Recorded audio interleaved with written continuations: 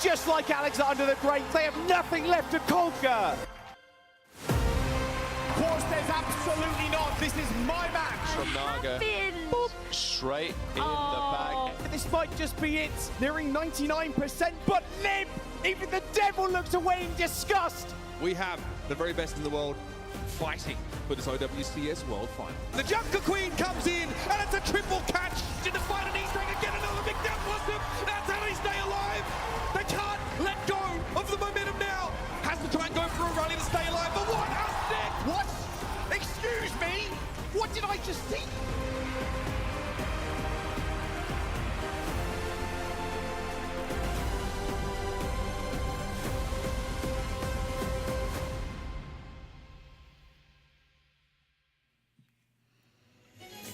Happy Friday, everyone! Welcome to day one of week 2 and stage 1 of the 2025 OWCS regular season. I think that's all the titles we have. I will be guiding you through all of the action. My name is Zoe, and I will occasionally yell at you to connect your Battle.net account to your Twitch account in order to rake up drops. That's right. I'll just never stop doing that. It's been years and years and years, and I will always remind you to do just that. But you know what? There is more. That's right. You can also connect your FaceIT account to your Twitch account. See, that's a new one-ish. And if you're using the extension right below the video, there's like a little button of some sort.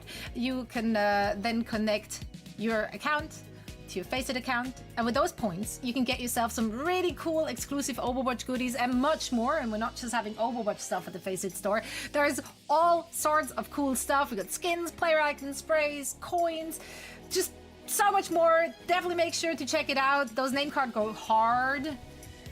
Like I love everything we have in the store. You can see which points you need or how many points you need for all of that. And as I said, not just Overwatch goodies, there's much more in the store, so definitely check it out. Now, of course, drops aren't the only thing we have in store for you this year. Let's take a look at our 2025 schedule, which is honestly very simple, very straightforward. We have 3 intense stages leading to 3 massive live events where the top teams of each region will be battling it out for honor, glory, a wet handshake probably if I'm giving it, and most importantly, a big bag of cash. And I have absolutely no doubt that we will be treated to some incredible gameplay and to some incredible fans as well. We've had the joy already last year to close it all out in Stockholm, Sweden at DreamHack, and we're going to run that one back. We also will be finding us in mid-season in Riyadh, and of course we're going to kick things off in China, in Hangzhou. Now that China's back in the mix, we're going to go over there and celebrate with all of our Chinese fans as well. So yeah, as I said, no doubt we have incredible matches on the horizon. Extremely exciting storylines, of course, as well, with the addition of promotion and relegation matches after each and every stage, so no team is safe, even the partner teams, that's right. And along the way, we will, of course, also bring in whoever will be answering the call. Like, literally, any guest will do. I'm bringing everyone in. Loads and loads and loads of guests we have throughout the year. The who's who of Overwatch.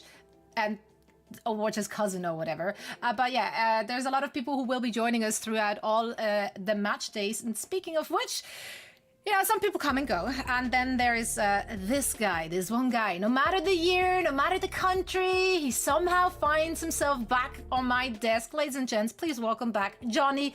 Familiar face, brilliant analyst.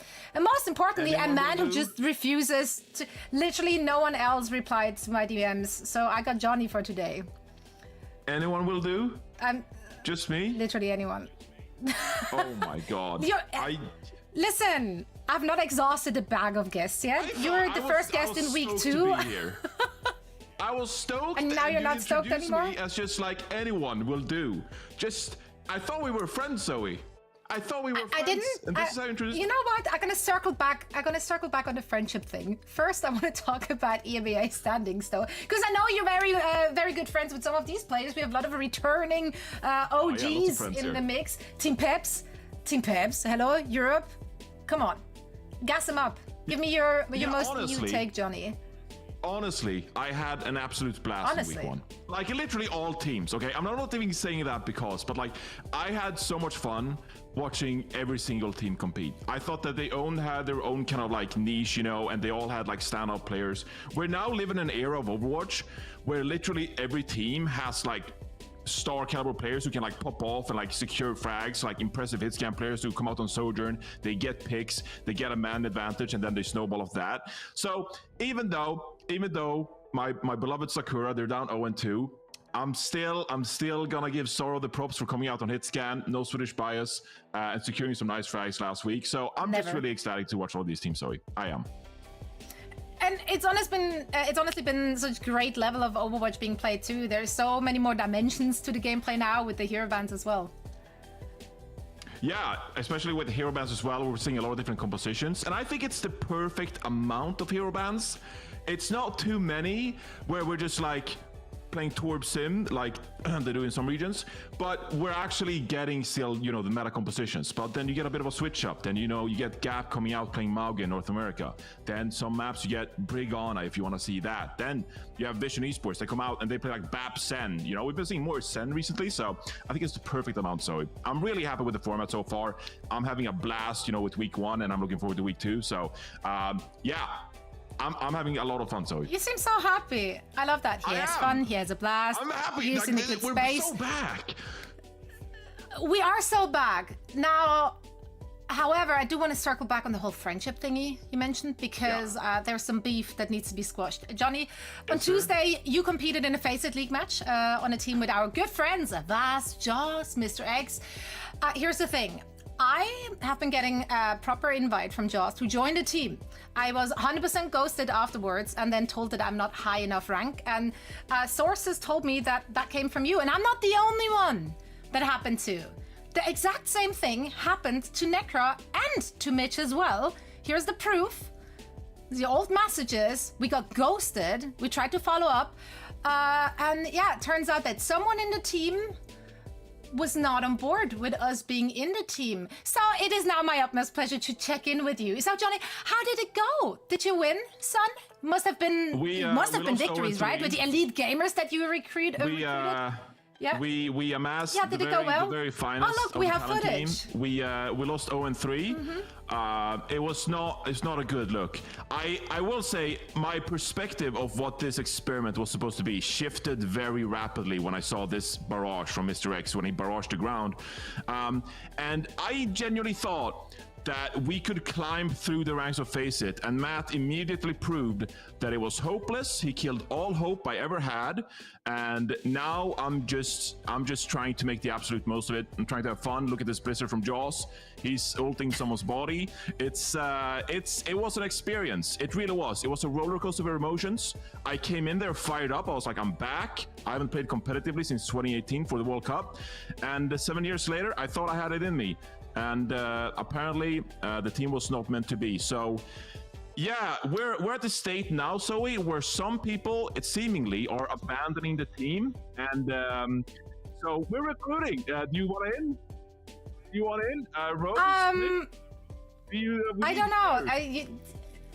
It's not a good look, Johnny. It's not a good look. My favorite part of this entire video was, by the way, that you guys, like, before the defeat screen even hits you, Joss stopped playing Overwatch. Not only did he leave the lobby, he just immediately broadcast.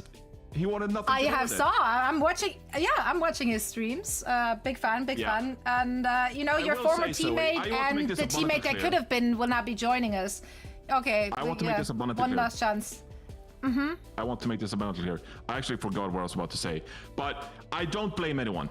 That's what I was gonna say. I don't blame anyone specifically. I don't blame Matt. I don't blame me. Ashento, who subbed for us because Jake was off playing another game and doing another show. I don't blame Joss. I don't blame anyone individually.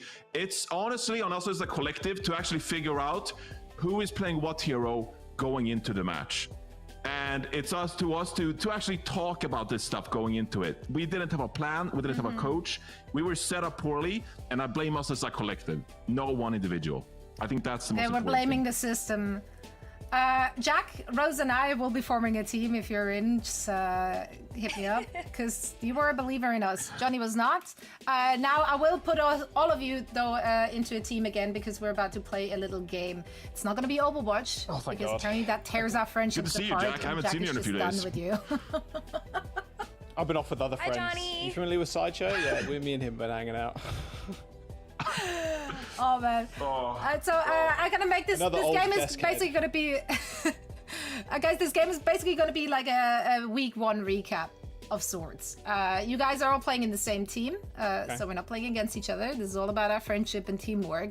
I had production collect some clips from week 1, and it's just some iconic plays from the EMEA region, and we blurred out some vital information on the screen. Now your job is to correctly identify which player POV we're actually showing. Oh god, my memory is so bad. Okay. Well, but that's why Normally, we if I gave do you see Johnny and something, I Rose. can I'm pretty recall confident. it, but- Just be confident, Jaws. Okay. Just be confident. Okay. You got this. You got be this. alright. Just be confident to I just will say also names. be here. Say names. Yeah, that's gonna work. Just say names. Say names. One of them will hit. Architect. Ryu Jaehong. Let's roll the surely. first clip. We have 5 Preferably clips. people in the Again, NBA. you guys are a team. You just name any of them. Okay, let's see. Let's take a look at this. Okay, Who's this is Gen.G? interesting. Oh, we got we're a looking at- Gen.G. Oh, I actually think this is the one from Team Vision. I was actually thinking the same thing. Is it Taejong? Yeah. Taejong. Okay. Yeah, you're so right. You're so right. Okay, Taejong. Okay. Thank you, Rose. Hey, we did that collectively. Oh, I said Yeah, I was about to say, Taejong, Rose said that Taejong. was- We're a team. I just Rose said it at the very Vision. end. That's okay. That's Great work. Okay, I'm impressed. My memory I'm is impressed. so bad. Good work, team. I Good cast this work. and I just did. It's awful. They all blur together. Too. Oh, I know Alright, this. It's Who's Tread. Doomfist? Tread. Yeah. I mean, we didn't have too many Doomfists, Yeah, so this that's a bit of. a This was freebie. the most insane clutch from, I guess, and checkmate in this clutch. But like, yeah, Tread's do. This was ridiculous, man. Okay, Blizzard World second. This is the worst point in the game. Well, according to Jake, at least. But my word, yeah, insane clutch from him. And checkmate 2 surviving on like 10 HP. Ridiculous. All right, let's roll the next clip. Ooh.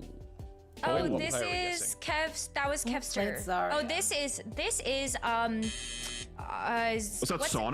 No. Wait, we the were on Zarya? the Ooh, look at that. Look at Soldier. three This was POVs. Kevster. It's a Stola? tank. This is a tank. Stola. This is Vestola. Yeah. That was He's the only that was one Zona that who played died. Zarya last That was, Yeah, that that was makes another POV. Oh, it was Shockwave that died. Okay, never mind. I thought it was Kai. Yeah. Sorry. Yeah. Shockwave dead, but no. Shockwave got the initial kill, and then yeah, okay, yeah, this is a Vestola. That makes sense. We're doing Yeah, we were great. on the We're same doing team great, team. first, Keep it up. so I feel like GG. we get like half credit. Yeah, you guys got baited. That works. That's fine. That's a point. That's a Mag. point. Okay. Mag, yeah, Mag. It's instantly the dude's playing ball in EMEA. Yeah, it's Mag. Who's playing ball? I was gonna makes say it sense. was We Mag got or that one. Chase actually, because Yeah, Chase Chase also plays a played little. That's ball, right. Yeah, this map. yeah, Yeah, that's we've fair. seen. When is I'll the do a little FTGO map of highlight? him, actually. Dude, there's you gonna be a request lot of one? them. Okay, last clip. I was waiting for the Ajax, Thanks, but Mag. okay. Ooh, what are we cooking with here? Ooh, is this gonna be like ice this gnome or is Johnny. something? Wait, no, this was me. Actually, Yeah, look at the extremely bad positioning, not helping out your backline. Like this is. Helping out my backline. Helping out my backline. In this clip right here, we're going I'm not into even the round. backline. What am I taking care I'm not of? even the backline. What am I taking care of, Joss? Maybe your own health bar. That would be good. If you took care of your own health bar there. We were instead of getting cold. walking in. We were taking space. I was working the neutral. Take- working the neutral. Put Have that you on a ever worked t-shirt. the neutral? Johnny, Yeah. I have actually. I work the neutral on DPS every day. Just hit peak on my DPS too. Actually. I feel like I enjoyable. further broke their friendship It's by never getting having Johnny on. Nah, me and Johnny are Never- chill. But we'll hash out on, Joss is being on our snide. chat next week. I gotta stand up for myself here. I was just taking space. It's not my That's fault right. what's going Yeah, on no. in the backline. That's right. You're not responsible for his feelings or his backline, Johnny. You can only be responsible for yourself and your own emotions. emotions. How do you feel looking at today's schedule? Wow, what a transition! It's like That a was- magic. that was slick. Actually, Johnny, I've been blessed. which team are you most because excited? What we haven't talked about is that today I'm the featured co-streamer, okay? And I got some great games today. I'm really looking forward to it. I think we got a stacked day. We could go back to the schedule, but I'm pretty sure that we got Gen.G versus VP coming up, which are the two best team in the region right now. So I'm really looking forward to that one. I think it's going to be a gigabanger. I lied, in fact. We are not getting that match today. But we got Gen.G against Sakura. I lied. But still, we Gen.G get to see versus Solo Virtus Pro against already Gen.G. happened, Johnny. Gen.G versus Virtus Yeah, Pro was yeah, the it was first Gen.G got match in the smacked. entire OWCS. They did. That's right. Yeah. This is why I'm. No, off we to the definitely got cold some stream good these days, matches. That's right. We got some good matches though. Okay, Johnny. Other than lies and deception and potential feat, what else can people see on your stream? What's the highlight? Wow, Give me a sell. I'm so Quick sell. grateful that you're really hyping this up. Well, I was gonna say, friendship, PMA, and stuff like that, but I guess now it's pretty unbelievable. So that's almost the same thing that I said. said. At this point, I don't know what I bring. What do you think I bring, Zoe? Just so he's definitely got nice yourself, and that's enough. You are enough, Johnny, and I can't wait to check out your co-stream. So everyone, make sure to head on over, shake hands with our beloved Johnny. Thank you so much for coming by. Yep. Actually, one of our guests of all time. I had a great time. This was fantastic. Good to see you guys. Good. We hope to see you back. Bye, Johnny. For now, we're gonna hand it over See you to on Jack Patch and Rose for all the action. I will not be invited to Patch Chat this week, is all I'm saying. Thank you, Zoe. Thank you, Johnny. Yes, Gen.G versus Sakura here, Rose, our first match of EMEA. Week 2, day number 1. Rose, Gen.G, bit of a disappointing start versus Virtus Pro, obviously, but they are 1-1 in the standings currently. Here is the roster that you'll be seeing today. Maybe some more Mag Wrecking Ball. Top Dragon Sauna for DPS, Mag on tank, Kaneo, and Crispy on the support. Now, Gen.G, Rose, spoke a little bit about them last week, and even going into this new season with the new ban system, I did end up actually speaking to Krusty, and this was the map I spoke to him about, the Mercy ban. And what did he say? And basically it was just we don't want to really waste bans some of the time, and it's definitely a strategy that you'd want to employ earlier on in the series. Obviously, if you pick a bit of a throwaway ban and go in later in the series, you're okay, we can ban more important heroes if you're confident on your control game. So I think that's pretty important. Coming into the fray and coaching Krusty, a very experienced coach, will be making full utilization of the ban system going in. Sakura Esports, not had a hot start, unfortunately for them. China and Zoro in the DPS, Hattori taking up that tank role, Prota and Strebor in the backline. They had a pretty interesting week too, Rose. China, obviously, Tracer kind of specialist, extremely good on that pick, can be very easily targeted out a lot of the time, it feels like. And in same with Zoro, in a way, if you're banning that Sojourn, those hit scans away from Zoro, they can struggle a little bit. This will definitely be an upward tilt battle for them. Gen.G has still got something to prove, I think. They want to be that rank 2 spot after VP, so we'll see how they end up doing against Sakura. But in theory, this should be a quick 3-0 for them. Unfortunately, when you take a look at their match versus Team Vision, there's 2 takeaways there. One is the bans that you talked about, but I think we also have to take a look at Team Vision maybe also being a stronger opponent than what people expected. So taking a look at the losses that Sakura have already had to the Ultimates and Team Vision, maybe we get a chance to see them still turn it around. It's still early on in the Swiss stage, so it's or round robin, I guess, because everybody's playing each other. So who knows what's going to happen? And I really hope today we get a chance to see Sakura in a different light, but this is still going to be such a tough opponent. Gen.G really turning things around in their second match of last week, and I think they come back as a brighter team than what we saw in their very first match. A fluke, they say. Fluke, some might say. That's it. I mean, look, if you lose, it's a fluke, surely, right? Yeah. Gen.G. Okay, here we go. Here's a Krusty ban here. Junkrat for Gen.G. First to ban there. Updated the graphics a little bit as well. We can now see who banned first. Make it a bit easier for you guys at home as well. Hammond banned. So, Mag Wrecking Ball, gone. Unfortunately for us. But Gen.G also picking Lijiang Tower to start us off. Last time they did end up going control, it was Samoa for both teams. Sakura ended up banning Hog to start off with, and then Gen.G banned Judo last week in their most recent series. So not exactly similar bans, Rose. I'm not also going to take the Mercy ban into account at all from Gen.G, but we'll have to wait Mercy, and Junkrat. see. Okay. You can see that is definitely the strategy coming to full fruition. But the Wrecking Ball ban actually does make sense. This is a hero that we've seen Mag play. We literally just had that clip, but Mag also loves to be able to play that hero on basically just any map that ball is viable. I think you're certainly looking at one. So we're gonna have to see the Orisa instead. Orisa versus a Hazard. This was a story I wanted to get into before we actually started this match. Yes, I know we're looking at a Torbjorn. And a Sim. Looking at two. We're actually looking at two Torbs. Two Torbs and a Sim. Proto dies to the turret. Okay, Rose, I'm just going to start out today, and I was going to mention this at some time where I didn't have much else to speak about, but I was watching a little bit of Korean OWCS earlier on this morning at like 5 a.m. So it was Vec versus New Era. Both teams were playing Sim, Tor, Ball, Kiriko, Moira, and that was on Asura Vasa.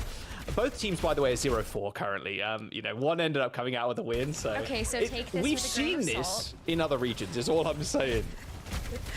Yeah, well, you know, Krusty coming over from the APAC region, maybe he's bringing a little bit of that sauce to the Gen.G lineup.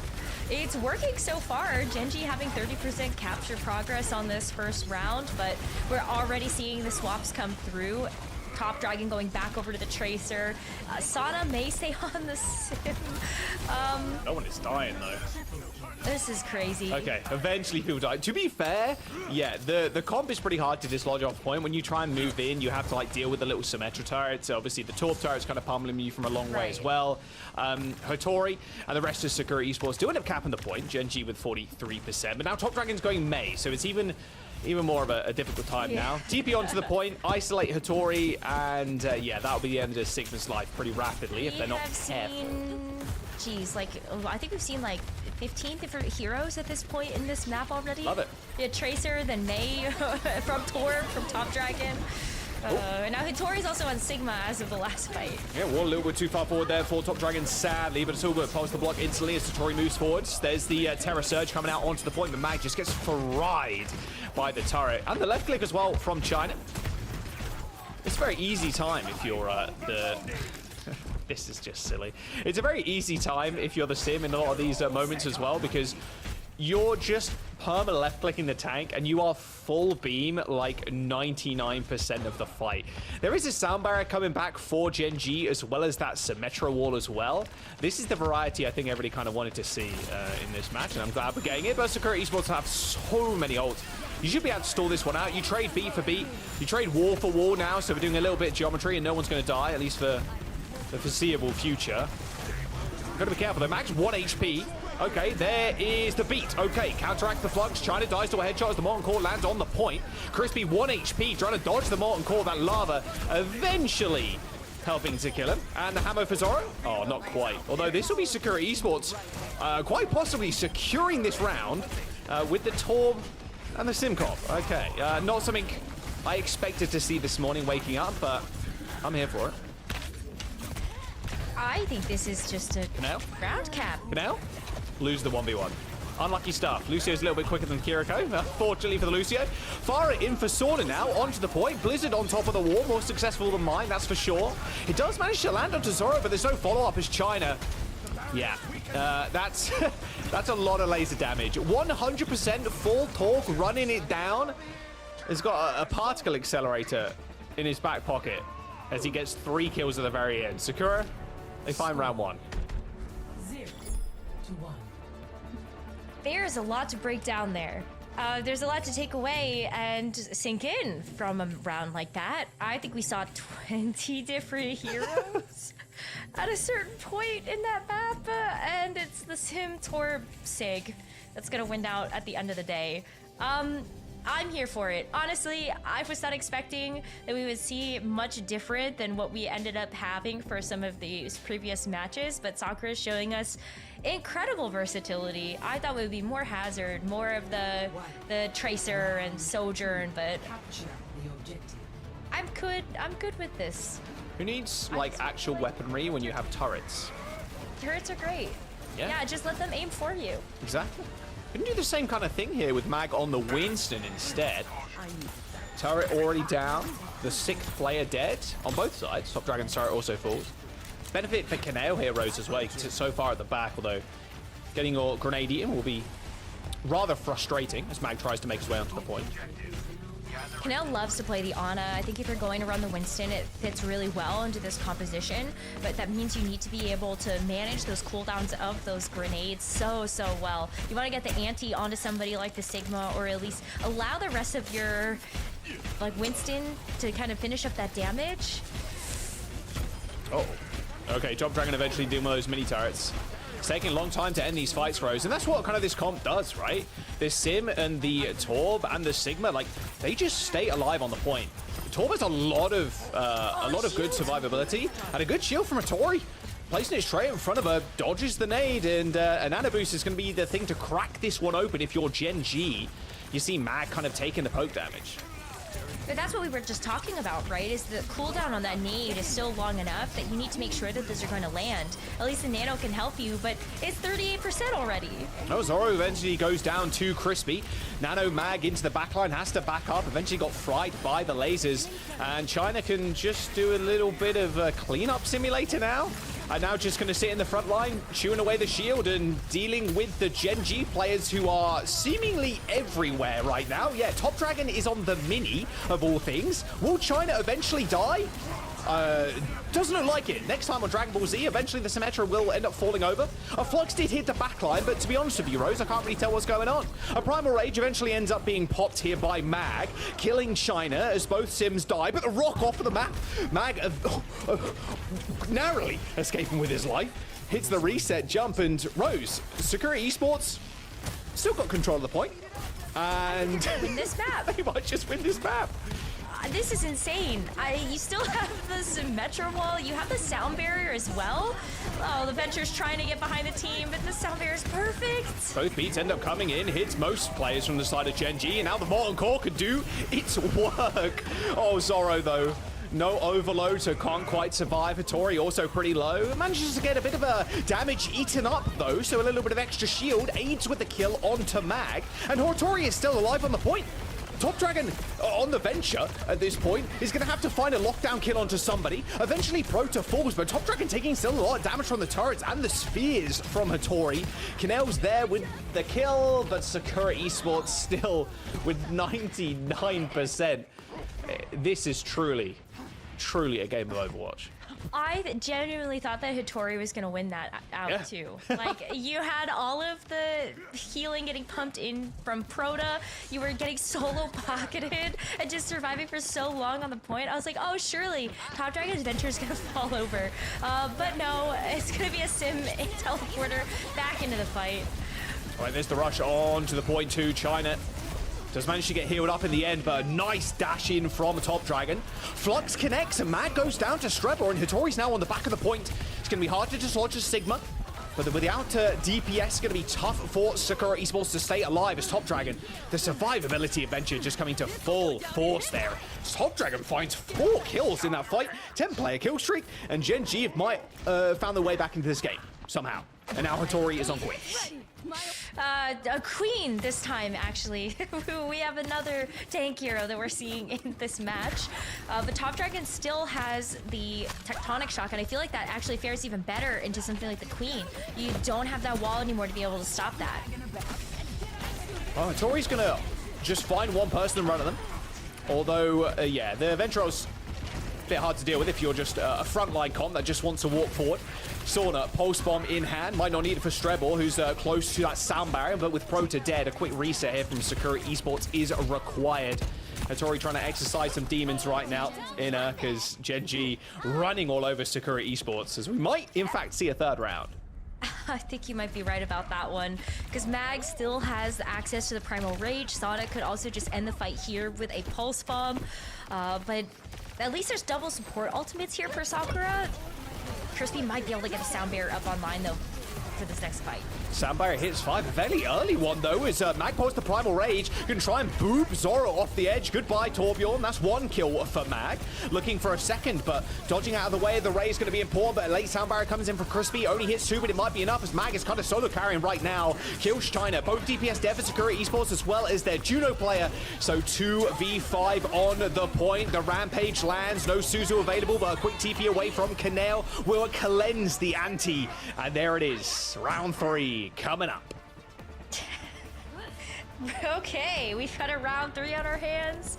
It was almost a 2-0 for Sakura, but Gen.G feels like they might be finally putting in some of the more meta compositions to their benefit. I don't think we're going to see the Winston, though, on this point. And we can't see the Wrecking Ball. Sorry, Mag. But... Mag is shaking his fist right please. Joss, please don't tell me we see Bastion. now. I mean, at this point, just throw it all in the wind and just see what happens, you know? I don't mind it. Like, this is kind of like a...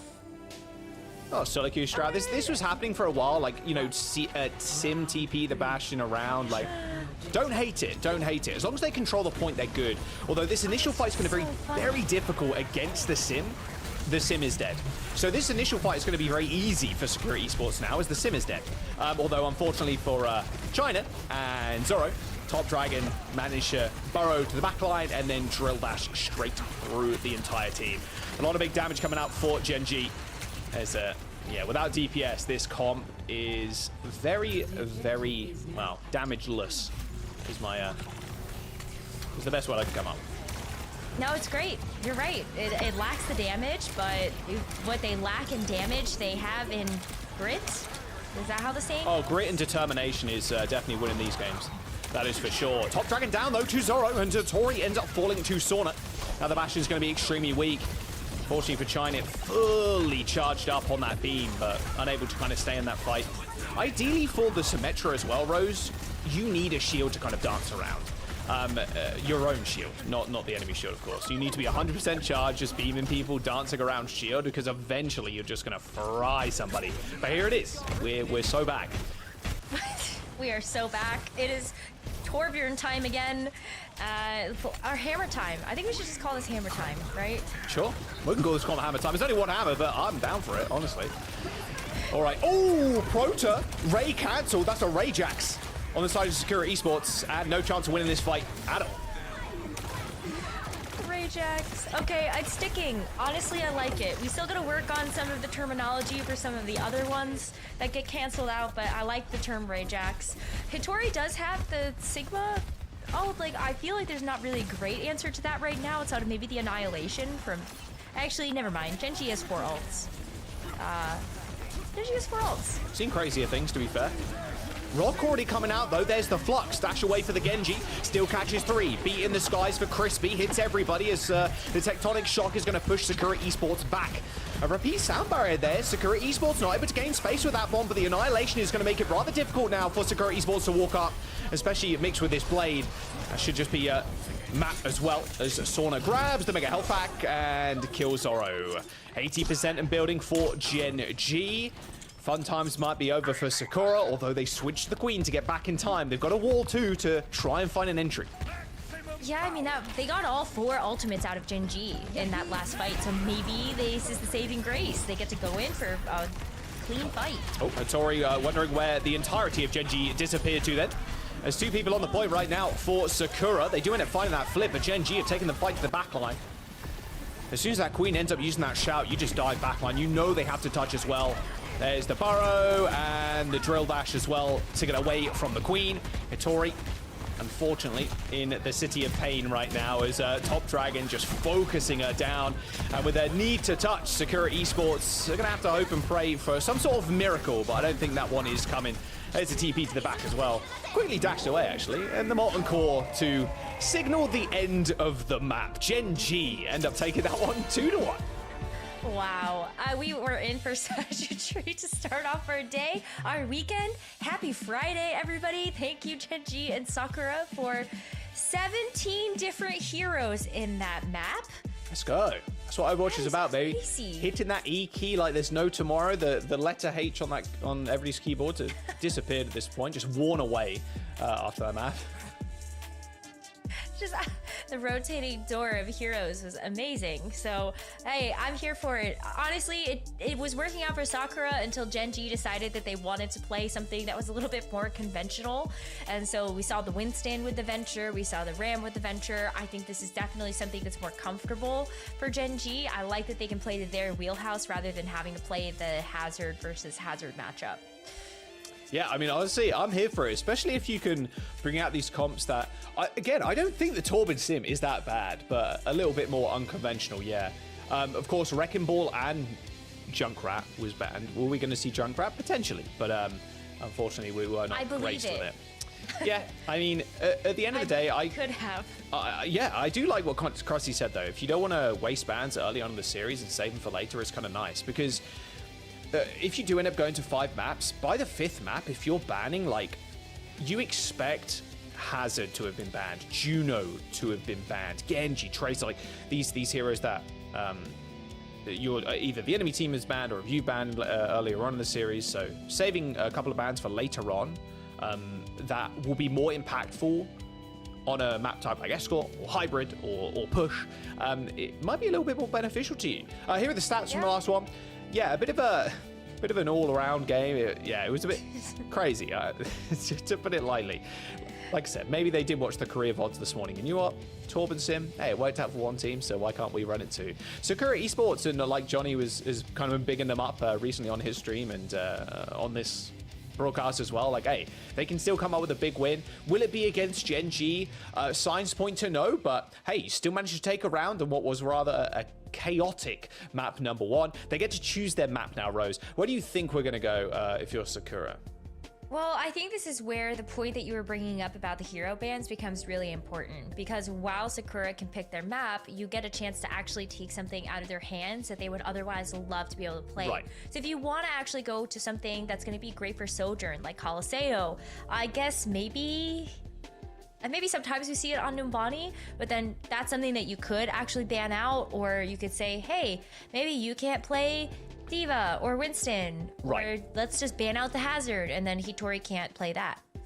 Yeah, I mean, look, Sakura as well, if you look at their DPS line, they probably do want to play something like a Sojourn. They want to play an Ashe, and then they want to have China on Gen.G or Tracer. Like, their DPS line is very well suited to that. When you look at Gen.G, they've mainly been running this Tracer Genji, like, super fast. I wouldn't mind seeing a little bit more Venture, to be honest. I think Venture's an extremely fun hero to play. It can be very annoying to play against, too, with how slippery they are.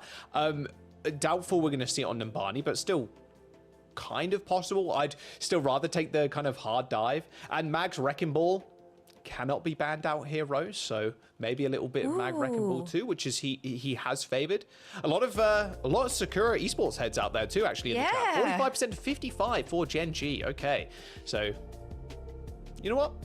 I'm happy about that. We've had a lot of very close predictions, Rose. I think last year it was I feel like the most we ever get is like lopsided. 80-20, right? But this year, coming in strong, a lot of people voting the other way, and maybe for the small upset. Let's have a look at the bans, though. Gen.G banned second there, so they banned the Sigma, but the first ban, actually from Sakura, was Echo. That actually makes a lot of sense as well when you take a look at the DPS lineup that we do see from Gen.G. They do have an opportunity to play the Echo through Top Dragon. Top Dragon's always been very good at just sort of any of those projectile DPS, which is why we see him play the Genji or the Echo, and then of course backed up by Sauna's Tracer. So now you don't have that aerial unit to be able to play on the high grounds of Numbani. A lot of the easy access to some of those second level windows or doors. Smart ban by Sakura. I think they have had great bans so far for the first and second map. Yeah, Gen.G have not played Numbani yet either. They did end up playing, like you mentioned, Top Dragon on the Echo on Dorado versus Virtus Pro. So it's worth kind of keeping in mind. Virtus Pro did end up winning that map, but it's worth the Echo on a map that has very easily assailable high grounds.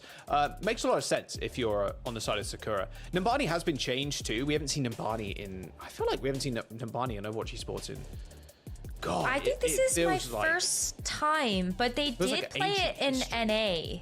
Yeah. I think they played it in NA last weekend, but yeah, it feels like it hasn't been a part of the map pool in a long time. Like a whole calendar year. Yeah, and it's been, obviously, Numbani's been through several changes throughout the years, and obviously the most recent change was the shortening of, like, the spawn to first. Like, a whole section of the map was completely chopped out, which is quite funny. I always remember kind of seeing that change, and I was like, yeah, no one ever used to... never used that part of the map, right? Maybe the ball player, maybe an old Sombra, you know, with the translocator or whatever, but no one... I mean, when they were developing the map, I'm sure they were like, yeah, people are going to hold near the spawn doors. They're going to hold that high ground, you know, that bridge that overlooks the actual doors itself. And then within like 2 months, it was like, okay, you just actually hold point because it's just way easier and it's hard to actually get up the high ground. A lot of the new different high ground access points as well on the defense, especially where Kanail and Crispy are currently. So let's have a look what the Gen.G are running on the defense. So same thing, Rose. They're going Sim, they're going Torb. I can imagine we're going to see this a little bit more often now. I think this is going to be a more prevalent comp coming in. I mean, it's very hard to dive. It's very hard to kill the Torb, and I'm very okay with this. So much variety. We're being treated to such great hero choices here in OWCS. Even on the side of Sakura, like, we are seeing sort of the same old we would expect to see from this team. But this is what makes me excited, is like, how are they going to deal with this Torb Sim? How do you get rid of the Torb? Yeah, Who goes after the Torb? See, this is the thing with the Symmetra as well. Very hard to kind of lock down. Good kill from Top Dragon onto Shine to start off with.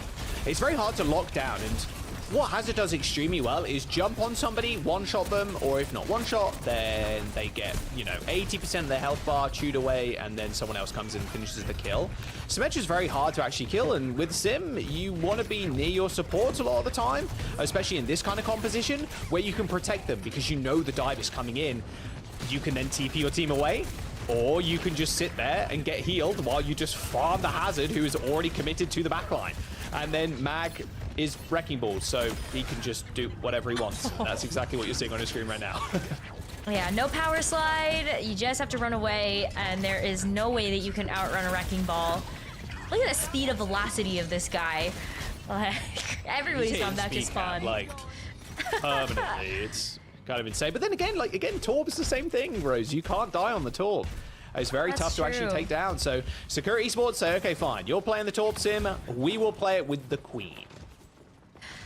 Hitori definitely not one of those players that we see playing a lot of like the Wrecking Ball or the, like, had a very good Winston last season, but I think it just looks a lot more comfortable on heroes like the Queen or the Hazard. So Queen is fun. I love the opportunity for you to use Gracie to dislodge somebody off of the high ground. Second big nade hitting there from Kanail. And it looks like Zoro is in trouble. Yeah, no turret to save you there, unfortunately.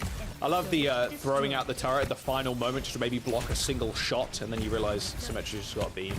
But yeah, here we go. Kanail with a Nano Rose, and this defense is looking like Fort Knox at the moment. Brick by brick. Hopefully they can start to whittle it away, but it's looking pretty impossible. I feel like Gen.G just have such a firm control on things. You can even see that within their ultimate pool. Haven't had to use a thing. And so they're going to have probably 5 ultimates to throw at this next fight. Whereas Sakura are struggling to get on the board. Proto is going to be the first one to get something like a rush. But how effective is that really when you can't actually access the high ground? Everybody is so slippery. You just use a Sim TP to get away from something like that, or you roll away if you're Mag. You're just chasing people with portal guns. That's all you're doing right now if you're Sakura Esports. You see them TP and Gen.G TP away. China dies to a Cheeto across the map, and, well, Mag is just Mag. So, yeah, that'll be, again, another fight over. 60 seconds to go. Has there been a proper fight for the Queen to do damage? No. Not really, unfortunately, yeah. Gen.G are just kind of playing with them right now.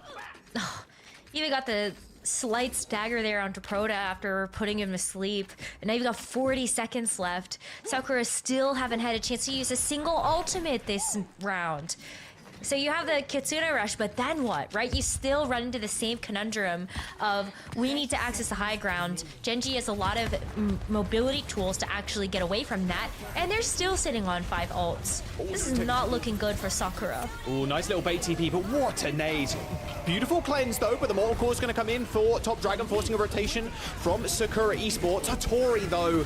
Oh, and a nano sim. Oh, Sorta just got every support ult imaginable there. Nano and a sound barrier just to walk through the lava.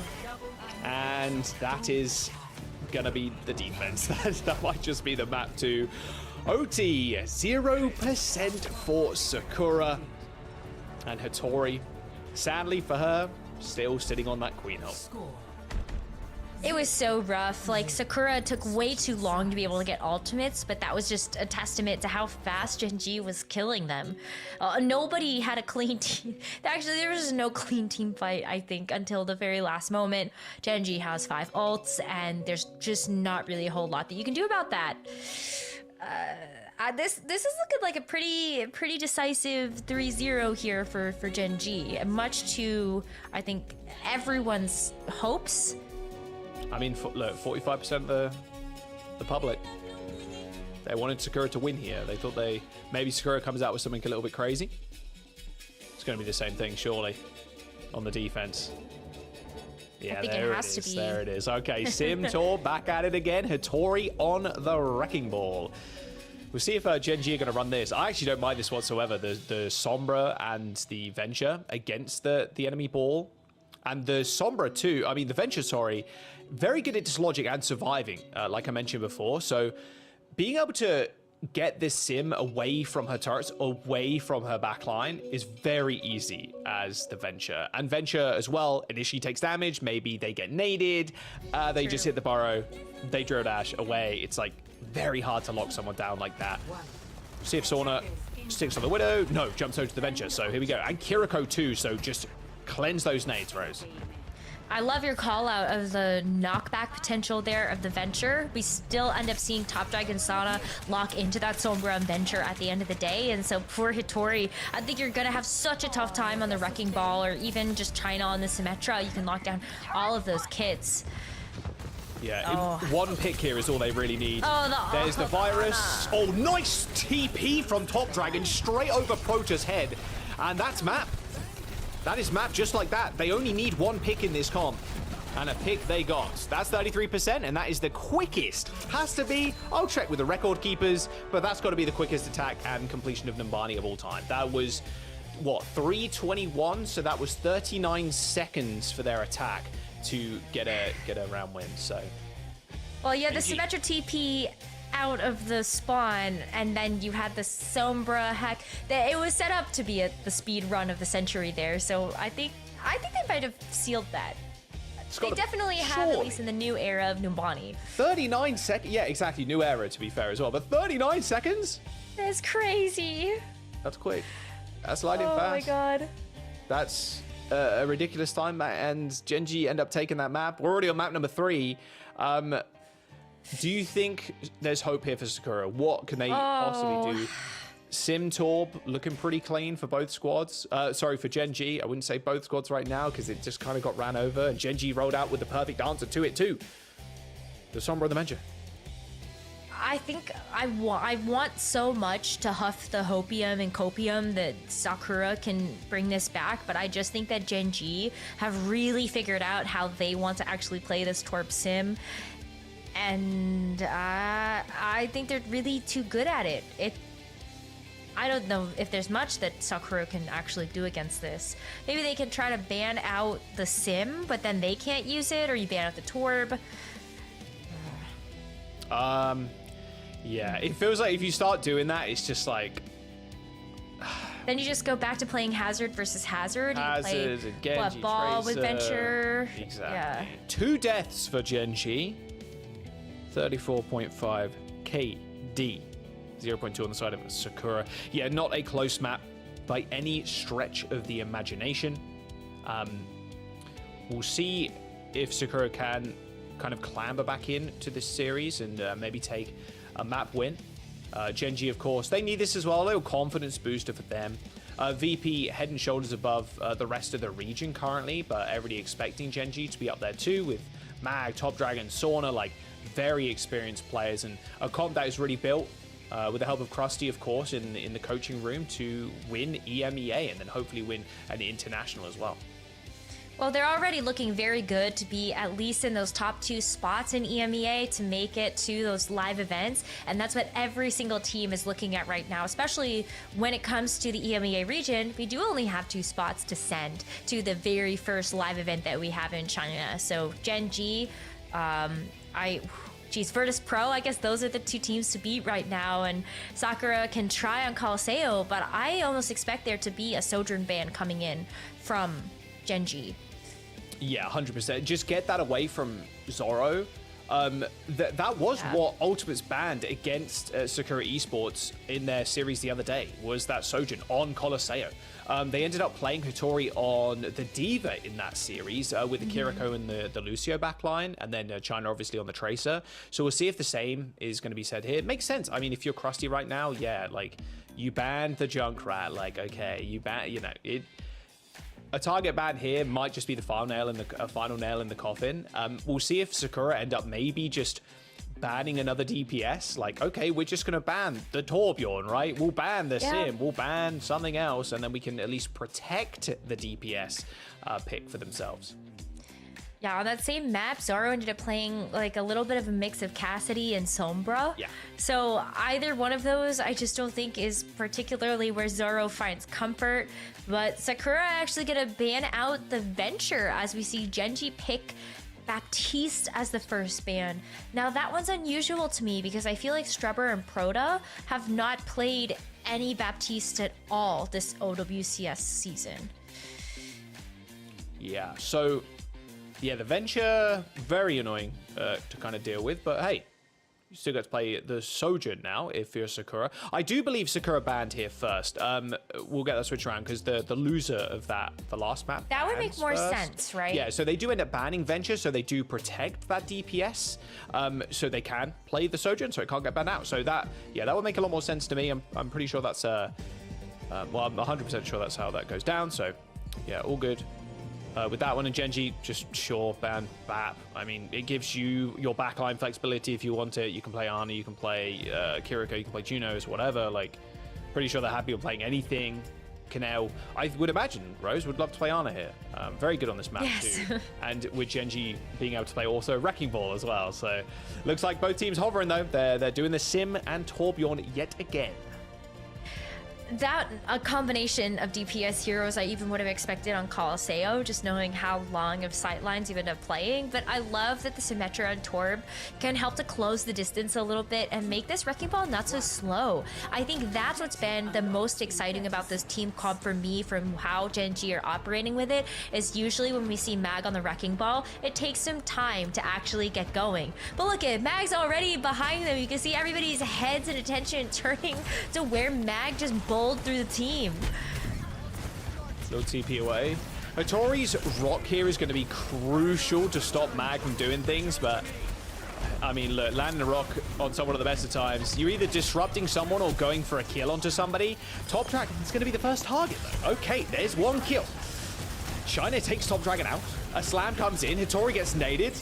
Not entirely sure what that Ana is. I'm sure Hattori's kind of looking as well. Looks like maybe those double doors. Yeah, good sleep onto the Sigma, and Strebor ends up going down. Gen.G do have control as Mag is basically a free range hamster right now. Can just roll around, do whatever he wants.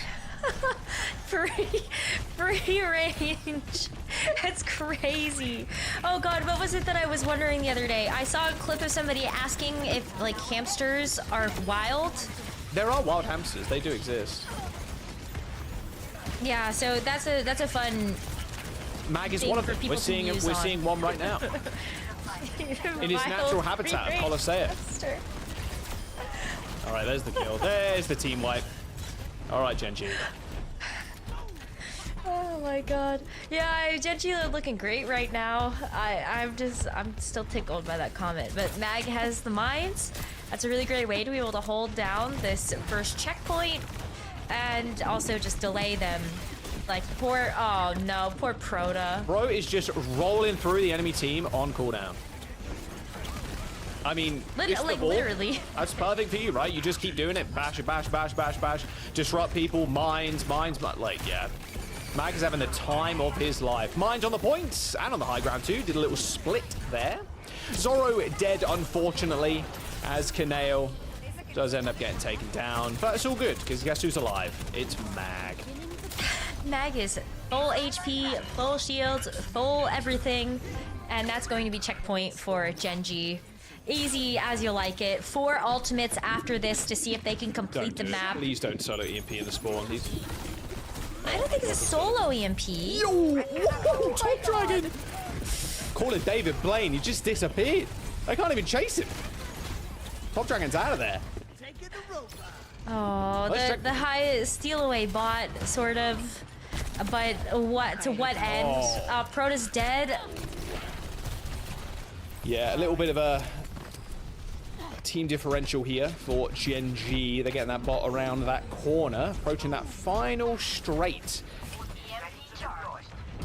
EMP ready to go. There's so much to follow that up with, and it is almost a solo. Proto's dead again. Yeah, I mean, the focus fire onto Proto here is just... It's got to be some sort of war crime. He's getting bullied. Against the backline. What is this? Top Dragon eventually dies, but there's 100+ meters for Gen.G. And they're even going to just continue. Flux does connects with 2 in fact. Sound barrier for Crispy still available, but they didn't need it right now as they've got a wall to hide behind. A little teleport onto the high ground for Kaneo as the Nano is deployed onto the Symmetra as Sauna hunts for targets. And Martin caught on the point for Zoro to stop something.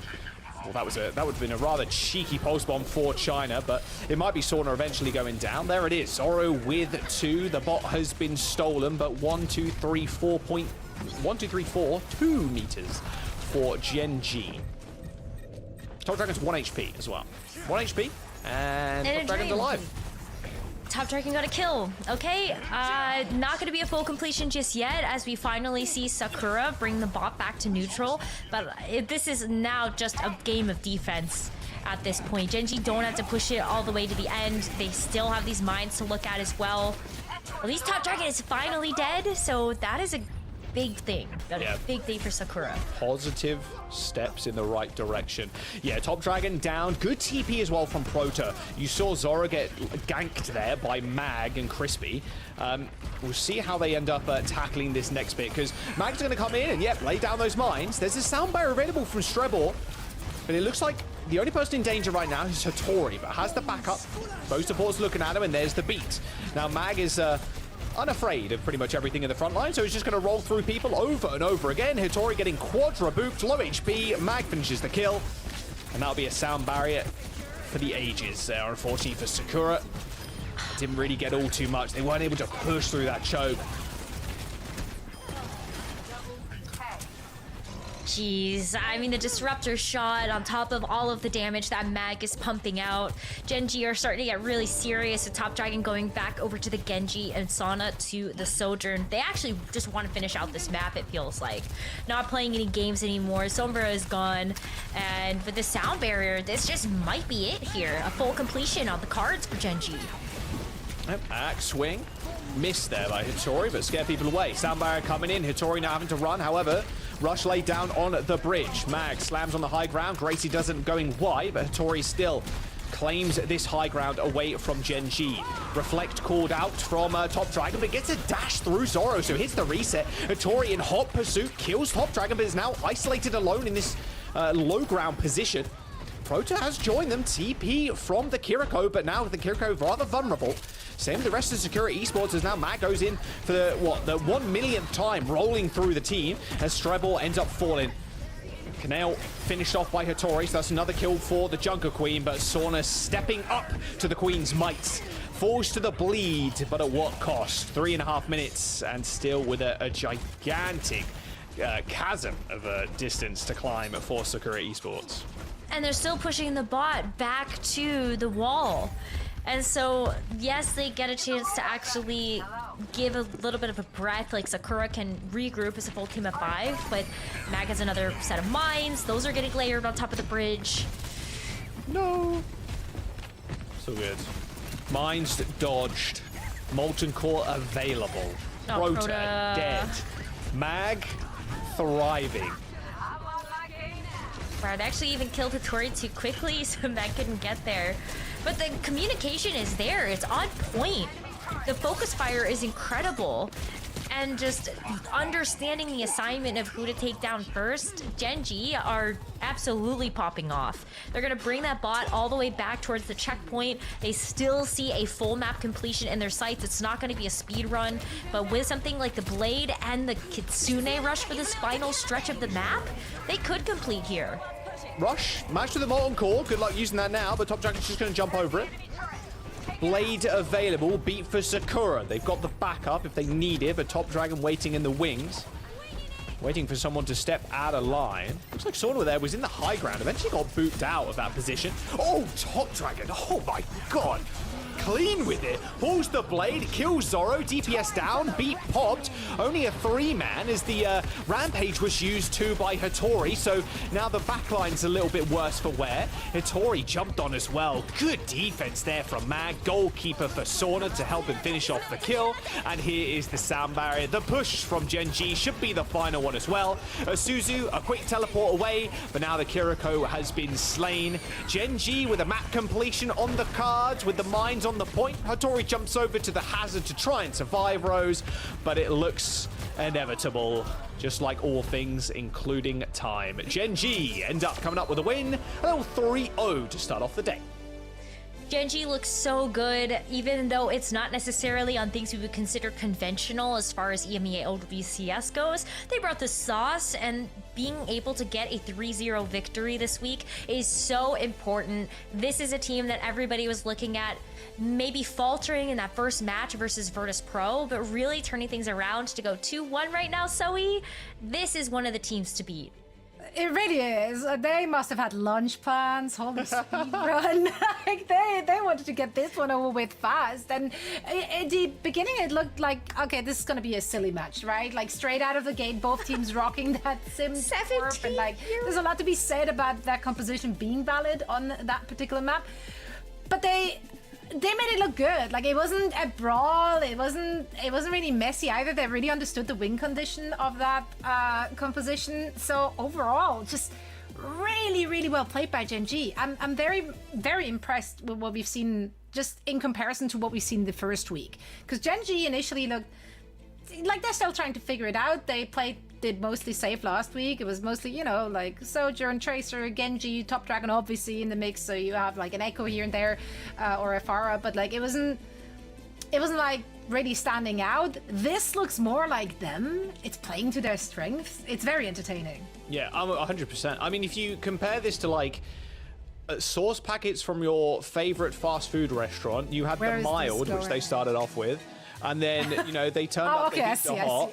And then the Flame is when they won their first series. And then Diablo was this series, basically. They added some good old garlic crunch today. Like, yeah, I mean, that's what I'm saying. That's what I'm saying. That's what we've been saying. That's what we've been saying. I mean, Rose has been saying it. Look, they brought the sauce. I'm happy with it. Don't think this comp is bad. Actually, like, going up against the Hazard definitely has merits. I mean, the Hazard jumping on people is the main way that comp gets stuff done.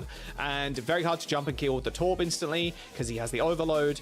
The Symmetra too, if you're hanging with the supports, it could be really slippery too with the TPs away and just like getting fried by the turrets and then the left click charging up. There are merits to that kind of comp. I don't think we're going to see it all too often because, like I said, I woke up this morning super early like I normally do, turned on Korea, and I was like, okay, what are teams playing? Oh, Sim, Torb, Ball, Kiriko, and Moira on Survasa. What am I in for today in the EMEA? Not entirely sure, but I'm glad we saw a little bit here. I think there's still merits to that composition. Will we see every team run it? Not entirely sure with you, but so. I am here for it. I do love that Sakura tried to match it, though. Sakura was like, oh, this is what we're doing? Sure, why not? That said, though, I did like what we saw from Sakura last week a little more. I think they had a lot of individuals that really stood out. I mean, Tracers, China on Tracer that way around against, what was it, the Ultimates? Menace in the backline. Today, a little bit more quiet because there was just so much annoying things on the opposition. Just so much going on. Yeah, there was just too much. Let's take a look at our player of the match here. Oh, no. who's gonna get it. Mag is gonna get it. I mean, yeah, there's a good ball. Bro got healed once, ball, I think, on Qadsiah. He was like, don't worry about me. Just like, and that's what you need from your Wrecking Ball player as well, right? At the end of the day, if the ball is sustaining himself and he's vibing and he's just bowling through people, grabbing the megas, grabbing the minis, just making sure that your backline is a little bit more free to do damage, to heal your DPS, like to heal your other support player, like you're doing well on the Wrecking Ball. We know Max is a good ball player. His hero pool has definitely improved a lot over the years. Definitely more in the like main tanky kind of realm. But as those roles get kind of merged and that everything just becomes one, I think Mag, good pickup for Gen.G. I like Krusty, what he's been cooking, and I wouldn't be too surprised to see some more Mag Wrecking Ball in the future. And then people to ban the ball as well away from him, because he's pretty slick with it. I think we've already seen that, right? Just a couple of targeted Wrecking Ball bans against Mag, because the Mag ball is sick. You even called out a really great play that Mag went for, which was just go roll around and actually soak up damage so that you could see a big, the big Sojourn pickups. Like, Mag knows it's not just about bullying the backline of the enemy team, but it's about using the ball to make sure that your own team also has the support that it needs. Yeah, it's so good at like chunking people down, like hitting people with a slam. Yeah. It did get buffed recently too, where you were up in the air a little bit longer, so it's so easy to set up with kills. Yeah, and I mean, if you have a good a good ball on your server, like that, just it can be such a difference maker. We see it with Chase as well. Either way, though, we do have a winners interview ready now. It should be voice only, and I believe Sana is with us? Question mark? Exclamation mark? It is Sana. Sana, congratulations! Thank you so much for taking the time for a quick chat. Straight out of the gate, I want to talk about the comps. This was a different look we got to see from your team. Last week we saw you mostly on Tracer. I think you dipped your toes with the Venture. Like on the Venture in there as well. Walk us through that Sim Torb. Where is this coming from? Are we going to see more of? How do you feel about it? Yeah, I think the Sim Torb is like really good against like the old meta comp, the Hazard comp. Sim Torb seems to beat it pretty consistently, so people started playing that instead of the Hazard comps. And with bans, like a lot of comps are playable. Like I don't think there's like a one meta comp that's like insane. I think it's like really good that you can play a lot of stuff, and I think our team's like pretty good at playing multiple comps. I think it fits us. I like this patch. Yeah, this patch seems very open. I'm curious if that's going to continue to kind of evolve in that comp, if people are going to be like hard running it, or if people are going to come with counters. They probably will, of course, and the ban system helps that. I did want to know your thoughts about the EMEA region as a whole. Like, where do you guys see yourself? VP seems head and shoulders above the rest of the competition right now, but as the meta kind of shifts, do you think there's going to be a point when VP like fall a couple of places, and where do you put yourself against teams like Ultimates as well? Well, yeah, I think EU is pretty stacked this year. Like a lot of the teams, like top 4, top 5, I think just depends on the day and on the patch, like who gets the win on the day. I think towards the end it's gonna reward teams with a lot of flexibility with the hero bans. I think our team, we have a lot of young players, we have good coaching. I think we should be strong in that. So I think we should be one of the top teams if things go right. If things go right. Well, today they certainly did go right. Sona, thank you so much for joining us for the quick chat, and best of luck in your upcoming match. Thanks for having me. Of course, always a pleasure to chat with you, Sana, and always a pleasure to just see teams mixing it up. What can we expect from our upcoming match? We'll find out very soon. First, we're heading into a quick break, and on the other side, we have the Ultimates taking on Team Vision.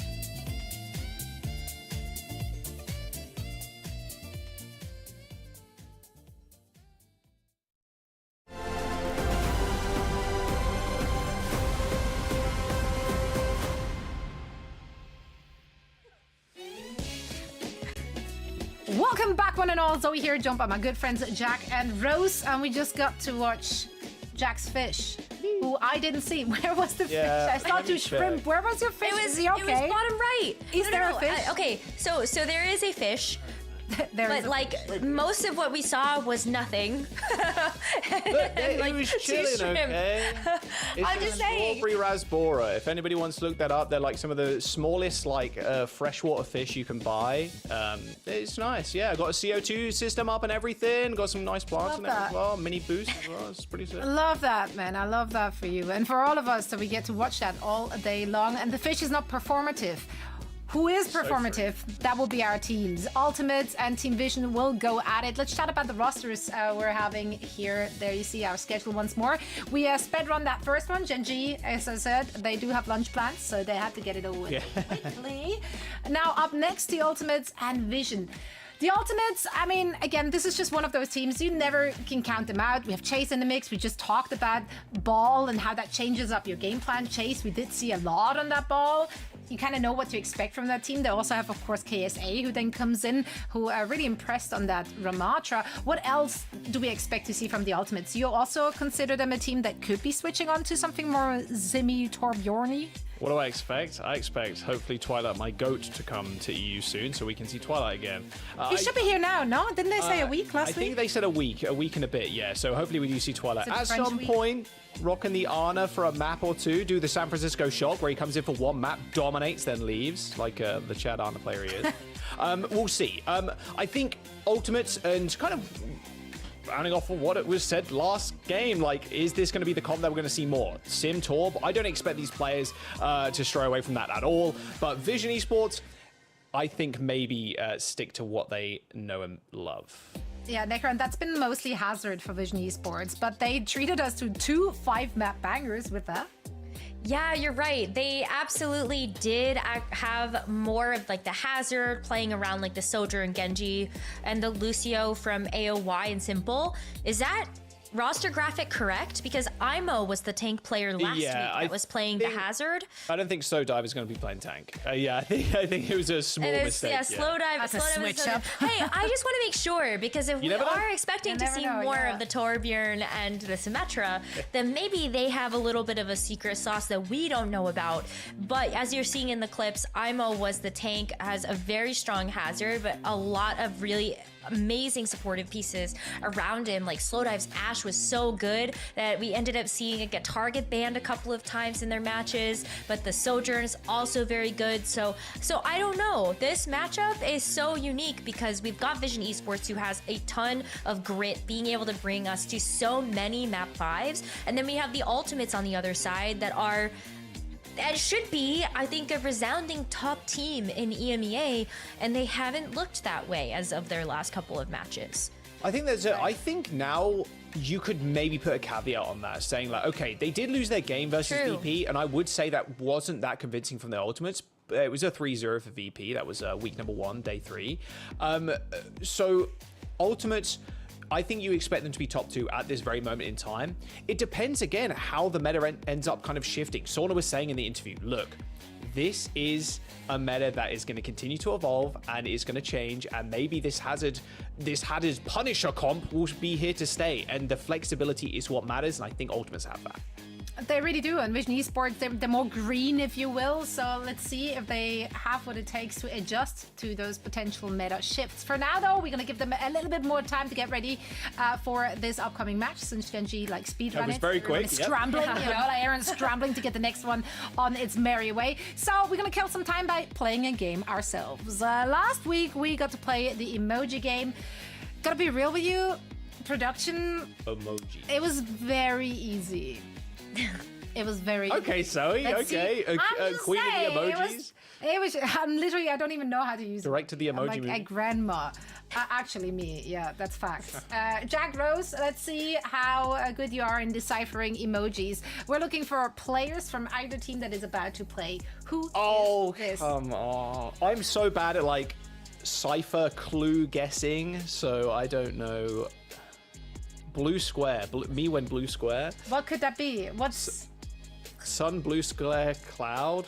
what players do we have? People gonna be screaming in the comments. Yeah, chat, please play along, chat. Please play along. So we're guessing the players. Sun, blue square, cloud. Sun, blue square, cloud. Sun, okay, come on. blue, cloud. Okay, you're looking up into the Sky. Ripper. There you go. It's Sky. Oh, ding ding, but yeah, really okay. way too much help. Oh, okay. That was What? Okay, I get it now. It's not like Okay. okay, I get it now. I understand. Oh, the game. it's okay. I don't need to put together multiple emojis. It just needs to be. I get it. Reaper. What is this? What is this? I don't know. Is it a player? Yes, it's a player. Oh, it has to be a player. Okay, so it's like Twilight. Yes. So, oh my god, Rose is so smart. Okay. Actually got it. All right, next one. What is the vampire got to do with Twilight? Because like Twilight, the show, the movie. Oh, Twilight. Where they're with vampires. The glitter dudes. Yeah, that guy. Dudes. Glitter dudes and the jacked kids with shirts off. That's Twilight. Right? What is happening here? What? Running. Oh, now I get it. Go I know fast. the Running answers. marathon, go fast. Chase. Yes. Oh, okay, you're sick at this. She's actually so good. Okay, oh my god, you're actually Another so one. freaking good. You're actually the goat. Slow dive. Yes. Oh, what? Holy. She's popping off. Okay, you're insane. Our emoji queen. Okay, I have no idea how they're gonna. IMO. Yeah, IMO. So slow, IMO. Jack, so slow. I was like, okay. Let's go. Let's get the stopwatch out. I was like, 2 seconds. This one's behind yours. Who? Oh, one. Yes. One. yes. Boom. Okay, that's Jack really is molding. That's really good. Okay, that's the bonus. That's the bonus. One. Okay, that's good. This is the bonus. This is the bonus one. Phone taxi star. Fantaxi star. Phone taxi It doesn't need star. to be a player. It's not a player. Wait, it's not. It's not a player. This one's not a player. That's our bonus. It could be anything. It's usually another it's a person. It's a person. But it's not a player. Danny Lim. Not a player. Well, how did you get Danny Lim from that? I don't know. He's always on his phone. He gets in taxis, and he's a star in my eye. Does. No, but that's Uber. Oh, Really? It's Uber. Yeah. I get it. Oh. Okay, well at least you Rose guys- carried that one. Fun. Because Do you guys I. hear like a megaphone or somebody shouting? Like That's actually true. The star kind of threw me off too. yeah. That was good. Well done, Rose. Okay. You dominated. Actually- Oh my god. Rose is like the kids out there. Sheesh. Cheese. Yeah, my emoji game on point. Yeah, emoji Same. game on point, casting game on point. She can do it all. Jack, you're a lucky guy. I am a very lucky guy right now. My god. Me and Cypher Clues, like I said, I don't, the crossword puzzles in the newspaper, don't. You don't need to be good at everything. Puzzles. You know how to talk, puzzles. and that's why I'm gonna hand Thank it over to goodness. you guys for our next match. Yeah, thank you very much, Zoe. Yeah, good transition too. Yeah, that was fun. So good. Ultimates versus Vision Esports. Rose, are we going to see more of the sim? Are we going to see more of the Torb? I think so. That makes sense to me. We're going to wave bye to Zoe though. Bye, See you Zoe. later. All right, bye. Get me Zoe. out of here. I said bye already. Zoe wants a snack. She wants to eat.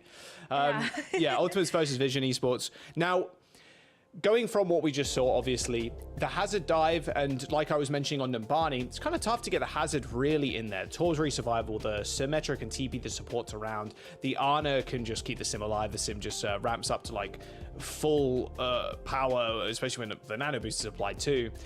Do you think we're going to see that here? Flexibility has always been important in Overwatch, but even more important now with the bans. Ultimates and Vision Esports, with Vision going to 2 map 5s already. You're hoping we can go there again, but I've got a good feeling that Ultimates are not going to give them a chance to do that.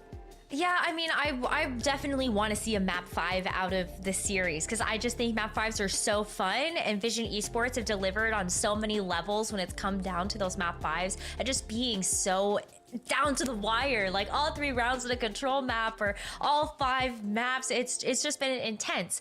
But for the ultimates, I think going back to your question about are we going to actually see this Torb sim, I think if there's any team that's more likely to do it, I think it's the ultimates. Chase has a wrecking ball. We have seen Kevster play Symmetra in a couple of different metas last year of OWCS.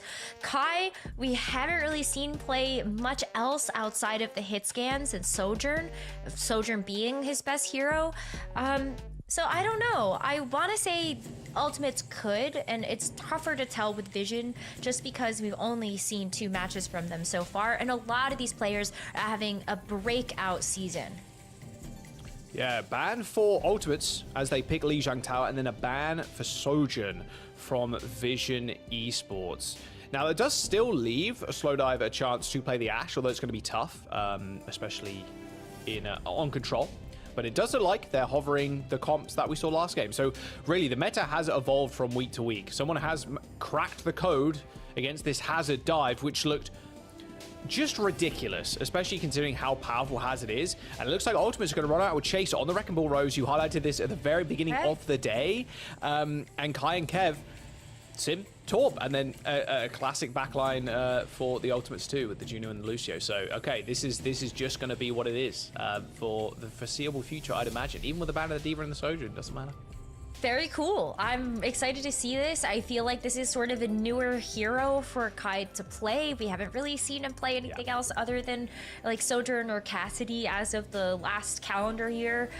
So to see them sort of switch roles where I sort of maybe expected Kai would play the Torb and Kevster would play the Sim. That'll be exciting. But I kind of want to talk a little bit about what we saw getting hovered for Team Vision, because while we haven't had a chance to see a lot of these players yet in OWCS, they played a lot of the Saudi E-League, and IMO in particular, while we've seen only play the Hazard as of like the last couple of matches, has a very, very good Sigma. So if there's one hero that you're looking at to maybe put a wrench into this Torb sim, we saw Hattori pick this up in their last match. The Sigma can absolutely do that. So I would love to see how IMO Sigma actually stands up to the power of the Ultimates as a team. Yeah, the Sigma versus the Wrecking Ball here. So it's like a very offensive style comp with the Wrecking Ball. You want to get in there and then just leave your backline and your DPS alone. And just hopefully they don't get jumped on against the more defensive type in the Sigma. That just one tank swap there just completely changed out the tempo of how they want to play. We are experiencing a ping spike right now from one of the players. So we will make sure they are not like a bazillion ping so they can actually play the game. So we're going to jump to a quick break while they sort that out. Don't go anywhere. We'll see you in a sec.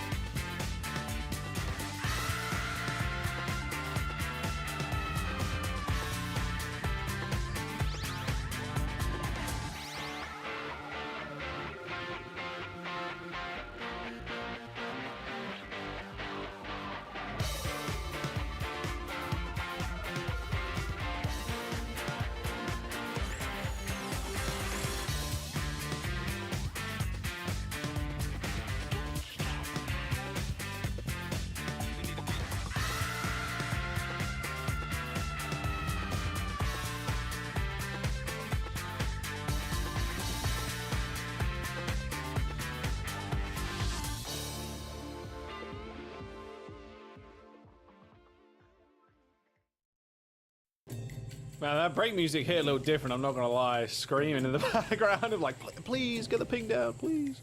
Ping issue sorted, lobby reset. We're back in Ultimates versus Vision. Now, we're going on to Lijiang Tower.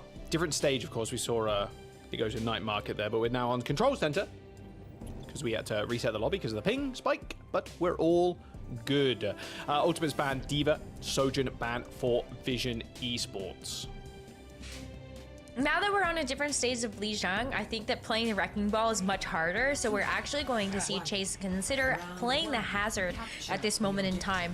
Now, we haven't seen a whole lot of Hazard coming out of the Ultimates outside of KSA actually playing the Hazard a little bit versus Virtus Pro, but that looks pretty good. Yeah, a nice little one-shot there onto Taejong. 10 seconds to go. Turret is going to die. So this is the comp Vision Esports and kind of what was alluded to from the Gen.G match. This is the comp that is going to kill Hazard comps. The Ultimates are running a small sprinkling of it with Kai on Torb. But staying around here on the point is going to be fairly easy. Chase is going to have a tough time jumping in against this rock, against the Torb spam, and everybody else. The turret's kind of destroying him. But it's actually getting the point for Vision Esports, Rose. That's going to be the tough part. Because Chase hasn't died yet. He's still taking a lot of damage, but his team is hard pocketing with the support. Where's he at the immortality field, though? Yeah, Simple is dead, and Qadsiah with a nice full right-click melee onto the Lucio. Does eventually get ultimate at the point. And it feels like we will definitely shift to the Wrecking Ball later, but Chase on the Hazard, not something that I think impressed a lot of people. I mean, it was mainly KSA, to be fair, from the Ultimates playing that pick, but they haven't looked like the strongest Hazard team, especially against teams like Virtus Pro. So maybe they're kind of happy that the meta is shifting away and maybe into something more comfortable for Chase at the very least. His Wrecking Ball is very, very clean. I agree with you, but I think this is also a very good example of if Chase can keep up this same type of Hazard play, especially versus a Sigma team that's built to actually take down this Hazard. I love the Ultimate's chances way more heading into the rest of the matches of the stage. I mean, this fight, while we ended up seeing the Sigma Flux come out of IMO, still hasn't been very decisive. You still have players from the Ultimates holding their own. In fact, they've stalled enough that Chase gets to come back on the Winston. There's a blade. Qadsiah dashes out of the way, the blade pops in. Oh, there it is, the slash straight through the front line. As AOY, I don't think that sound barrier landed on anybody. I think AOY solo beated there. It looked like they were very, very close to everybody else. But Qadsiah with some fancy footwork, fancy movement there. Dashing out of the way of the rock, pops the blade, instantly slicing IMO in half. And that'll be Ultimates continuing to control the point, not giving up to Vision Esports with a quick regroup. That blade was perfect, and I think maybe AOY got booped out of range around a corner or something of that sound barrier. Either way, this could be last fight, Jaws. I mean, it's going to be. The Molten Core split the entirety of Vision Esports. It was a teleport onto the point, so they were able to touch and actually get the cap, but the Ultimates got the player advantage, and then got the damage advantage, the health advantage. They got everything right now. Kai's turret doing the rest there to Taejong. But that should be Ultimates taking the round. 10% to go. AOY's alive. Same with Slow Dive. But there's a Molten Core versus the whole world, as AOY is going to die pretty quick. The bubble just to be able to cut off any extra healing to AOY. The Molten Core gets laid down and cannot reach anybody. Even the Malga from IMO, perfect overrun, but just not quite short enough of a distance to cross to actually get there. But even then, this was a very clean round win from the Ultimates. And that was with Hazard, like a hero that we kind of said, maybe not the right choice for the Ultimates to play in a meta where everybody's Hazard team looks very good. And here's a map where you can just shift onto the more, well, meta comp at the moment, it seems, with the ball and the Sim and the Torb. Vision Esports is going to do the same thing. So we're going to Night Market, so it will be a defensive version for them with the Sigma. You can see how the Sigma interacts with that Hazard comp as well. As soon as people start diving in, you either rock the Hazard or you end up using the Flux on them because you're all grouped up, because you're trying to assassinate one target. Here's the teleport onto the point. No early TP there for Vision Esports. They need this one to get onto it and drop down to set up these little mini turrets first. But remember that rock also has a 10-second cooldown. It's pretty long, and so if you miss the rock, then you miss your window of opportunity to actually get that CC. That's a very early Suzu. You can see Faith kind of like booping people around, but Vision Esports actually take the game to the Ultimates. They run down Kevster on the Torb, and it's actually Ultimates capping first, but they are down a player, and now Vision Esports can maybe set back up. Faith escorting Sky around right now, offering a little bit of healing, but it's going to be up to Chase to isolate someone for the rest of the team to kill. Although, speaking of which, AOY with an aggressive angle onto the backline of the Ultimates just ends up getting eaten alive by Kevster. Yeah, Kevster on the Echo right now just has perfect control of the skies. Really great ways to be able to find those sites onto something like the Torp turret that's behind the point, anybody that's trying to escape. And while we saw the flip go through for Vision Esports, the Ultimates take back control right away. We have the Kitsune Rush at the ready, something that will be able to match that of Simples. And we're already seeing a couple other hero swaps come through. Slowdive now going over to the Cassidy. Sojourn has been banned out, so you cannot play that. But the Cassidy will help with the Echo. Roll. Amazing roll by Chase. They know they're gonna go for the TP, so Chase waits around the corner, gets Fireball, and just boops everybody away from the TP, so the team is completely split. Not everybody is gonna hit the interact heat at the same time, like not on the same frame at least. So Chase with a perfect setup to disrupt the plans there of Vision Esports, and on a comp that needs to set up, Rose, they need to all be on point together. And he's doing it again. Yeah. He's just gonna wait around this corner again, make sure he's got the perfect grapple shot. He has all cooldowns available as well, but that's why Vision Esports, they're a little bit smarter to it this time, but he gets the slam down. Everybody does get through the teleporter though. The slam ended up not connecting there, Rose. Slowdive came in with the flash nade to stop that momentum. There is a rush on the point, wall deployed though for the Ultimates. They're gonna be able to like just dance around this with the sim. Return rush, here comes the sound barrier for Vision Esports. Slowdive didn't get any of that overhelp, so it will be target number one for the Ultimates. You can see Chase there killing him in the kill feed. Another wall coming through, as well as this Flux. No cancellation there by Kevster, who pops the dupe. Chase eventually goes down, a Solar Flux on the Wrecking Ball as Faith dances away from all the damage. Sejong does fall off the map, and the duplicate Sigma for the Ultimates, just keeping them competitive on this point. And as soon as that fades away, Kevster just rocks up with the sticky bombs and the laser, and there's nothing IMO can do because that kinetic grasp cannot eat any of that damage. Ultimates reflip the map, and Vision Esports looking like they're in desperation town. They got Tracer, they're going to go Cassidy, and they're even going to go Queen Rose to stop this Wrecking Ball. Yeah, this just looks like desperation swaps at this point to see what is going to stick. Maybe the High Noon is going to help you at least keep control of the skies versus something like the Echo, but you can't even get it off. He just dies. Yeah, perfectly timed sound barrier. You know he's going to be stationary. You just run into him, and that should be round and map as well. The entirety of Vision Esports just getting chased all the way to spawn. Ultimates coming up with the answers to today's quiz, as Vision Esports unable to really find a grapple on this map so far. I love that the Ultimates are playing to the beat of their own drum. They aren't necessarily looking at the hazard meta and going, okay, we have to match that at this point. Last weekend was all for trial and error, and this weekend it's about putting it into practice. And we are seeing firsthand now what the Ultimates can look like when they're playing to their strengths as a team and just playing well mechanically. That's where they're going to be the strongest. Yeah, the understanding with the Wrecking Ball 2 from Chase looked really good, and definitely So a more good. promising hero for him than something like a Hazard would. Like, Chase wants to be on like a Winston, they want to be on this kind of dive style with the ball as well. Like, yeah, this is a good look for the Ultimates on a meta that is continuing to evolve. I really like the Echo in some of these comps as well, especially on more vertical maps where you can play around the skybox, although you don't really need to if you're Echo versus that comp. They Slowdive switched to Cassidy. A nice pick for Slowdive. Like, the Ashe looked very good last week against Sakura. We'll see if the Vision Esports want to take it to maybe a slower map so they can play Sigma. Here was the sound barrier from AOY. Yeah, one player sound barrier there for Vision Esports. That not connecting with everybody.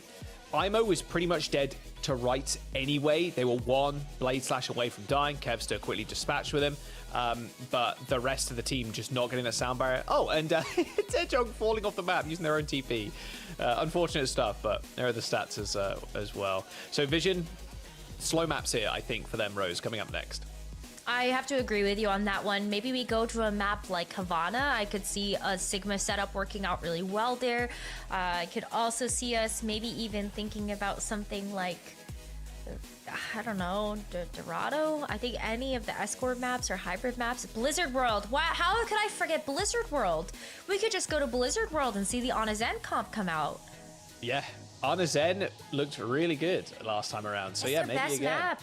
But then it's like Ana Zen versus the Sim and the Ball, and it doesn't look good. And I think if they do run the Ana Zen, it's like, okay, we just put Chase on Ball, and then we have a Tracer or an Echo, or I wouldn't say a long range hit scan. You just put Kev on Tracer or Echo, and then you just run at the Zen, and they just instantly dies. I'm not sure that comp actually stands up to that.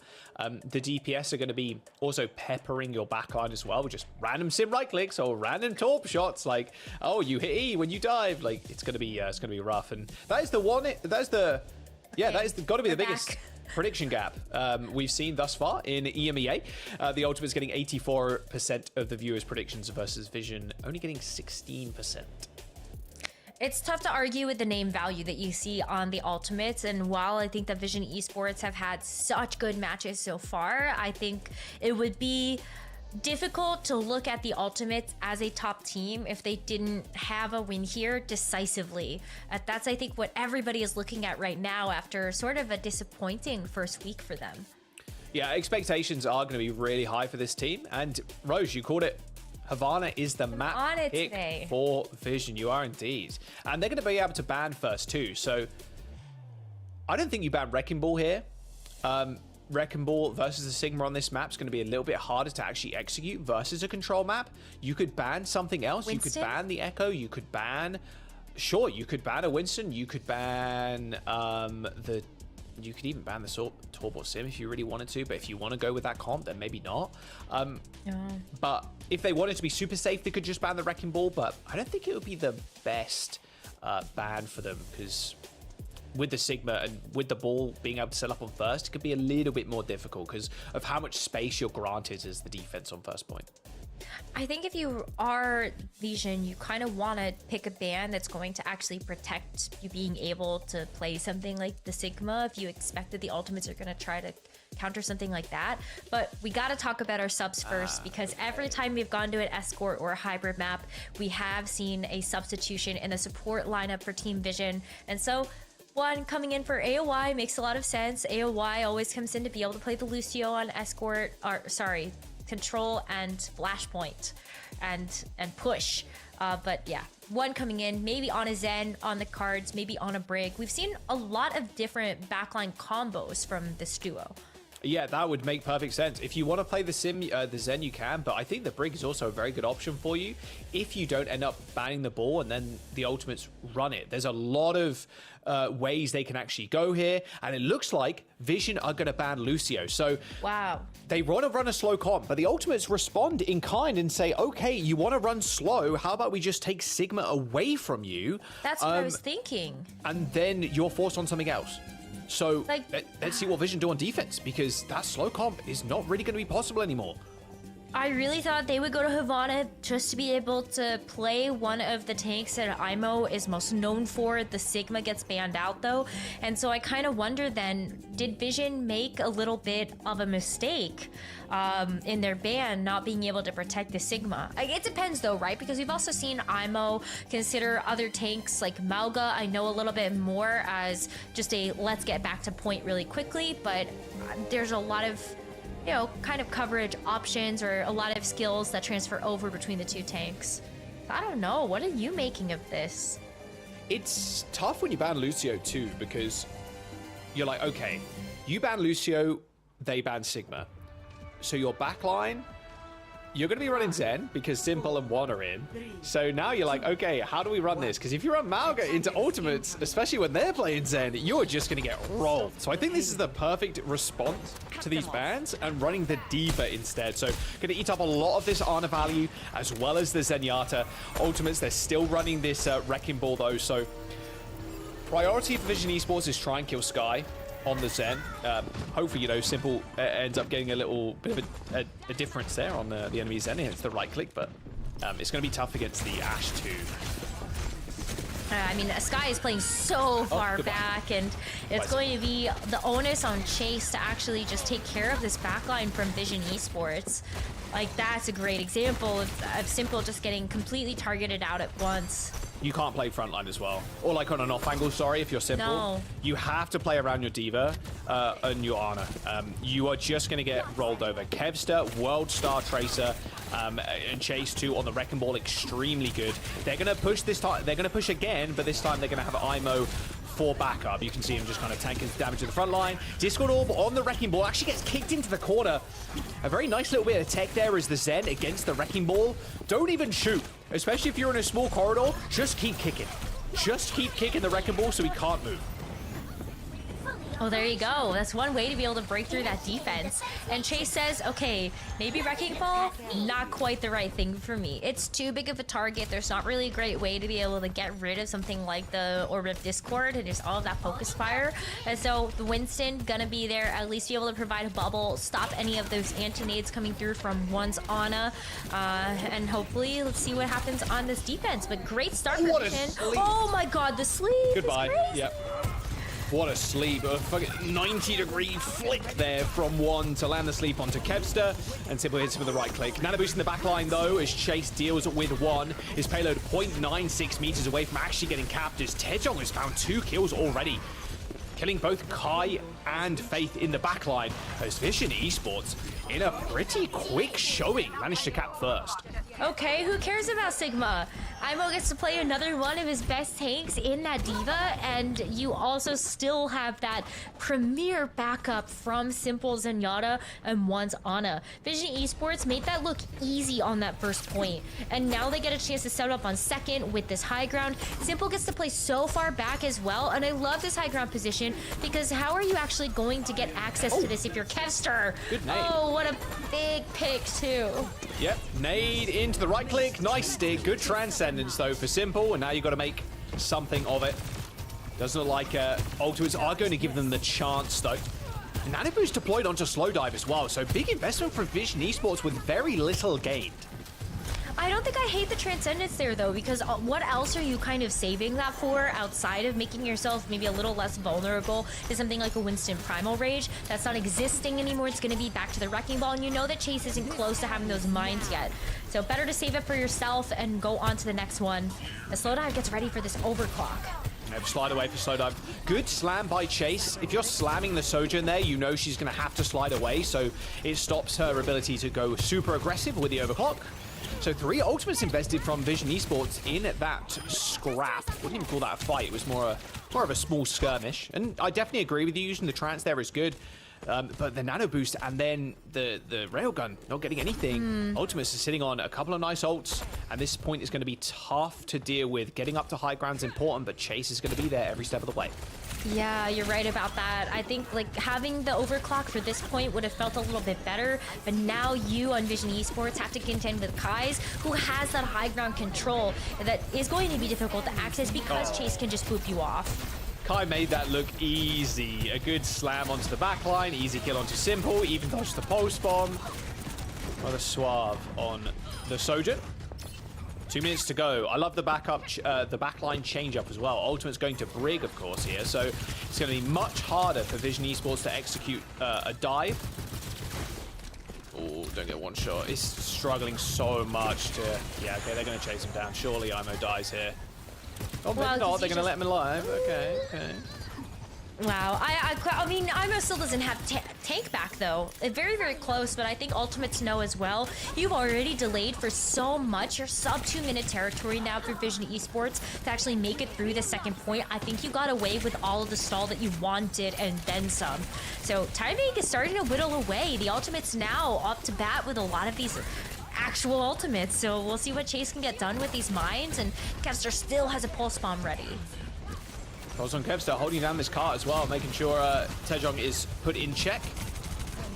Both support ultimates too. There's the rally. Transcendence popped at the same time, double layering support ultimates. IMO, though, is going to get no damage in, even with that nano. Transcendence to push them forward. Still, overhealth in the back pockets of ultimates right now. The back line's going to get pushed to the very limit. A nice little kick there. Getting a little bit of range on IMO, but Sky met with Simple. And now the back line for ultimates struggling to stay alive with all the mobility.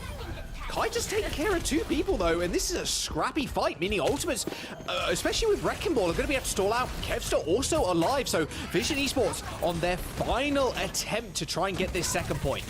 Wow, I mean, that was after all of that investment from IMO with those boosters actually pushing the supports out of position and having Taejong be able to follow up that damage on the Tracer. It felt like Vision Esports were about to crack the code of the second point defense, but still not quite there yet. So you're right, one last attempt here for Vision Esports to get through the second point, but they've got the bomb, and they also do have this overclock from Slowdive. Maybe this is what's gonna make sure that this defense can crack.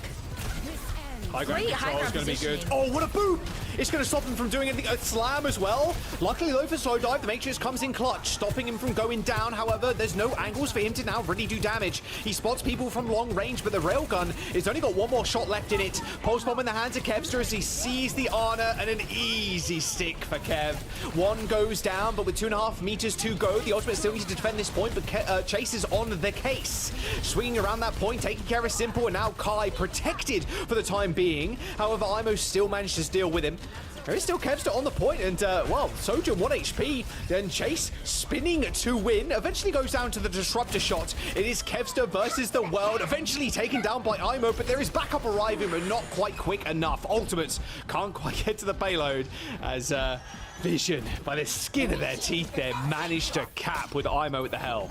Oh, but what else do we expect out of this roster? If there's going to be any team that gets it done in overtime, it is Vision Esports.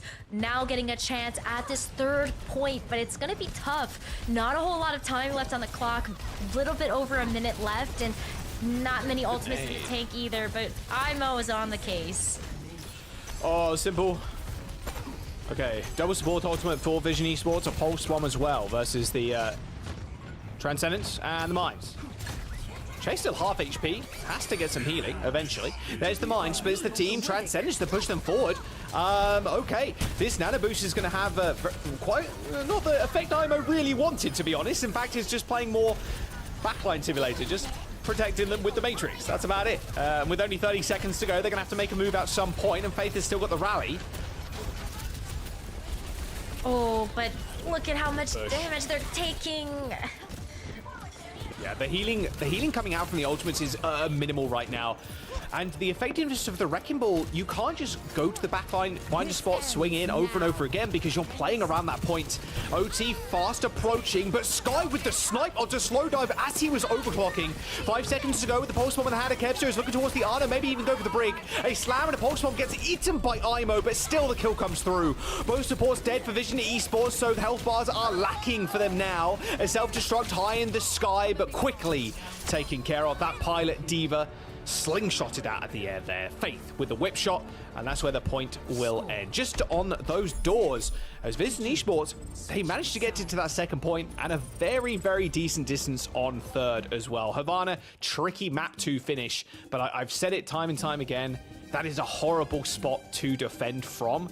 So if Ultimates manage to get second, Vision are going to have a tough task on their hand. Absolutely. Breaching through the castle doors is always a tough task, but right there, you don't want to be the defending team on the second round for that one. But Vision Esports, they made that attack look very, very clean. A lot of great dives coming through from IMO, chasing down the backline, making Sky and Faith's lives very difficult.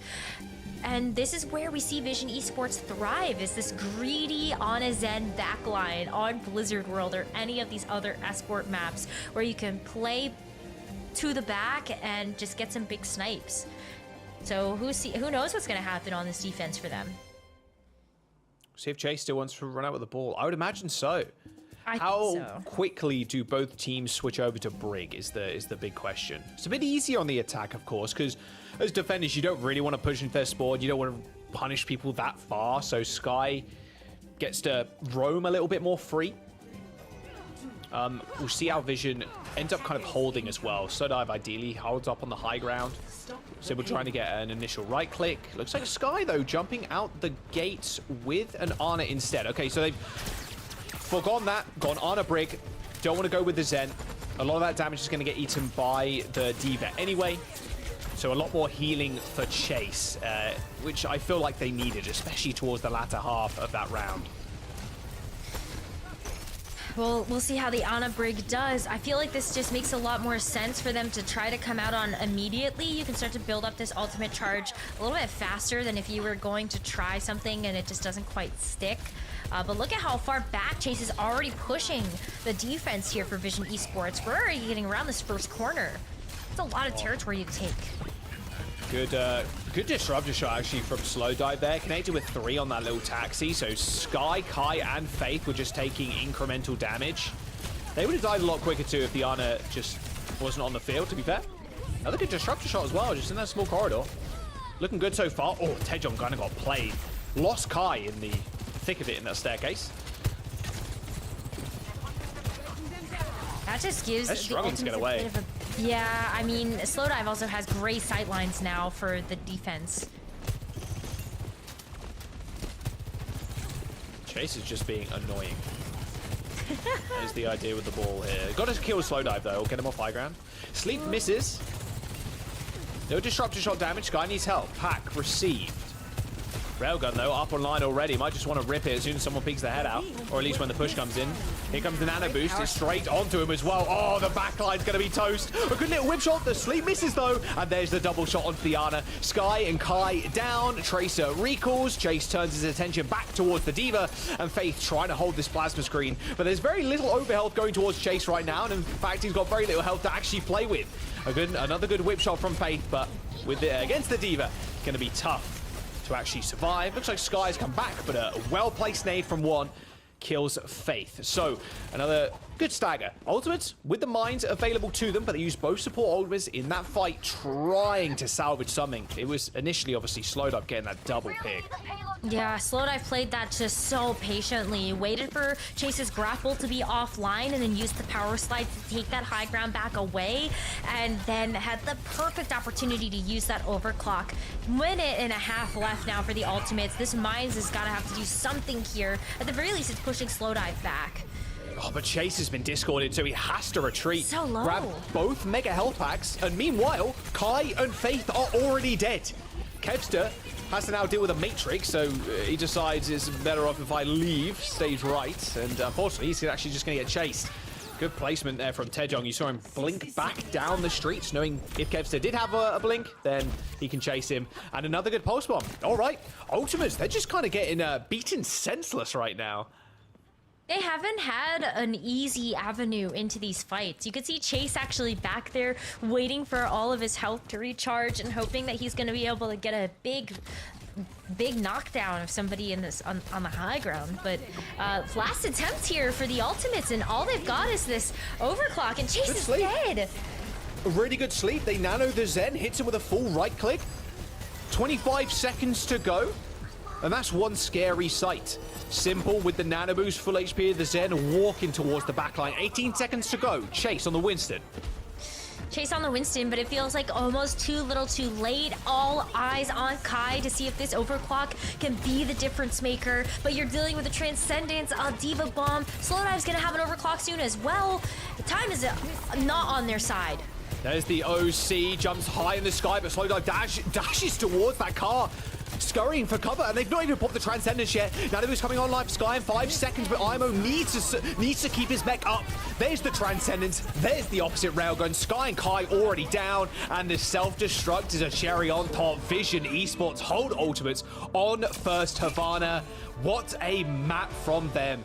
Hey, we don't want to play this Torb Sim nonsense. We don't care if you ban the Sigma. We're just going to play IMO on the D.Va, and we're going to run rings around you. Wow, that was such a clean defense. Again, are we in for a map 5, Jaws? Is this what we can come to expect? Probably. We see Vision Esports in the server. I'm here for it. I'm ready. I'm locked in. Map 5, let's go. I mean, IMO was just such an issue for that whole team, and keeping Simple alive there was what they needed to do. Discord the ball as soon as it comes in. The Sojourn then just manually shoots, hits a railgun maybe. The ball's half HP. There was even a sleep as well. They nanoed the Zen. He had a Discord on him while he got slept. Full right click to the head, because the head is revealed when you are slept as Wrecking Ball. Really clean stuff. Are we going to continue to see Simple and One in the roster as the series moves on? Lucio, of course, was banned by Vision Esports, so they were protecting like a support ban there in the Zen, of course, but then AOY, who would normally be playing as the Lucio. Are we going to see it? Honestly, keep them in. If this meta does kind of push its way more towards this like Symmetra Torbjorn, as long as the Zen kind of is able to get kept alive, like D.Va also a very good counter against the Wrecking Ball because you can matrix a lot of the damage coming in. I wouldn't be too surprised to see Vision continue to run this setup that they have now. Stats on your screen from the last map: KDA looking fire, 3.8 to 1.6. Ultimates go down, but now is their chance to choose a game type here. Are they going to go to a fast map? If I had to guess, they probably just go Flashpoint. And then I think AOY does have to come back into the roster. I know you were just saying maybe we keep Simple and One and if you're Vision Esports, but I think that AOY just provides so much benefit to the team being able to run the Lucio on some of those faster maps. It's almost required to have to bring them in. We haven't seen a whole lot of Juno, Ana, that looks very good out of the Simple One backline. Do they need the static positioning to really make that backline support duo work? Yeah, we'll have to wait and see. Of course, they will decide their bans and then the substitutions. So you're not gonna like, oh, we subbed on Lucio and oh, Lucio's banned, you know, like that. That would really suck for the team.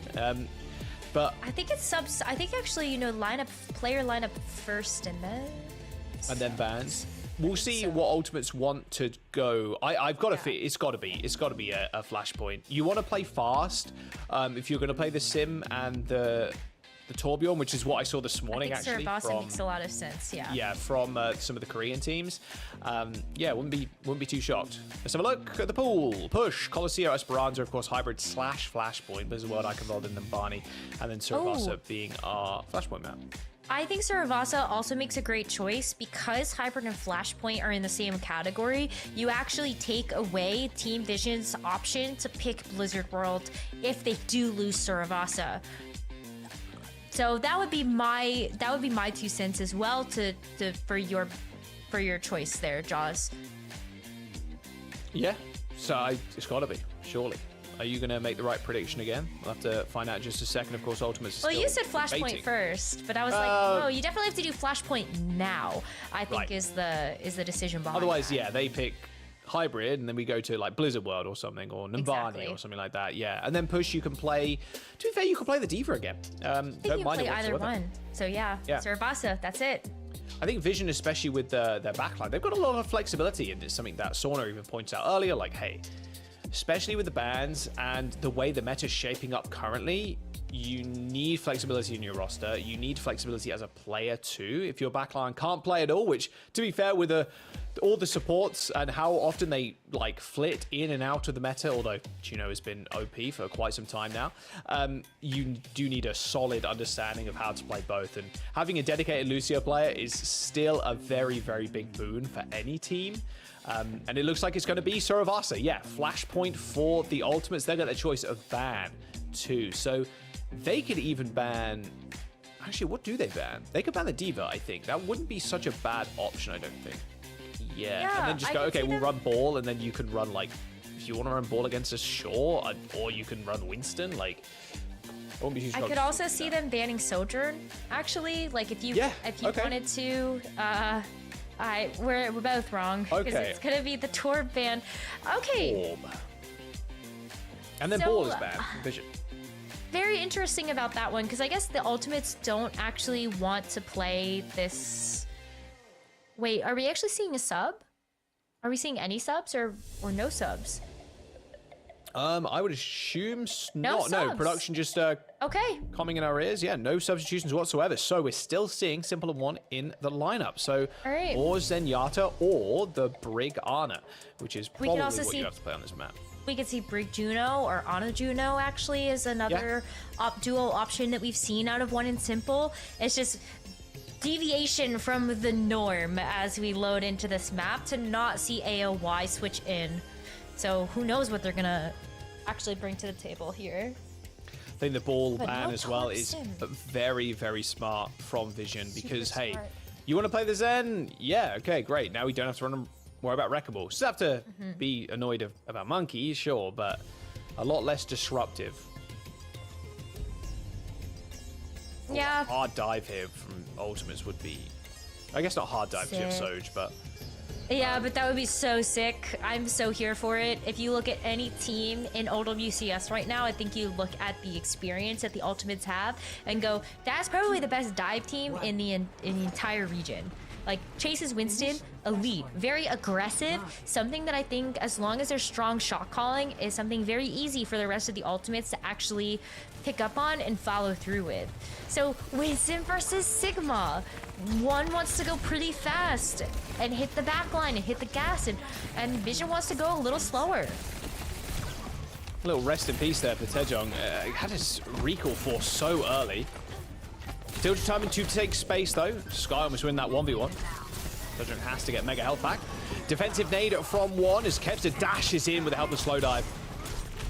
And it's going to be a big... Oh, what a sleep again from One. Qadsiah, that's the second time. Going to be able to get the kill. Deflection comes up. Please don't say they die. Oh, he gets one. And yeah, the Winston's got to follow up. Good response there from the Ultimates on sleeping Qadsiah. So good there. And you can see why One is just such an important part of this roster. What a beast. Because you do have so many good sleeps that are coming through. It's a great way to be able to make sure that your team is going to at least either initiate on some type of attack or you can keep your defense safe.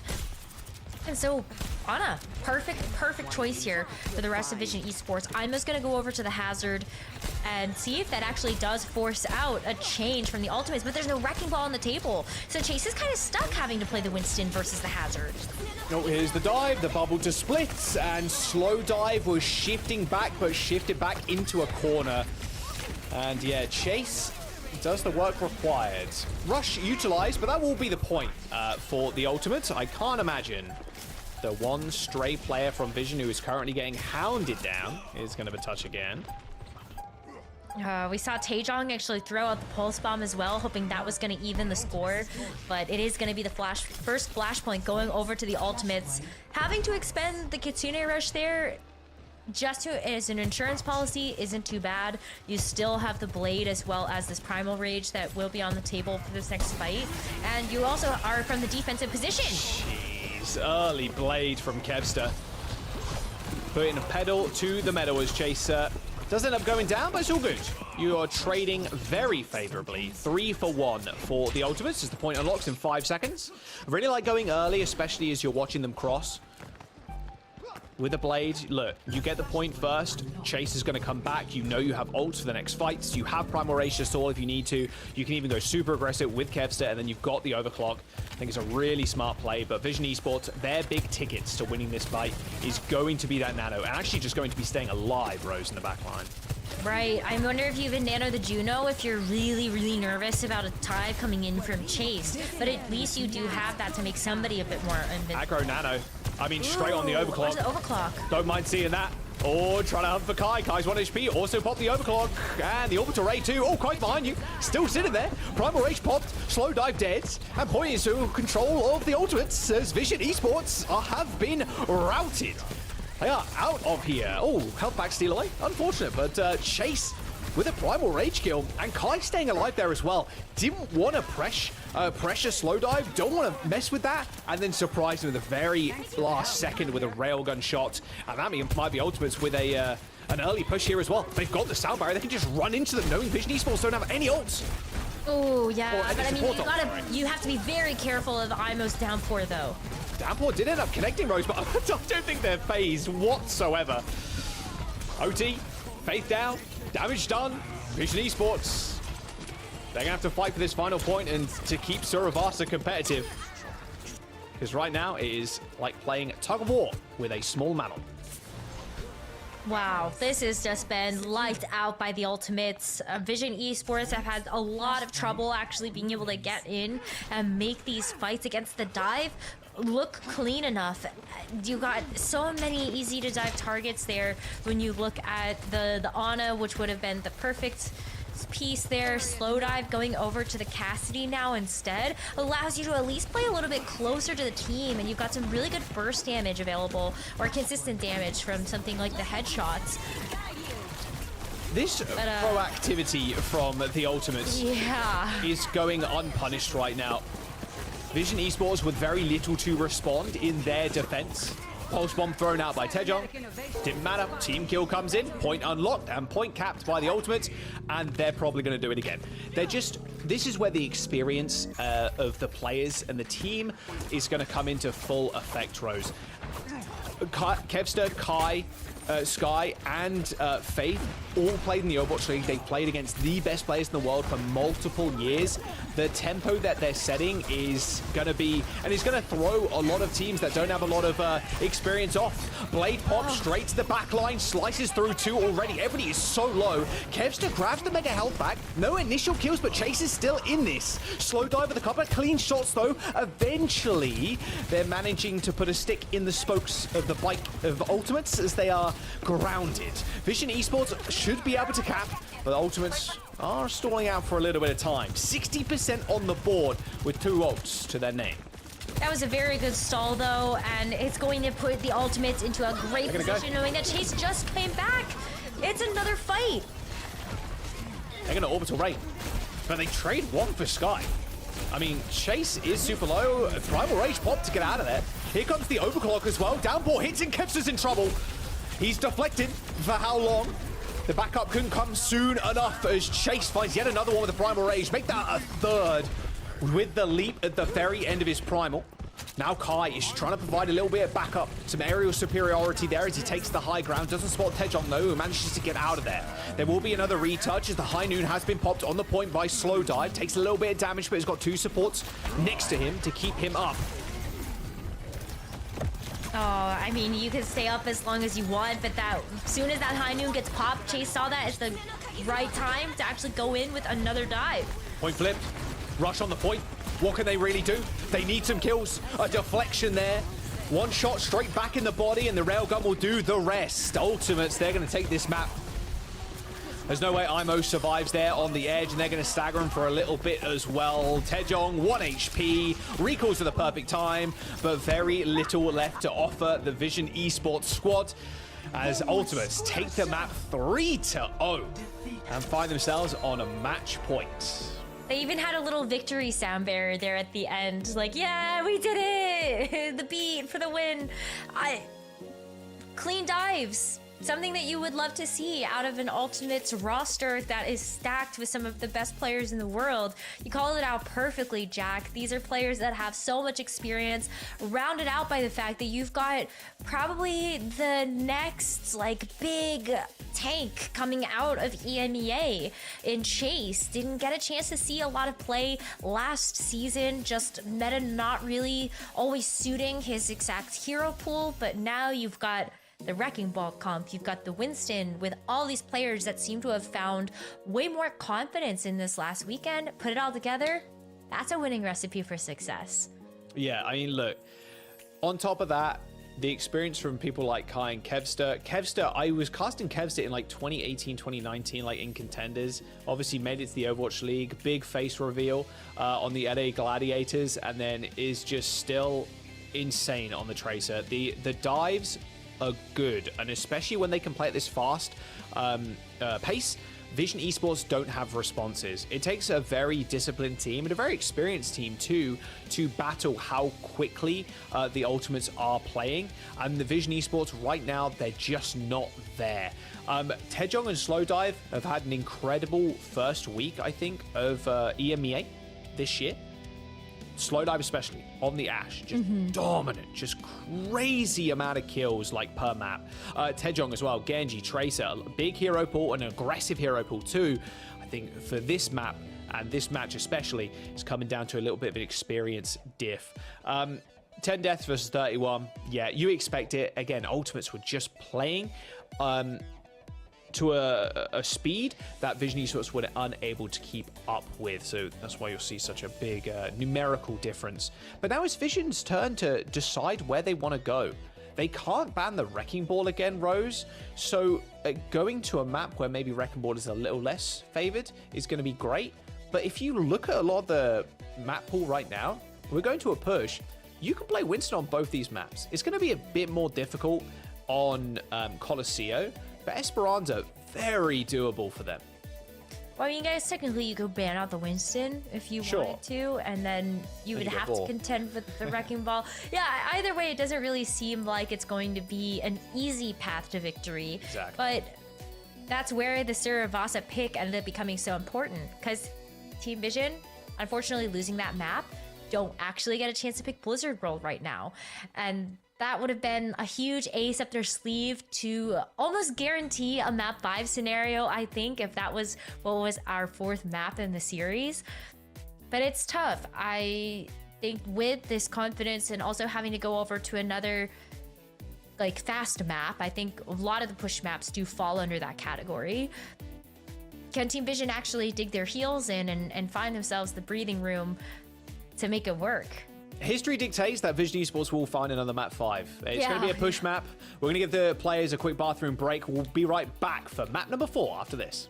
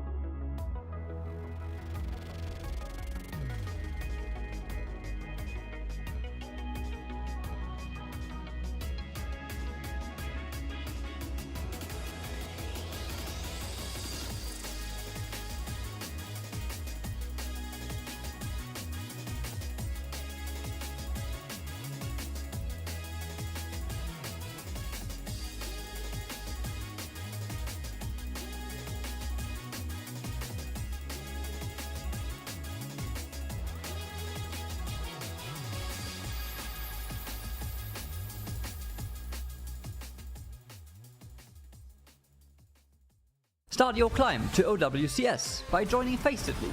Gain competitive experience in weekly FaceIT League matches. Rise to the top in divisions balanced for your skill level. Learn more at fce.gg/s4.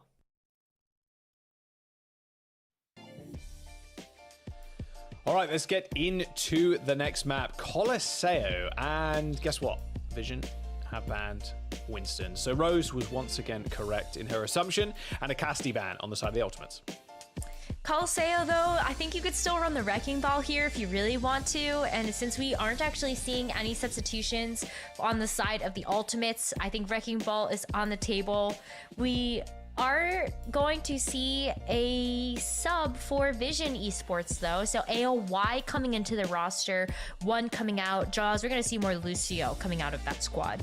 Yeah, Lucio, they're going to run pretty quick. The Ultimates can do the same thing. I think Wrecking Ball is the perfect pick, and I think that's a very, very good ban. The Qadsiah, which more often than not, when you go for that slam, you're going to get naded. And as soon as you get naded, you lose all momentum, and then it's hard to follow up.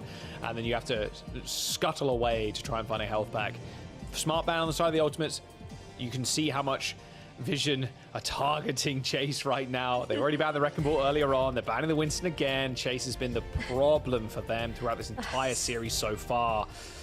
But this is another map where you can play slow. Esperanza, it's a little bit quicker. This long sight line, this long corridor is going to really help you if you want to play this comp right here. Sigma, Ashe, Torb, and Bap, and the Brig. You want to just sear the backline for as long as possible and hope Slowdive gets a pick and stop Chase from doing Chase things. He's already in mid. That is insanely fast rollout. That is so fast. But you gotta have a great call out there from the Qadsiah ban. But like, let's raise up this slow dive Ashe. You've got the coach gun as one mechanism to just make sure that you can keep this Wrecking Ball at bay. And then you also have the dynamites to help make some of this damage from the Torpor, or maybe even stick a little bit better. Break 2. This is all Chase targets. Look what Chase is doing every day. All Chase is doing is shooting Slowdive in the head and then retreating. Shooting in the head, retreating. Because so Slowdive can't do damage. And it will be Ultimates. Their big pick will come through a slam, Kai railgun, or just a Kai getting a railgun. They're going to get a nice angle here, actually, on Vision. They have been forced back. Kai still looking for this railgun shot, fully charged. He has to keep the charge, though. He's really looking for the head of one of those supports. Even Taejong, I think, would be a great target for this. Oh, the turret's dead, unfortunately. Good slam. However, the heals do come in very quickly for Vision Esports. And there's the kill. Okay, Kevster with the Cheeto lineup manages to kill Slowdive. And Kai on the bot now, just doing the solo pushing. Like every good DPS player, just be on the bot so your supports can push up and then kill everybody. All right, let's see how Chase ends up setting up, because for them, they want to punish as quickly as possible. And it looks like they found one. Taejong dead.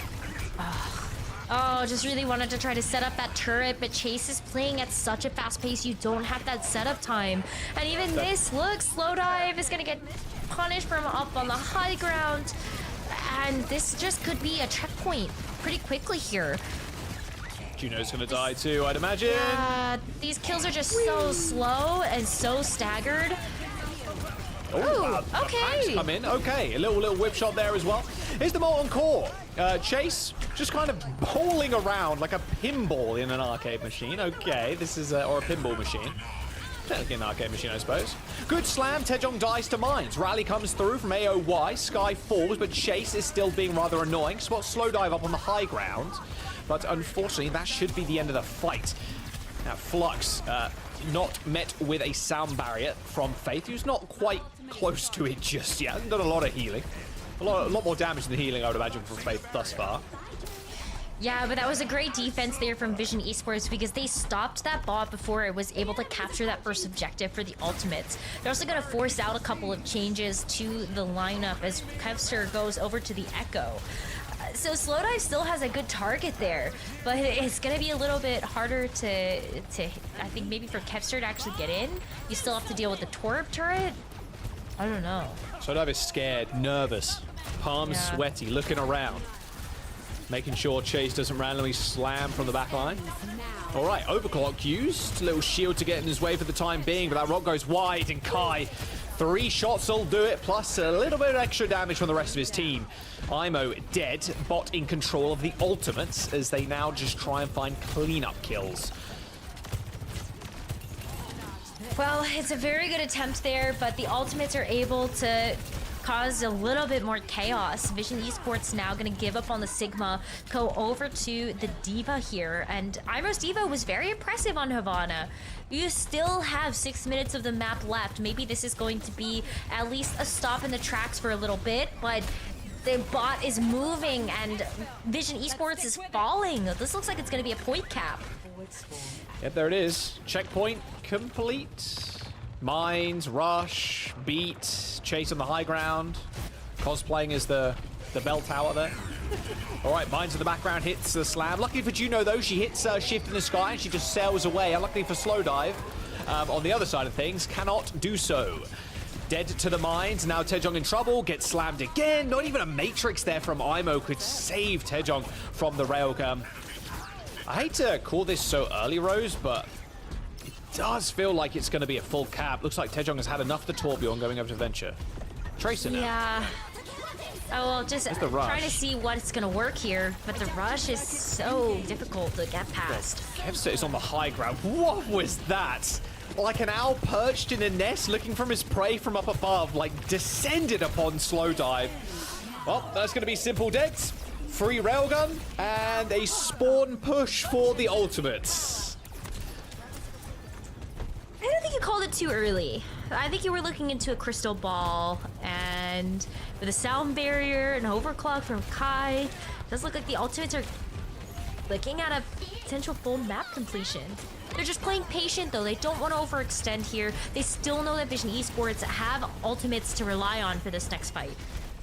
I'm just getting booped around. Hasn't got any matrix left.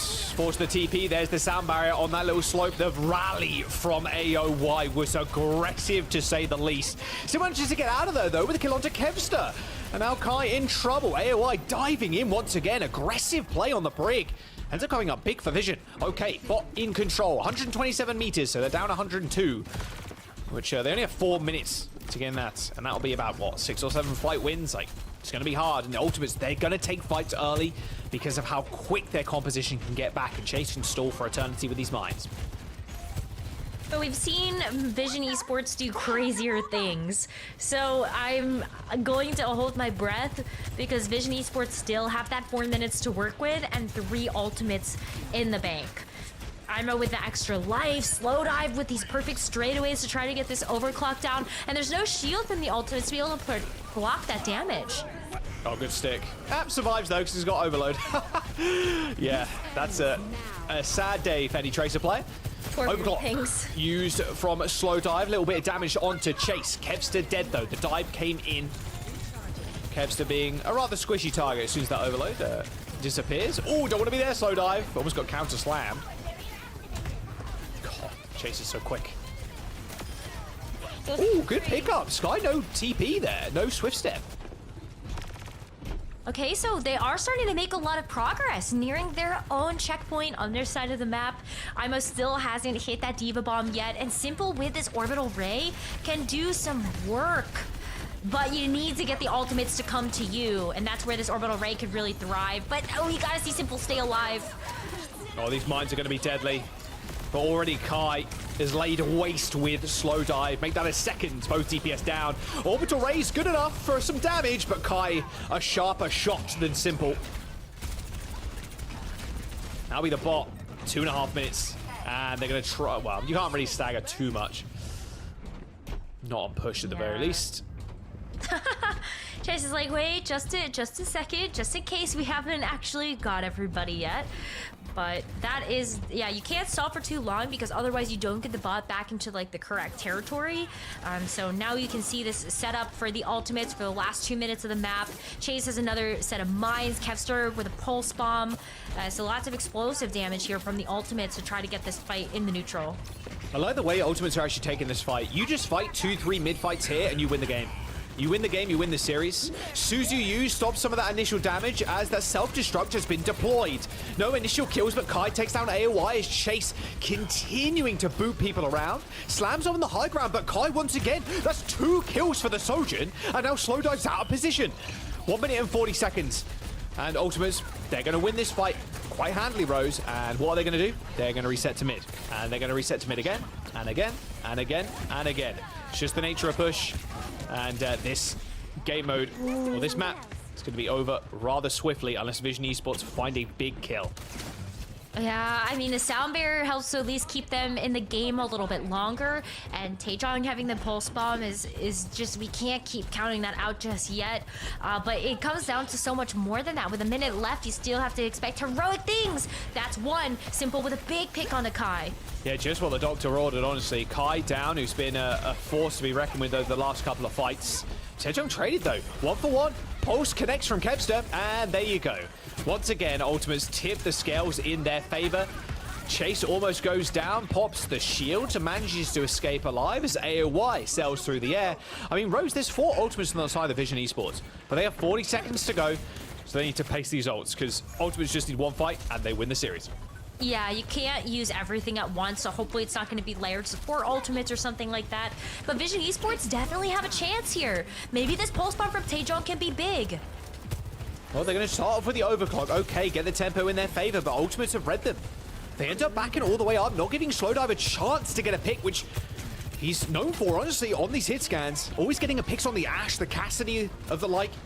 But just the Ultimates don't give him an opportunity. 4 ults to their own, and now they can just ult dump. Force Vision to use 1 ult, and then they just go with all of theirs. Rush comes in, there's the mines, everybody clicking Q. Sound barrier for Vision Esports, sound barrier for Faith as well. Hits 3, a stick onto Kai, but survives the damage with the help of the Suzu from Sky. Chase eventually fell, and I think, honestly, that might be his first death of the map.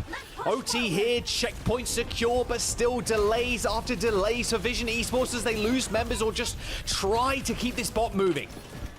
That was a huge ult dump by both teams, and now it comes down to Imo having the only one left on the board. Qadsiah's very close to getting another pulse bomb, but if we can see Vision Esports survive, this could be huge. AOI down as Slowdive has no angles to look at the enemy team on. He has to peek his head around, but Chase is just going to boop him away and just pressure with this slam. Slam comes in, knocks another off as Slowdive goes down to another pulse bomb connection from Qadsiah. Oh, it couldn't come quick enough, these respawns from Vision Esports. A self-destruct on the point. Chase chases the Baby Diva, doesn't quite get the kill, but it's not going to matter, Rose. Overtime, and where the bot is, it's in Ultimate side of the map, so the spawns are going to come in a whole lot quicker, and that's going to be the series. A nice early lead from the Ultimates as they take it 3-1, as Qadsiah was easily their map. Played it at a very fast tempo once again. And this is what we expect from a team of this caliber. Vision Esports made that last map still look very competitive though, and being able to win out on Havana I think gives everybody a lot of hope for what Vision Esports can bring for the rest of this first stage. But the ultimate Zoe, it's hard not to look at this roster and hope, like the 85% of our chat, that they should get the dub today. I mean, rightfully so, right? You have all those big names and the up-and-comers on that team. Like, you know what they're capable of. We are playing in this high-octane kind of meta. It's all about those fast plays, and they're the team to do it. And we saw on display today what makes them so strong, right? It was really, really difficult for Vision Esports to keep up with that tempo, which was just relentless from the Ultimates. I do have to give a big shout-out, though, to what we've seen on Havana again. I just declare Havana Vision Esports home map from this point onwards, because this is exactly the same kind of iron defense we saw from them just last week against Sakura Esports. They did have the Sigma available last week, so I actually thought that today with the Sigma ban on the map that maybe it's not going to look that dominant. Nope, doesn't matter. She's playing Diva, looks the same. I love that greedy backline there, rocking with it too. So it's not like they played bad. It was just the Ultimates were overwhelmingly fast and aggressive. They couldn't catch a break. Yeah, they couldn't even catch them. They don't even catch a break. Yeah. Like, they're just moving so quick. They got the wind behind them. I mean, yeah, look at Suravasa. Look at how many early fights they took. Look at how many early Ultimates they used. Using the rush, pushing them before the point is even unlocked. Then they use the blade to push them again. They just push and push and push and push and push to the point where Vision, they just crumble like a wall against a tsunami. Like it's a really tough spot to be in when you're just pushed to that level of tempo and you just can't keep up. And a big reason for that tempo is Chase. The round barely starts and he's already in the back line. Like, actually insane stuff from Chase on that ball. And I love that we see him on that comfort pick. I love what he brings to the table. Absolutely. I think Chase is one of those players that we have had a lot of high hopes for, looking at how explosive Chase was when he burst onto the OWCS scene last season and then ended up kind of sitting on the bench for quite a while after ENCE had picked him up.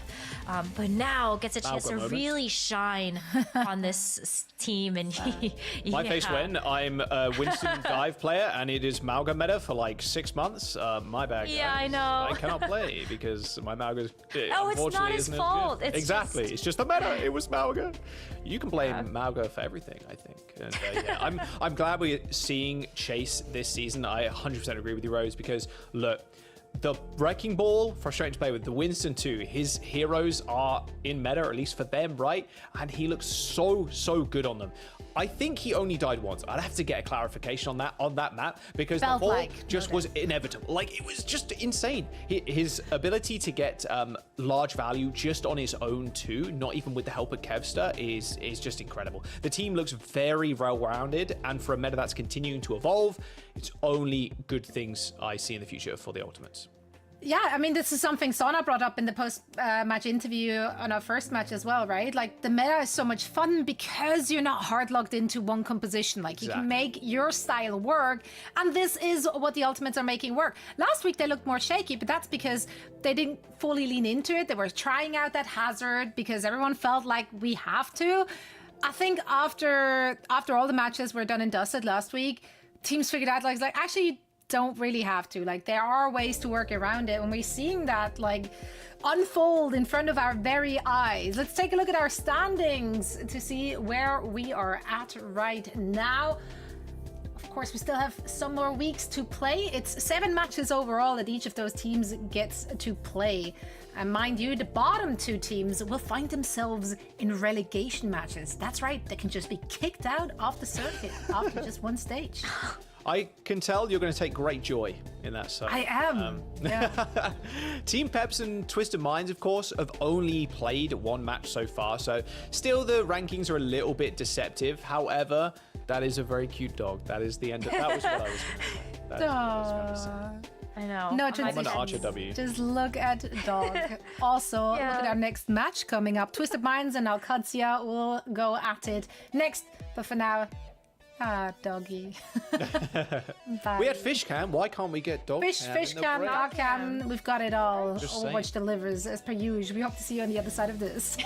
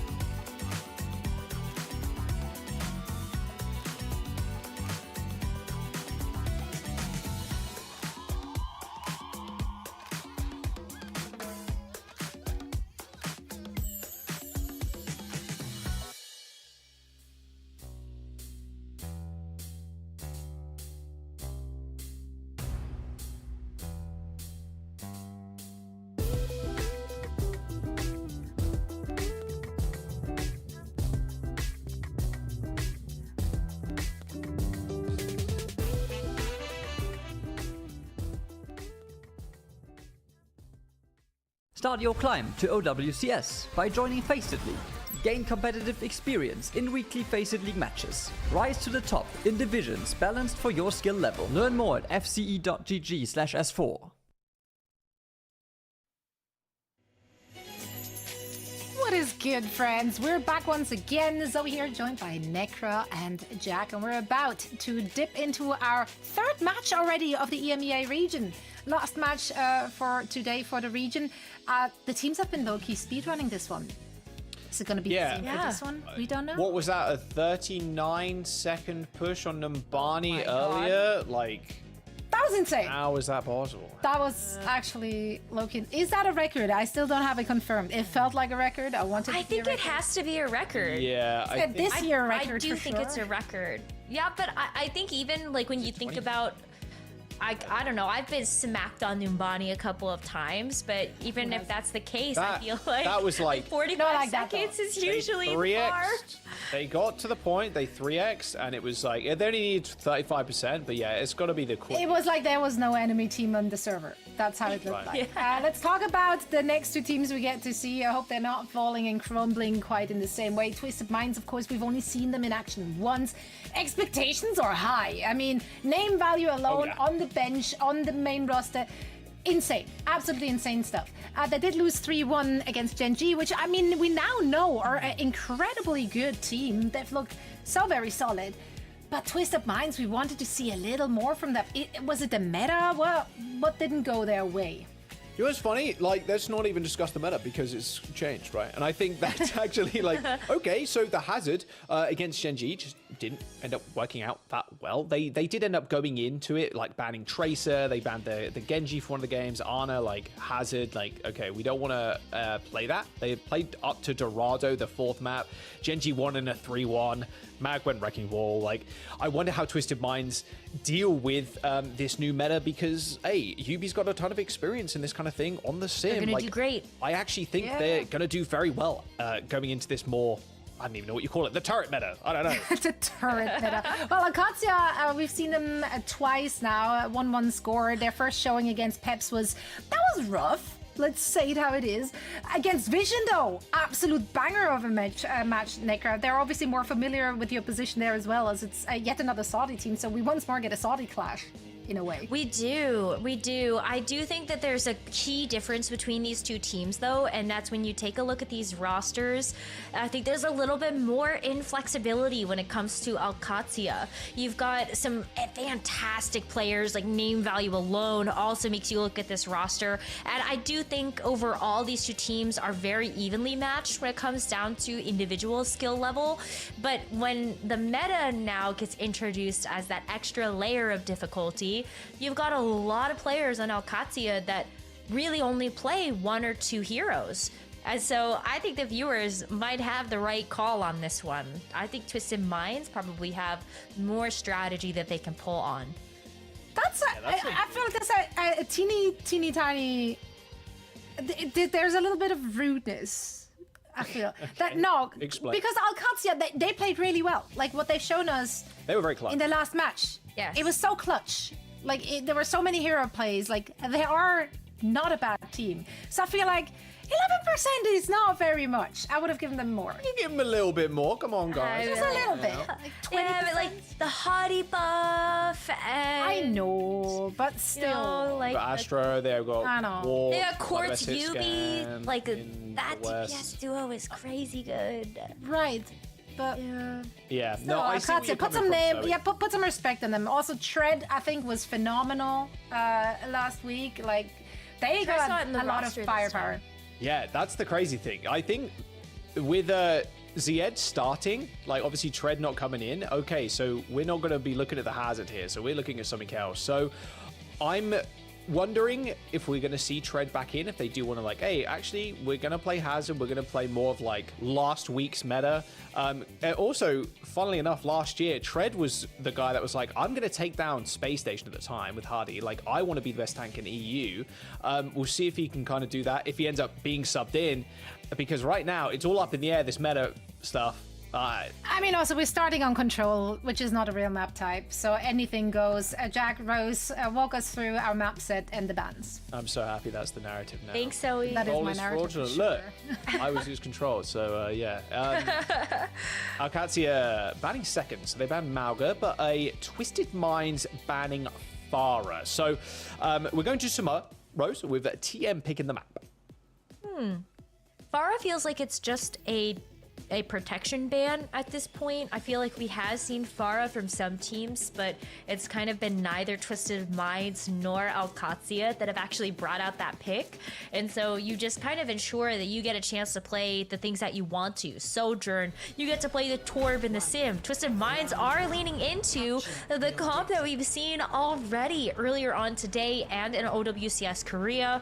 So what are you making of this, Jaws? More Wrecking Ball. Ziad comes in to play the Diva, one of his own best heroes. We just haven't really had a chance to see him in professional play in a while. He was on the bench of Twisted Minds last year.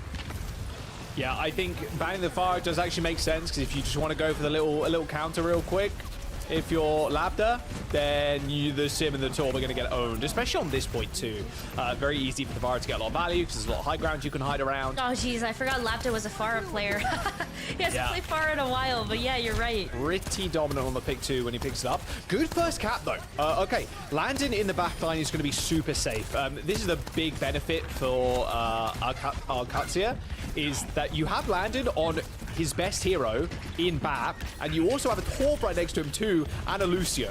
So getting the kill onto Landon is going to be near impossible. In fact, he's close to an ultimate already. 10% to go before the window is unlocked, but Quartz is there with the first kill onto Checkmate, but Irony swiftly falls after the hands of Labda. A slam into the backline instantly kills the Sojourn. The window has been deployed on an off angle as the turret just melts Hardy through window. Name a better combo, window and turret. Maybe I raise you. Maybe literally window anything and else. Beam. Yeah, literally anything. It looks cool though. It does look cool. I mean, the turret needs a little bit of love too. Torbjorn finally getting his chance in the sun. And, you know, following up that window, we have Qadsiah being able to come in with something like the Sound Barrier, and they still keep control at the point. Yep, big stall potential. You be dead to Ziad. Okay, and dealing with the turret's not a problem. He's going to actually just fight on the rush, just lasers down Funny Astro as well. Qadsiah in a good spot. And now it's Twisted Minds. One of the big issues with the comp is, well, how do you get Torb, how do you get Sim into the passage and where they can do value? Because as soon as they step on the point, they're getting shot from all directions. Labda, Landon too, just lasering people from across the map. They're going to go a little bit early here, but Checkmate just hitting the E in the spawn.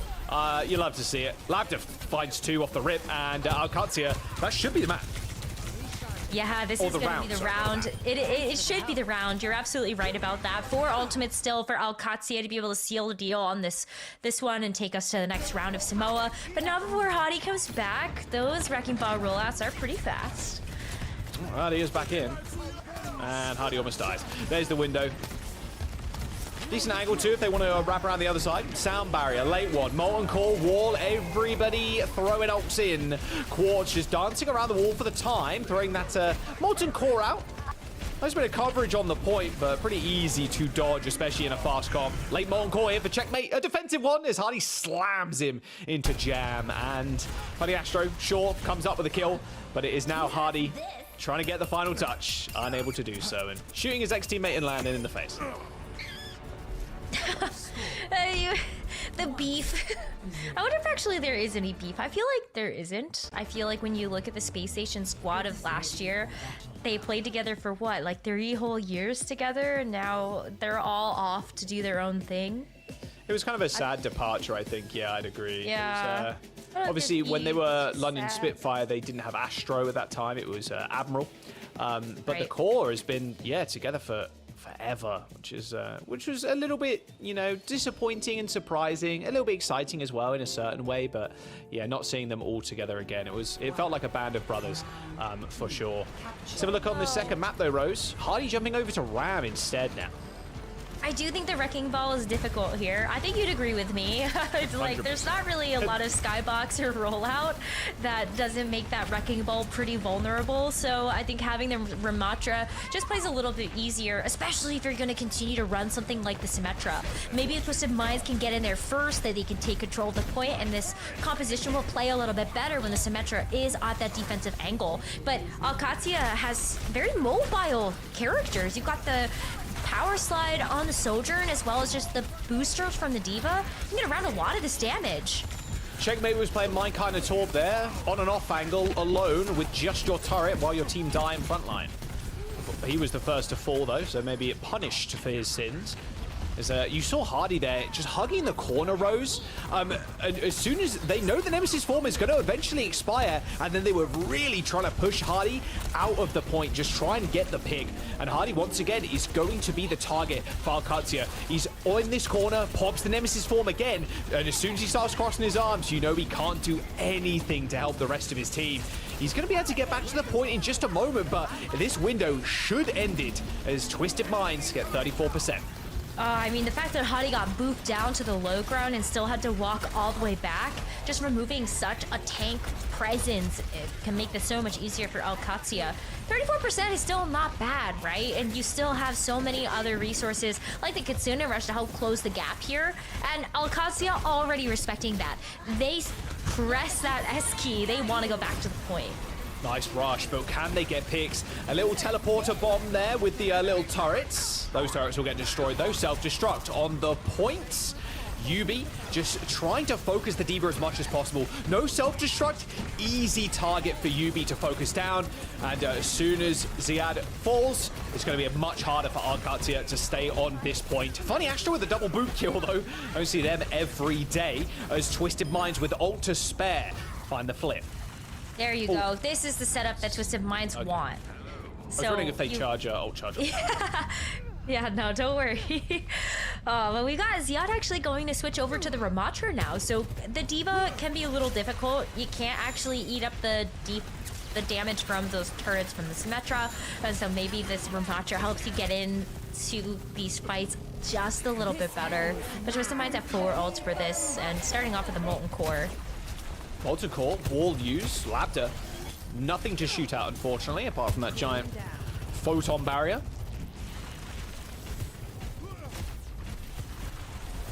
Using the Molten Core, it does feel kind of bad early, though. Molten Core defensively for Checkmate. Oh, and now offensively. Sound barrier deployed for both sides. A turret kill for Checkmate's Molten Core. A little window, and Hardy is in the wrong neighborhood right now. He is in the back line of Qadsiah, who were just staring at him with a window. And the rest of Twisted Minds, they escaped with their lives. Hardy, unfortunately for him, was not quite so lucky. 89%. So Twisted Minds are in one-fight territory. It's just actually getting back in here now with no ults. Well, sorry, just those rush to their name. I think the rush is probably the perfect tool that you want in order to take this fight faster. They just Checkmate's the back line. Oh, what is my boy doing? Oh, what is my guy doing? Checkmate. Checkmate tried to go for the flank kill onto Quartz. Yeah, maybe. Yeah, you really do be looking like me. Labda ends up sinking into the lava, and that is going to be it. I mean, Ziad's on Doom. Checkmate goes Venture. Haku is going to come back on the Lucio, of course, but spawning last. Punch comes in, they get OT, grabs the Mega Pack, but I think that's going to be a bit of an easy focus fire there for Qadsiah. Landon falls, there's Ziad, and that should be a round for Twisted Minds. Okay, they look so much better when that Symmetra gets a chance to be on the defensive side, set up the turrets, they lock down every angle, and Twisted Minds tie it up. Okay, now, what happens on third round? I want to rewind. What happened to Checkmate on that round? Why was he in the back line? It's so quick. It's like, Quartz was like, wait, there's a Torb next to us. Like, what's going on? How is he here? Checkmate was like, I mean, look, ambitious. I like it. Hit E, goes to the back line, right click two times. It kills people, but... hey, you gotta risk it for the biscuit. That's every Torb player's dream, is to get a flank kill with a turret or a hammer. Yeah. I mean, look, you don't need to tell me twice. All right, Wrecking Ball for Hardy now, Rose. So we're going back to what we saw on stage 1. makes a lot more sense here. So much more open space to play around, and means you might struggle a little bit more against something like this Xia Diva. This was the perfect like equation for Qadsiah to use to get that first round win. And Landon gets to play BAP again. That's like the biggest hindrance to Twisted Minds. Yeah, and it's such a good map for the BAPs as well. All you do is just sit up here. These are so good. With the Sojourn and then shoot the front line. Goodbye, Funny Astro. Does get healed eventually. And Hardy switching over to the Ram. Ooh, nope, switching over to the Diva. Ooh. Thought about the Ramatra and then decided maybe it's time for the Diva. Diva will have easier access to that backline like Labda and Landon. You can force out those important cooldowns like the Immortality Field or even the Power Slide. And you also have the Defense Matrix. What's better? Yeah, it's a very like 2-star full art rare of Hardy Diva. Labda is going to have a bit of a harder time. Looks like Funny Astro wants to make his presence known on the side. Quartz dead, though. Looks like Twisted Minds, they're on completely different pages right now of where they want to be. Yubi also falls. So now it's the backline for Twisted Minds and Hardy trying to get away. Well, at least he's able to get away. But I feel like this is still not super clean coming out from Twisted Minds. But they thought maybe the Ramatra was going to be the ticket to winning against this Diva. And now it's like, oh, okay, actually Hardy's going to play the Diva now. And so maybe it just takes a little bit of time to oil up the machine. And now you run into a window. Sure, you can absorb a lot of that fire, but you have to just slow it down. There's the window instantly used. There's a small conglomeration of turrets that they had to quickly deal with, but look at this. Once again, Twisted Minds split up. Quartz with the Molon core, doesn't really want to peek this, throws the turret in just in case. Rush for Irony, but Hardy is already dead. They're going to be able to at least put a pressure on point here, but Quartz had to use the E early, tried to go for the 1v1 versus checkmate, and now the Molten cores can reign as both Torbjorns coating the point and just firing them towards each other. Ziad is still alive, and remember, Qadsiah right now are in control. Irony dies to the Molten cores, Quartz falls, it's just every bit of AoE damage in the book, and Qadsiah will take that one. Oh, I guess I thought maybe Hardy was there to get the touch, and then maybe I guess I was looking at Ziad's perspective. I don't know. Anyway. Very weird round. Yeah, okay. Good stuff. Look, they ended up getting split up like 2 or 3 times during that map where, okay, the DPS, who are a little bit more stationary, don't want to dive, and then the other half of your composition, Diva, Kiriko, Lucio, who aren't afraid of like getting into the back line, muddling the mixture a little bit, just rolling people, or at least trying to. So then Ziad's like, okay, that's fine. I just thrust it into your Torb. He has no E, and then we kill him, and then you have no damage. And there was a couple of times where that actually ended up happening. I think you were onto something when you said that it doesn't really look like Twisted Minds are all on the same page. Totally different story when we were on Volcano. Twisted Minds looked like the perfect, well-oiled machine that we would like them to see. But when it went back over to Beach, they were completely split up again. Not really focusing on the same target, having different ideas of how to actually initiate on these fights. And it's kind of disappointing when you look at this roster, because I feel like when you have a player like Yubi who's so good at the Symmetra and was such a key part of the Twisted Minds roster last year, being able to make these slick teleporter plays, you would hope that maybe like, oh, this is going to be the perfect meta to be able to bring that back out when Symmetra Torbjorn is what's on the docket for a lot of these teams. It's funny that you say that, but a lot of the time, like, Yubi was there, yeah, kind of alone again, just kind of split up. The way the comp really wants to play, or at least on the surface of it, is, well, these slick teleporter plays, they're used to get you out, rather than like before, it's like to get you in, and then the neutral game for the sim is like so important now, and Yubi just kind of being run over a little bit. We'll see if things change later as we go on. We'll see what map that Twisted Minds wants to go to. I'm wondering where they pivot Hardy as well. I would, it would be really fun to see a Ryan here from Hardy, but very, very doubtful. Ryan just gets rolled by the sim and the taunt. Like, good luck. We are going to Saravasa by Twisted Minds. So, in all honesty, I think I'd expect them to ban a tank here. No, not ban a tank. Ban a DPS. Maybe take Sim or the Torb out of the hands of our Qadsiah. And then, like, okay, we want to run real quick, so let's just do that. We're going to play something super aggressive, just get up in your face and play a fast tempo to then knock you off course. Of course, if our Qadsiah were like, okay, we're going to take that, we just have Zayad on D.Va again, and he can just absorb all the damage, and then hopefully the backline survives. There's a lot of ways that this can go, and especially with the meta that's up in the air right now, it is interesting to see where the teams also pivot their bans. And whether or not we actually get any subs, because both of these rosters are actually pretty deep. When you look at Qadsiah, you look at Twisted Minds, TVNT is an option to sub in for Hottie. You also have like so many different DPS players that you can see from Qadsiah that can come in and basically play anything. Tread versus Ziad, who do you actually want in? So a lot of different things at play here. Do you make any subs expecting specific bans to come through? Well, we'll have a look what they banned. Looks like it's going to be Twisted Minds banning Sojourn first, and then Qadsiah banning the Ramatra. So it feels like they're just going to do the same again. Qadsiah are just going to run the D.Va, they're going to run the Torb and the Sim, and they're trying to just survive as long as possible, and then, hey, vibe in the front line. We'll see if Twisted Minds can come up with what it takes as we jump over to Saravasa as our second map in this series. Qadsiah up a map already. Twisted Minds still, it feels like, with a lot to prove with this new roster. Which ideally you'd have Quartz on a hit scan, but close enough.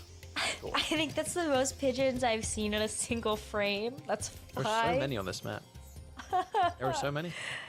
Like, do pigeons actually exist in Saravasa? You could have just stopped there. Good question. Are pigeons just like a product of the deep state? Okay, let's not get that into that. All right, Twisted Minds are going to TP out. Yep, Quartz and Yubi, Sim Torb, Hardy Ball versus Farah from Labja. So this was banned by Twisted Minds last map, and they're not going to have an opportunity to ban it again. And Labja is a very, very good Farah player. And against this comp, I'm so excited. Who shoots the Farah? The ball. The ball or the Torbjorn turret. Hopefully the Torb. Yeah, if the Torb maybe lands a Cheeto, then great. Like a little left clip, you know, like this, right? That's what you consistently need to do if you're Quartz. And honestly, Quartz's aim is absurd, but against the Farah, still very tough. Oh, this is like... what a direct. What a treat, Jaws. Disgusting on Funny Astro, okay. Yeah, I mean, okay, Labda is one of those players that, as of 2023, we saw him in the Overwatch contenders ecosystem, playing a lot of just Farah. Farah very good at that moment in time, and we didn't actually get a chance to see Labda play a whole lot of anything else. Fast forward to 2024, we didn't see Labda play too much in the OWCS matches, but had focused a lot on being able to play hit scan. And so now to see the Farah back, yes, I know I spoke too soon. Labda is dead, but the Farah is very exciting. Yeah, an unlikely murderer there in UB, killing the Farah as a sim. Don't see that too often. Yeah, I was like, I don't think that's gonna happen, but you know what? I'll keep yapping about the Labda Farah. They are trading, but Ziad full. So, Qadsiah, they're gonna come back in with the self-destruct. They're gonna have this rush. Probably to Twisted Minds. They have Irony on the map, so another key person to kind of deal with the Farah and make sure Lab just put in check. But with the overwhelming amount of ults nipping 85%, it's a tough task to push on to this point. There's the rush, and here's the push.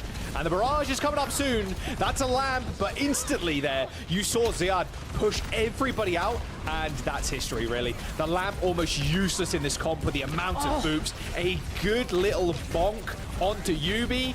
Follows it up with a nice direct as well. And our Qadsiah, they're just rolling over Twisted Minds. And you can see why they wanted to ban Farah. And Rose, I mean, you've been the truth sayer, like the seer, right, with the crystal ball over this today. I'm going to be honest, I think Lav is just going to permalock Farah this whole series because this is what he's so good at. And it's good against this comp. You might be right about that one, but hey, I'm here for it. Again, it's such a treat to be able to see Lab to play the Farah again after taking such a hiatus off of this hero to learn all of these hit scan heroes. But now that it's back and you can play this Farah permanently into the Torb and Symmetra, whoo! Oh, nice TP away. They do get the turret. Run, Astro. Dodges out of that last one, but look at how far they're pushing. Twisted Minds, they're trying to force them to use ults or just get kills so they can cap the point. Irony already down. There's 4 ults still online for Twisted Minds. They are alive, but their health bars are not looking so good. These early pushes, too, in a front line that is not very mobile, especially without Astro. Yeah, Astra's such a big piece of this puzzle to make sure that like Quartz and Yubi can get in. The teleporter plays are very predictable at times. Irony's just getting bullied.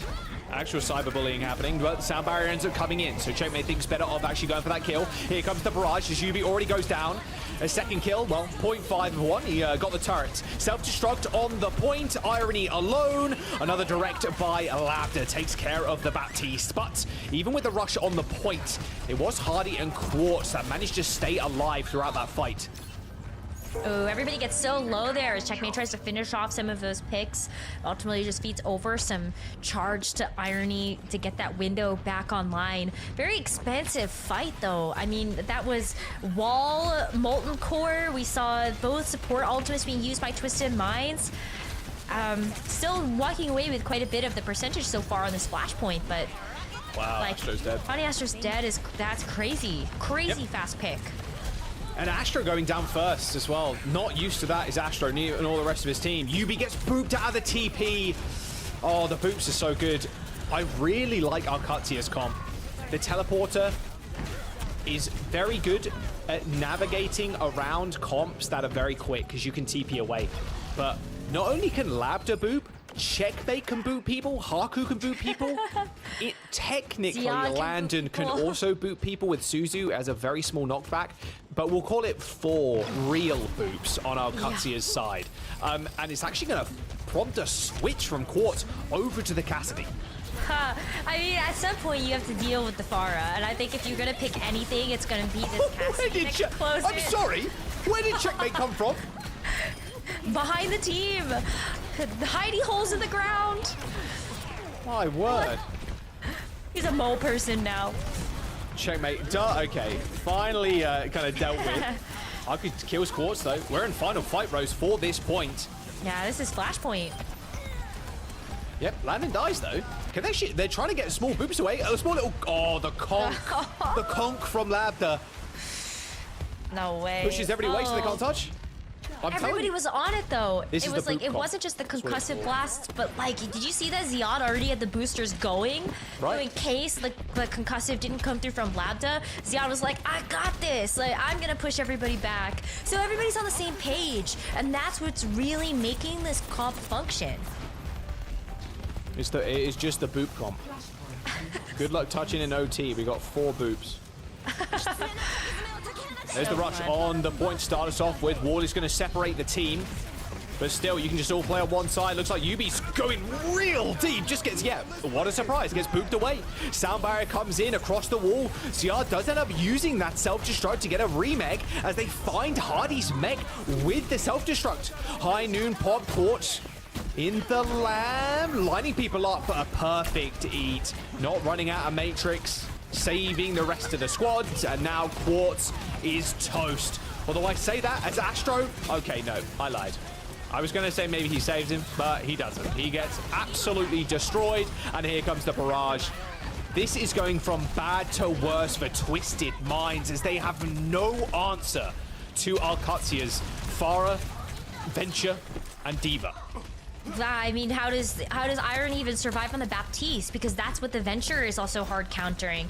Not only do you have the Venture that can just sneak behind the team, boop the Baptiste out of the Immortality field, but then what, right? Irony has the window, but where can you place that you're actually going to find value with that in this final fight?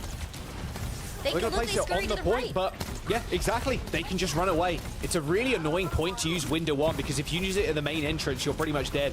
You're not gonna get any value, sorry. Well, there's the Kitsune Rush, and here comes Checkmate under the ground. Has to get away from that self-destruct, but still in a good line of sight as he picks off Bunny Astro. Twisted Mind still scattered. Every single piece of them scattered to 4 corners of the universe where no one can find them and recombine them into a cohesive team. As Qadsiah are going to take this map 99% to 0, a 3-0 on Suravasa. And that is match point as well. Wow, that looks so unfun to play against. Yes, screw me a tank player. It's like the unfun comp. You get booped around by the concussive blast. You get booped out of position by the diva. That looks so unfun. That's toxic, man. Like Twisted Minds, I don't want to play against that. It's the boops, it's the boop comp. And I think the audience too, thinking back to like the viewer preds, like this was 80+% in favor of Twisted Minds. And I was there with you. There with you. Twisted Minds are a phenomenal team full of very veteran players that have been proven in Overwatch League and in OWCS. Quartz is one of the best hit scans in the West, if not the best, on like Ashe, Sojourn.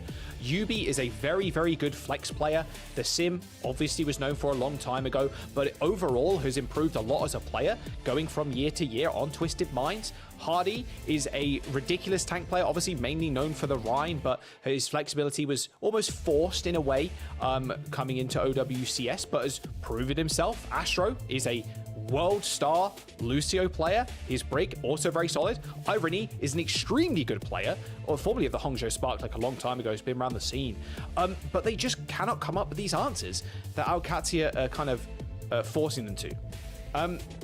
Qadsiah, on the other hand, they are like almost a bunch of upstarts, right? And I think everybody thought coming into this, okay, scoreline 3-0 TM, maybe 3-1, you know, give Qadsiah a map. Maybe if you're a little spicy, you go 3-2. But Qadsiah with this venture, or to be fair, world star player, championship player as well, checkmate. Then you go Labda on one of his best picks in the Pharah. Ziad, one of his best picks, the Diva, and the backline also Landon. It's a very, very tough comp to fight into. It's dire straits now for Twisted Minds, and I think this is going to be a big. It's going to be a big like wake up call. I think for the bracket in EU. This is a very competitive year, Rose. We're going to Route 66 in Twisted Minds map pick. I want to give a quick shout out to Ziad really quick because I don't know if there are people that are familiar with this player because very young. Like, I think he's only 17 years old or something. So this is not a player that would have even had a chance to compete in the Overwatch League. But look at the caliber of player that this tank is. I think this is another one of those rising stars.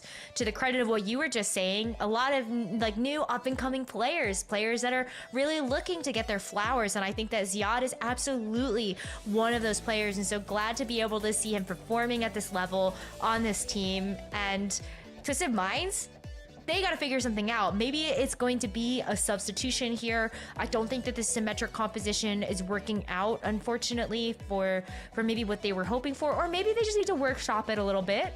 But now Psycho going to be coming in as that sub. Psycho for Yubi. So, like you said, I agree completely. Step away from the sim comp. I think Yubi coming out here and Psycho coming in. Tracer hit scan for Quartz. Tracer and a hit scan for Quartz. You go into Root. You can slow things down a little bit. Hardy can maybe play the Ram here. We'll obviously see the bans in just a moment. You can play the Winston. You can have your backline on it. Even an Ana, like a Lucio Brig, like not Lucio and Brig, but Lucio or Brig for Astro. Yeah, the bans are going to be very important. And I think this is Twisted Minds. They're going, okay, this Torb Sim, which is currently kind of wrecking the hazard comps, They're not playing the Hazard comp, so let's just switch things up completely and maybe even take us to a fourth and fifth map, because I think Twisted Minds have the capability to do so. They can and have performed. A lot of these players and the team as a whole performed against some of the best in the world. So let's have a look. And it will be a ban of D.Va for Twisted Minds. Okay, and then an Ana ban for Qadsiah as we go on to Route 66. Well, that makes sense, doesn't it? Take away one of Ziad's best heroes. You don't want that D.Va to stay in the hands of Qadsiah. But I feel like if you are Qadsiah, you've seen this coming. Like, Ziad's been such a problem that we get a chance to probably see another one of Ziad's best heroes. Maybe you get a chance to see the Sigma, something else that Ziad has been very good with, but we haven't had a chance to see in that competitive play just yet. And it frees up hit scan on Twisted Mind side. It frees up Quartz. They've like, my chains have been broken. I'm finally free. You know, like I don't have to play the Torb. I can play an Ashe. I can play a Sojourn, in which I can just, as Quartz always does, go into a server, click 5 heads, and go, oh, okay, GG, and win the game. So explode into Route 66. Twisted Mind's map pick is Qadsiah still on match point. A ban of an Ana on Qadsiah's side and a D.Va for Twisted Minds. Hazard being hovered. And yeah, okay, so last week's meta in a way, right? We're going back to Sojourn and the Gen.G for Checkmate and Lambda. I mean, does that mean that we actually end up seeing something like Quartz and Psycho actually going back to the Torb Sim? I feel like not, because I feel like a lot of these teams have had so much more practice with something like versus Hazard, or you know, like the Hazard, maybe the Wrecking Ball or something like that. And in fact, as we see the gates start to open up, not only do we see that Hazard comp on the defense, but Twisted Minds kind of look at that and go, well, we thought about the Hazard, but we can still at least play that Sojourn Torb, like what Qadsiah was doing to us. Okay, I don't mind this whatsoever. Psycho on the Torbjorn, and then if they want to, Psycho can just switch to Tracer. Quartz on a nice angle. Do not give Quartz a shot. Good timing on the Suzu. You don't want to test him. Did Hardy just boop someone off? Oh, no, not quite. Yeah, it was the Lucy I was thinking. That was close. Don't want that to happen. Nice boop though onto Haku. Almost boops him into his death. Not quite. A lot of focus fire, unsurprisingly, there onto Quartz. And with the D.Va ban and just in general with Wrecking Ball, it's hard to really back up your backline, right, as the tank. You can go for like a proactive slam, like a counteractive slam. You can roll through people that are trying to jump on him, but ideally you're doing the opposite. You're setting your Sojourn up with kills, with slamming. But Ziad dead to Psycho, which forces Checkmate and the rest to back up. But it's still the right point, because Qadsiah get a chance to have this high ground presence, but how much is Hottie Slams really going to help you when you've got this giant big girl sign in your face? All good slam. Okay, well, Disruptor Shot certainly helps with that, but... Hardy trying to get the instant fireballs there, yeah, and he does it does it with ease. I say a rush on this high ground would have been nice if you could actually use it, but unfortunately we're all dead. Hardy taking a lot of damage, but Haku the same. Return to sender. 2 minutes to go. A lot of ults too. Still a lot of time. Yeah, and a lot of ultimates. I mean, Twisted Minds should be able to get this first point. Oh, but like, I feel like you're just walking into your death. Yeah, you are. I mean, Quartz, as soon as Landon popped his head round, instantly sniped. Slam, snipe, back to the drawing board. I don't like that recontest. I feel like you just gave up so much of your ability to actually defend the second point. Now you're giving up a ton of space. Look at how far back you got spawned to if you're Qadsiah. And Hottie's ready and waiting for you for the slam down.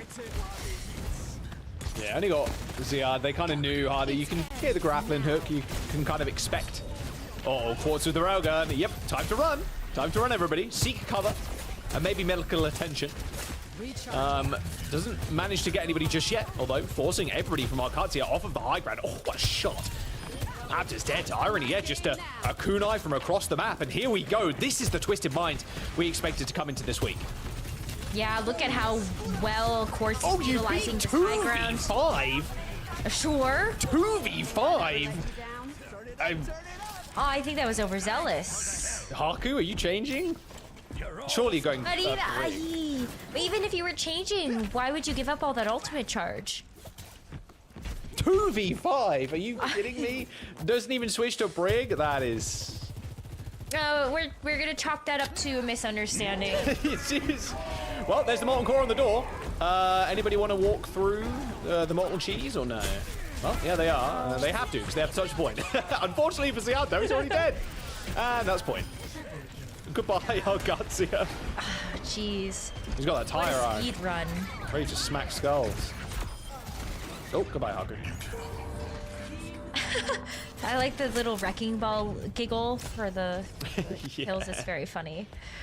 Yeah, but this is what we wanted to see out of this wrecking ball comp. I think where it has struggled a lot is sort of just breaking through and making sure that they can play a little bit more aggressively. But now that they're on a roll, literally. You've got that momentum. I think the wrecking ball comp can flourish a lot better. But Ziad's switching over to the Sigma. I like it, especially on this point. You can play at the back, protect your Sojin. Labda versus Quartz. See if they can actually hold up this time banks. 3 minutes and 40 seconds. That's pretty big for Route 66. Uh-oh, yep. Quartz is already looking. Blade pop though. Sound barrier comes in. Luckily, well, not luckily, but skillfully by Checkmate there. Not dashing in straight away. Got to wait for that ult to come in first before you make a move. Lamp down and Landon saving his own team despite of himself. Hardy going to slam into the back line. 1 HP as Labda gets rolled through. Oh, not quite. He's hiding on the boxes. Oh, Astro's there though. Astro with a nice cleanup, and 3 minutes. Rose there on the last few meters before they get the cap. This probably is just a cap. I mean, you have to walk into mines, you have to walk into an overclock from your spawn. Yeah, good luck. Yeah, it doesn't care about the grasp. Yeah, goodbye, Checkmate, dies the turret. Lamp on the corner. That's Twisted Mind's capping. Oh, there's the team kill. And that is what I want to see. And I think a lot of the audience too kind of clapping too. 2 minutes and 51 seconds on Route 66 is an insane time bank. And this is Twisted Minds just showing up. We don't want to play Torb Sim. Maybe we don't have a grasp on that meta comp yet. Just stick Quartz on the Sojourn. He's going to roll people or rail people. Hardy's just going to roll through people, set Quartz up. And then Psycho, very consistent. Same with Astro, same with Irony. Like, yes, this is what we turned up today to see. A close game between these two squads. Can they keep the momentum rolling, though, with Qadsiah on the attack now? I hope so. That would give everybody a lot of hope, and I think just being able to see the series extend would be such a treat for everyone. But, you know, while the Symmetra comp hasn't worked out yet, I feel like just knowing that you have the opportunity to work on that with like the best Symmetra player in the entirety of EMEA on your team, like give it some time. There are teams that composition will really work for, or really work against, I guess. And so I love that like you still have the opportunity to use Quartz and Psycho together, but Yubi can come in and flex. Qadsiah just isn't the right team to do it against. Labda has proven that already. All right, they're going to rock out with the Sigma this time. I like that. Just not going to the hazard against kind of what Twisted Minds are throwing at him. It didn't work in their favor at all. Bit slower. Nice slam. Yep. That's a wrecking ball moment for you. Number 400. Slam into a railgun. And a kill. Again. Yep. Literally, that's it. Control C. Control V. Control V. Control V.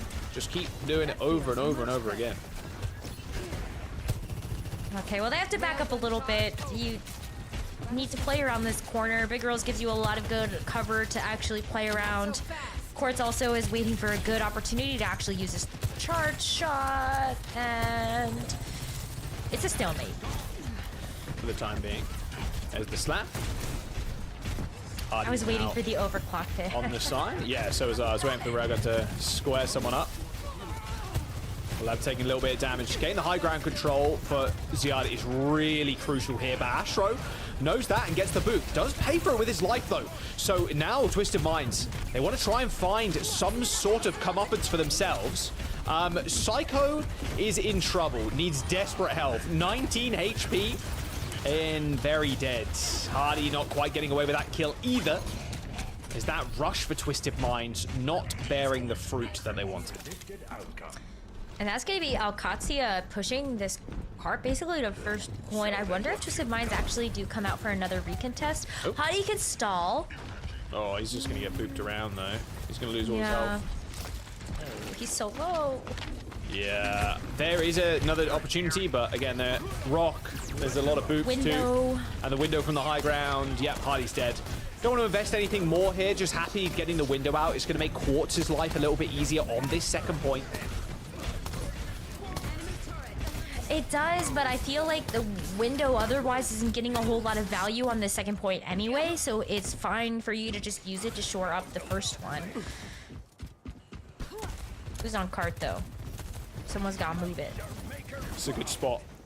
Ideally for Landon and Labda, they just kind of, you know, get a mortgage, kind of hang out, just stay up there for as long as humanly possible, maybe move in their late 50s, you know, like... How much do you think that would cost on Route 66? $2 billion. $2 billion. Yeah, inflation has hit the Overwatch universe, I'm sorry guys.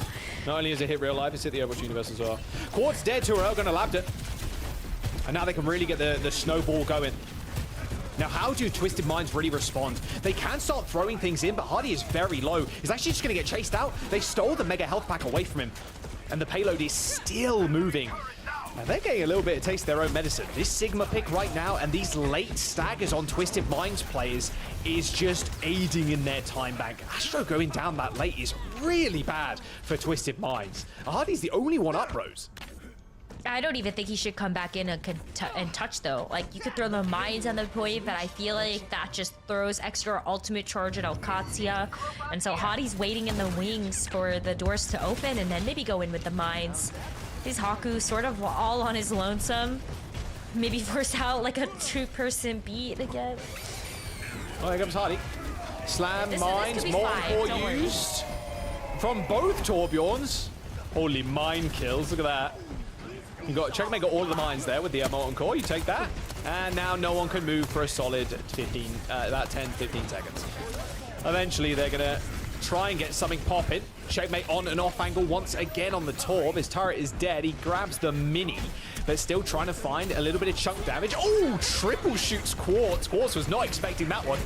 Go on, Checkmate, son. Go on, get a hammer kill too. You know someone behind that rock. Get him. Oh my god, Checkmate. Get him with a hammer. Oh, Haku stole it. Haku. I mean, that's rude, actually. That's so rude. That would have been a small stagger, though, you know? That would have been a 0.5 stagger if I want to, like, nudge out a little bit. 0.5 second stagger.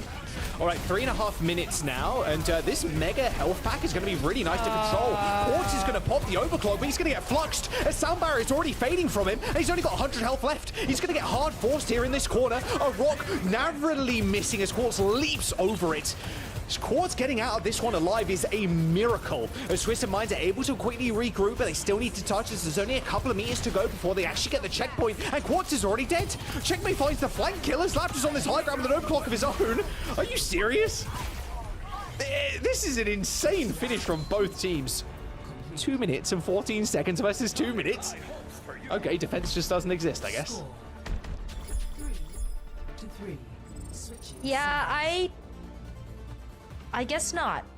I kind of think that maybe is a Sigma moment on the attack. I think I would be very surprised if Ziad comes out on anything else on the defense. Yeah, it's got to be, isn't it, really? Sure. Those rocks were crazy good. And even just the threat of the Sigma as well for the Wrecking Ball could be very annoying. The shield too, if you're a DPS, you're dancing with the shield for the Sigma, so you're not getting insta-killed by Hardy. It gives Quartz a few less windows as well. Both the Grasp and the shield can stop Quartz getting value. Even if you get slammed, which is majority of the time is going to be a kill because you end up like above the shield, and then the Grasp as well. It might be able to reach depending on the kind of angle. Yeah, I think this is a big intelligent swap up from Qadsiah. Can they do it again? Can, on the defense this time, they actually hold and lock this first point down, because they came out with Hazard before and they just got rolled. They got wrecked. Yeah, I do think this would be... This will be better, I think. Don't worry. It's gonna be magnetic. They'll just stick to big girls. I think, especially at this position, the what do you like better, the Sig shield or the Brig shield for your Sojourn? Brig shield small, Sig shield big. Sig shield W. Exactly. Bigger shield equal better. And there you go. Okay, Psycho on the Tracer, so no Torbjorn, and then already on the Zen. Don't mind this pick whatsoever. There's no one really on the side of Qadsiah to punish you on the Zen. You can play it slow. You got to be careful though of getting railgunned, but more often than not, they're aiming for Quartz because they know how much of a problem he is. Oh, checkmate too, actually. A very big problem on the Torbjorn. You can remove that turret. It does make Psycho's life a lot easier. Otherwise, that turret is basically just angle checking for wherever that Tracer is coming from. Smart positioning by the turret means that you're locking down that lower level, but Irony sniffs that out, is able to take it out with a huge charge, and Irony has Transcendence. Irony's going to have Transcendence. A lot of damage. Oh, good slam there onto Lan, and forces the lamp, and Psycho's there for the follow-up. And with Irony on the Zenyatta, you have the orb just permanently on the Tracer, right? Or you have it on the ball. They are not dying. And then Tracer with orb, that's just not really a fair fight. Although, you're not getting a fair fight against the Sojourn and Torbjorn anyway. So Tracer does need all the help you can get in that regard. Landon is kind of existing right now, or trying to at least, against Hardy. High ground with this window could be rather dangerous for Twisted Minds. An early lamp, but a good whip shot down to the low ground. He's still going to use this window, but the Transcendence is going to come out. A very, very aggressive bash there from Astro. Meets him in the middle as his attention was turned elsewhere. 5 seconds to go, but it looks like Twisted Minds on the attack might be able to secure this point. A Flux is going to make things a little bit harder, but a dodge from Funny Astro bashes out of the way of the Flux. But still, they're coming up with kills. Funny Astro died with the rally, and he's hoping and praying now the rest of his team can stay alive. OT ticking down as Hardy ends up going down too. Can't re-trigger OT as Astro goes down with the rally that they needed. It looks so good for Twisted Minds, but Qadsiah are going to hold them just before that first point. Sigma things again, but you also have to call out Labda's presence on that Sojourn. So many important picks towards the end of that skirmish, right before Twisted Minds were able to capture that first objective, and now there is a very clear win condition here for Qadsiah. Just reached that golden box right before that first point, and you in Series 3-0 versus what everybody has looked at as one of the toughest opponents in EMEA. How remarkable would it be for a team like Qadsiah to be able to do that? I think they have a great shot too. Yeah, 2-1 in the standings. Then Twisted Minds going 0-2 is not something I had on my bingo card at all. I did not expect them to be in this position. Meta shifts, pick and ban system, very different look to the scene in general right now. All right, I mean, look, I don't mind this checkmate May either. Just make Hardy's life a little bit more punishing. Like, you just left-click the ball and then everybody shoots the ball and he can't get away.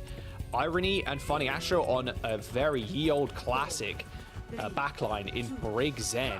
It's a lot of frontward damage, and you are going to be able to punish people that step out of line, but getting through the walls, getting through the rocks, the shields and everything else, Irony is going to have to put up some big damage numbers to help Qadsiah and Hardy find these kills too. Yeah, I mean, that's why I love the Mei pick as well. You get to block off the sightlines of Quartz, not just with the shield, but now this Mei wall. So there's so much versatility into these cooldowns. Hardy is scared to slam too. He's scared to slam into the front line, slams high ground over and over again to get people off of it. But if he slams there, he's going to get walled off and almost instantly killed. And you can see he's going in, going out, going in, going out, not committing to a large slam until he knows it's safe. A slam onto the high ground does briefly knock Haku up, but not the same efficiency as what we were seeing before. Ooh, everybody's getting a little low though, so Landon does have to put in the legwork. Haku dying means that Qadsiah are going to be stopped for just a little bit, but they're still making a slow move forward. Now that both of those supports are down though, I think Qadsiah do have to go back to spawn and rethink this decision. because we're going to start to see some ultimates getting worked up to on the Twisted Mind side. Already not quite as fast-paced as last time, but we already see Qadsiah making... Is that a change? Well, I mean, the Torbjorn's definitely going to help summon.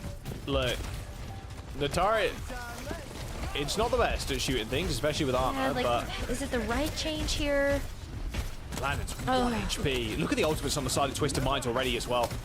Psycho, Quartz, Hardy, they pretty much got ult. Qadsiah, they've really only got this window to use. And they still need to try and take control of this high ground away from Quartz. A good stick. Lamp comes out. Perfectly timed there from Landon. Window on the high ground. Does immediately get slammed as Landon used those moon boosts to get back onto the high ground. But now who can really test them? A Mind's onto Landon, though. Straight up onto that window, so he can't do anything. Labda finds one in Irony, but forces the recall of Psycho as this fight is broken down. And with 8 seconds to go, Qadsiah's comp is just falling apart. There's too many factors, too many people they need to look at. And Twisted Minds are gonna hold. OT is ticking. Checkmate gets the touch. But for how long can he survive? Not long enough. Yeah, now with the Transcendence in Irony's pocket, you're gonna see it pulled out, but not before Funny Astro goes down with a rally again. Surely we don't see another clutch with a Doomfist. Checkmate down, Slan onto Labda. He's got a little bit of healing from that. Lucio too can stay alive on this high ground.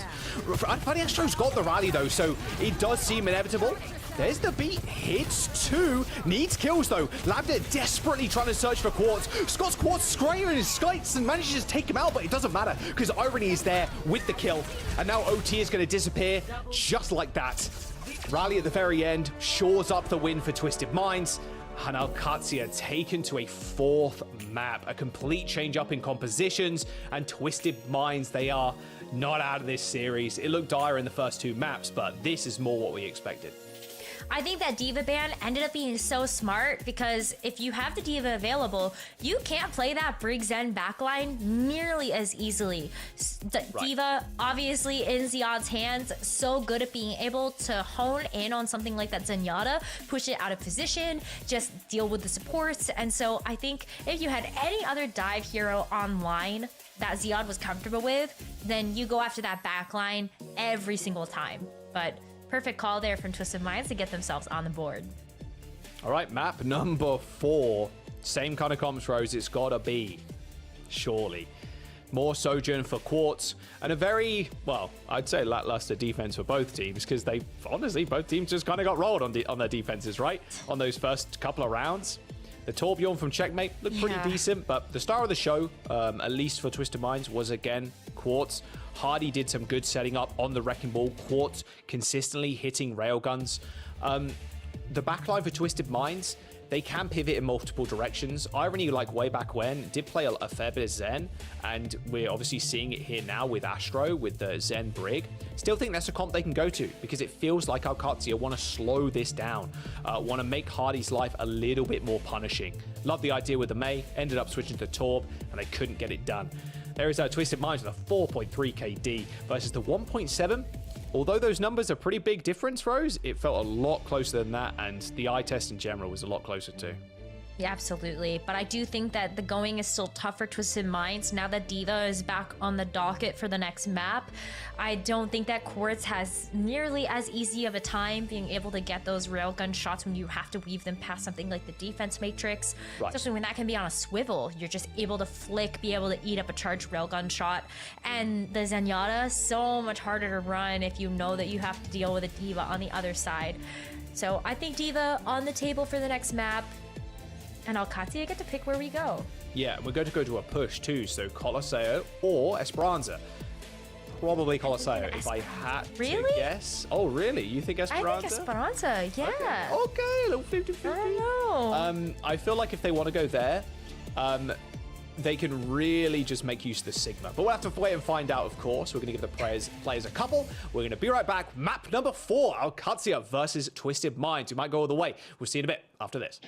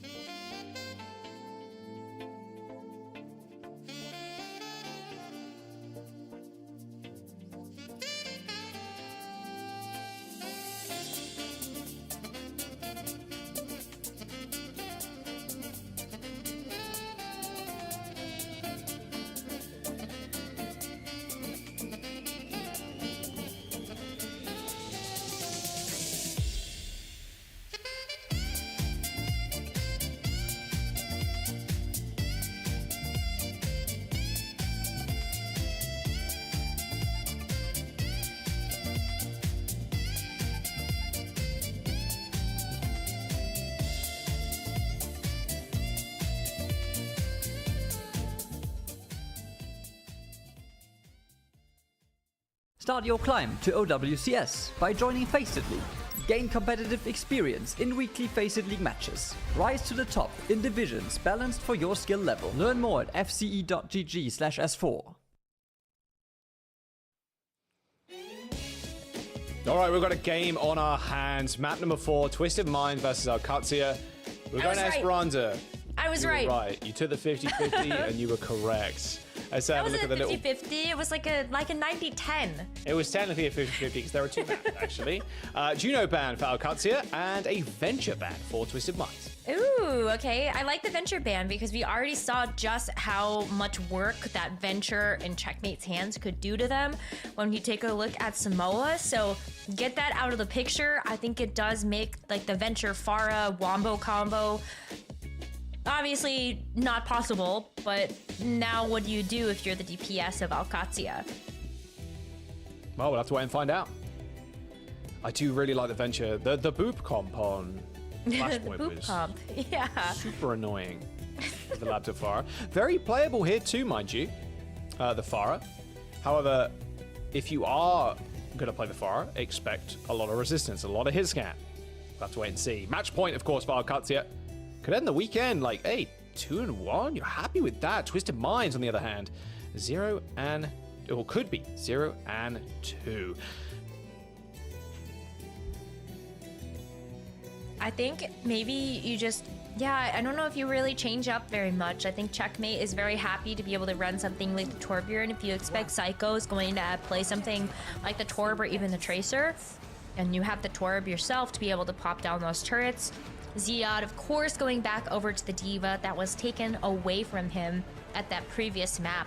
Gets to bring that back in full form, and so we don't see a static backline. Honestly, on either of these teams, outside of Landon playing the Baptiste, Funny Astro and Irony both on very speedy heroes. Well, it's going to be Quartz versus Lapta yet again. Hopefully this is going to be a matchup we see consistently in EMEA. Oh, Landon down though. Huber, Quartz to set up success for the rest of his team. No healing really now for our Qadsiah, but he got Lucio. There's a Twisted Minds. They do lose theirs, so Hardy's going to be a little bit susceptible to dives like this. And even Haku taking one for the team as well. Psycho dead, got my one. Good team fight. Even losing your Kiriko that early, you expected to flip, or sorry, your Baptiste. Landon is switched over to Kiriko now. Losing one of your supports that early is not normally a good sign. No, absolutely not. But Landon said, you know what? Okay, maybe Baptiste is not the right call. I can provide a lot more support on something like the Kiriko, especially if I have the Suzu available. Stops a lot of that one-shot potential, especially by Quartz. The Labda gets this high ground set up first. Perfect sights on the enemy team, but cannot get his head taken off here. High ground, Joe. You see how, how dainty Quartz is being there. Like, doesn't really want to peek his head around too much. Knows the D.Va could be up there in a blink of an eye. Oh, again, just moved off. Yeah, really nice checking there from Ziad. Dragon shot's going to be hard to really get past this D.Va. Not only the Matrix, but just kind of tanking those shots as well.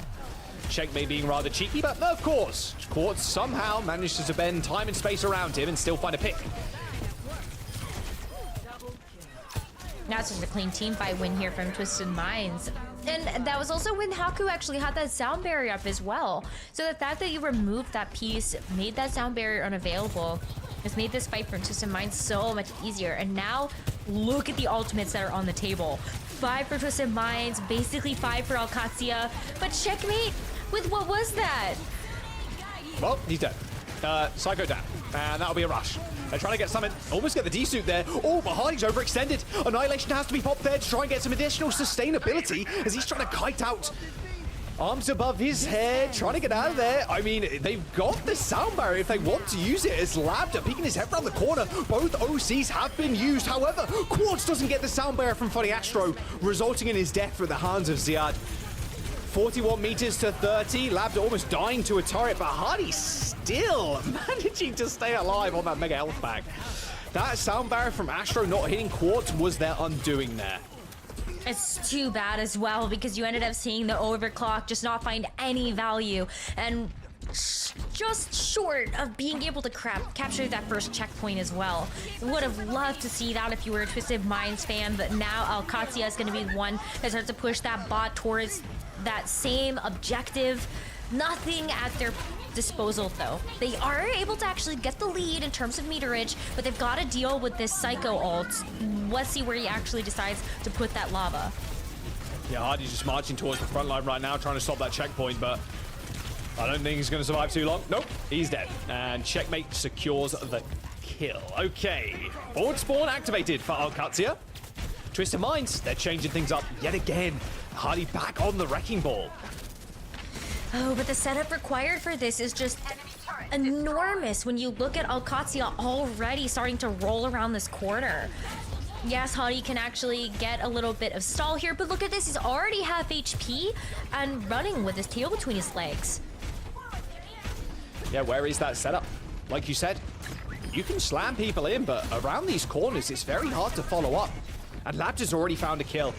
And this is the big kind of time play you play with the Wrecking Ball versus someone like a Sojourn, is the Wrecking Ball's looking to set up. They need to be able to get into position where they can slam, go for kills, or set your Sojourn up. The enemy Sojourn just needs to find a pick. She gets a lot of extra time to really push forward and find an angle. Nice Molten Core usage from Psycho, though. Does force Qadsiah's hand, and they are retreating. However, they're retreating right to a Molten Core, but a good slam and a good railgun will result in a kill. Oh, wait, but Checkmate actually, after dying, still had the Molten Core pick up the kill onto Quartz. So they're actually not losing a lot of ground. Ziad is able to get back into the mech as well. Landon and Haku both have their ults, and a big pick from Labda evens the score. Well, the rush of being popped by Irony on the point. That turret is going to have a field day. Not for long, it's dead. Irony and Ziad do end up trading. A very messy fight in mid. But if you're Qadsiah 2 rows, you're still burning time. You have checkpoint. Like, Twisted Minds are throwing ults in. You're kind of exchanging them little by little. But you're still sitting on double support ult. Yeah, I mean, just stalling the time here is important for Qadsiah when you already have the lead. Rush could also make sure that you can maybe finish out this map. Get out of the mines if you want to with the extra speed. But just play keep away. Qadsiah are comfy with this lead. Super comfy. Reclined even. Oh, good poop from Hardy. Quartz there, double tap on Labda. Couldn't even control his character. Here comes the push though. That rush in the small building. Quartz did not stand a chance, and as soon as they saw the threat, they pounced. Qadsiah though still in the lead. 89 meters and counting as Twisted Minds switching to the Torbjorn and still not finding the answer to Ziad. 3 minutes and 45 seconds left. One final corner for this push bot to round. No ultimates now for Qadsiah as they look at an empty bank. So Twisted Minds, they should be able to get this, you would think. Sound barrier, they also have the Molten Core here. But how long can you actually stop this train before you realize that you have to be able to push back? Sound barrier from Funny Astro. They're going to try and find a pick before they want to use this ult. But it gives Labda enough time to maybe find a kill. And, well, yeah, okay. Jinxed. Hardy there a little bit. Sorry, pal. Hardy dead. Molten Core used. There's the sound barrier to stop the Molten Core going crazy. Well, they managed to kill the Baby D.Va, sure. Issue is now you've burned Molten Core and sound barrier. 3 minutes to go. And this fight isn't over yet. No, Labda still finds a kill. Yeah, wow. Like, Labda keeps getting these picks. I even thought on Route 66, maybe Labda could be the equalizer after seeing 2 picks in that final fight. And even now, still walking away with kills, working up to more all percentage. This bot just got back to that middle ground, and everybody on Qadsiah got the forward spawns. Molten Core for Checkmate this time around. Gonna try and burn his way through this floor here, just take this high ground. Not that much of a hindrance by the looks by Twisted Minds, but Checkmate's on the off angle. A classic. And Torb, he gets another kill.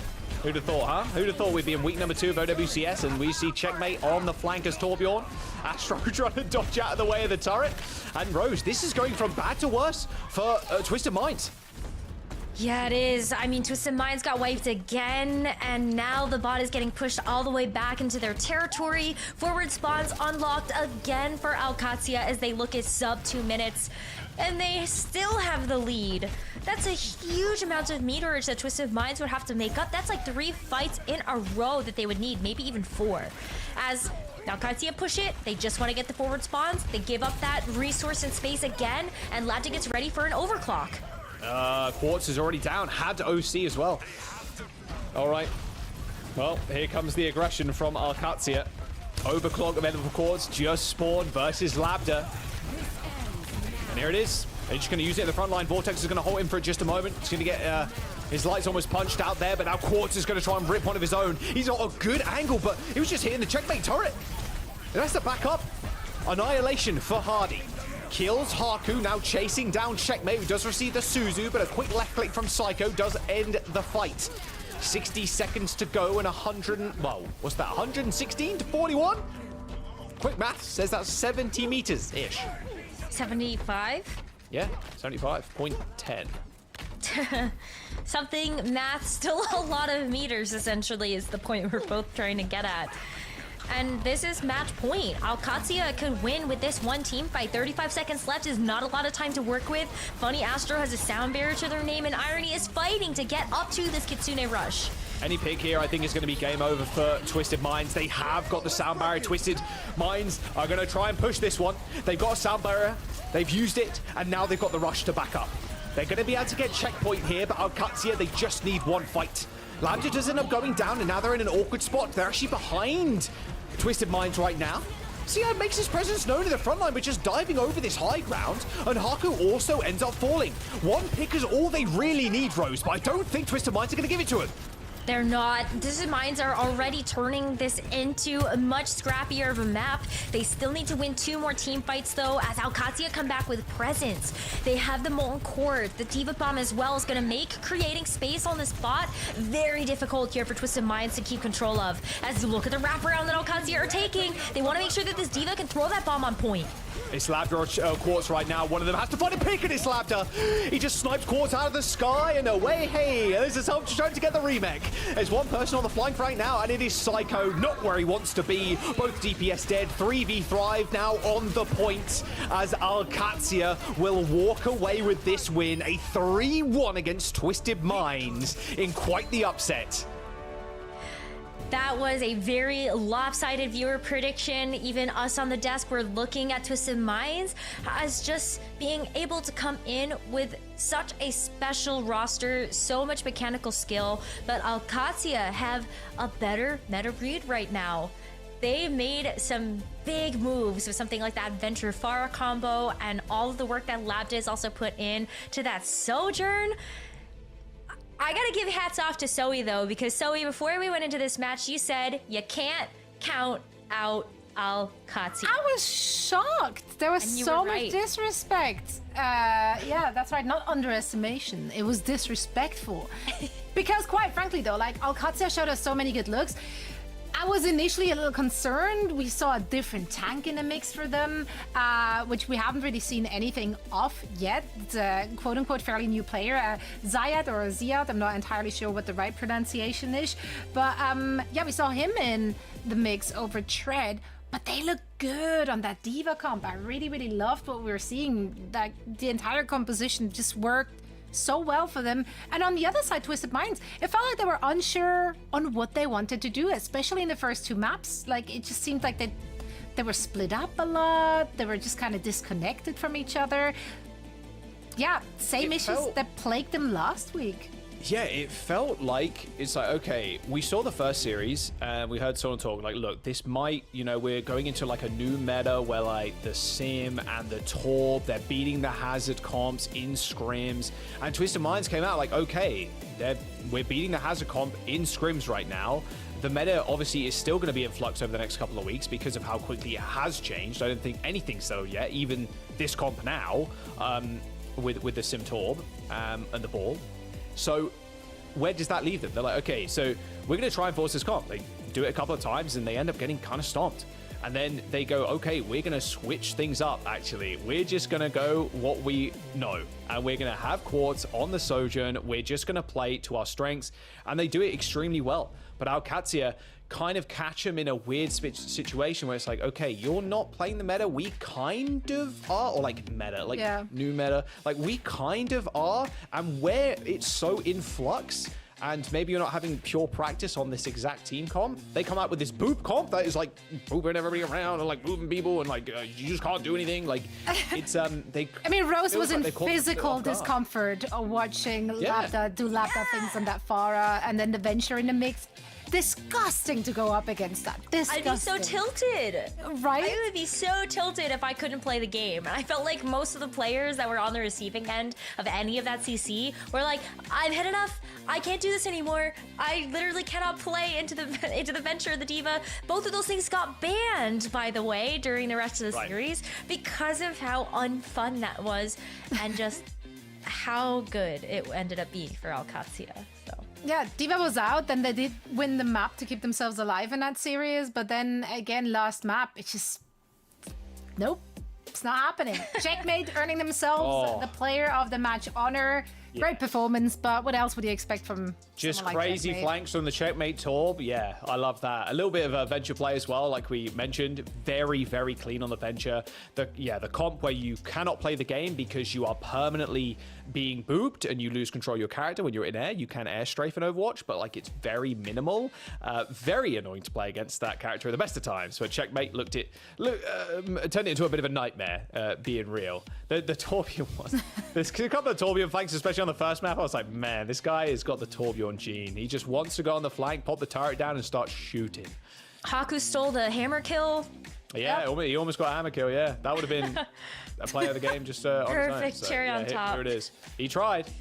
A boot kill. Unfortunate. But yeah, I think very well deserved by Checkmate. We know he's a very flexible player too, and he played, what, like 5 heroes this map?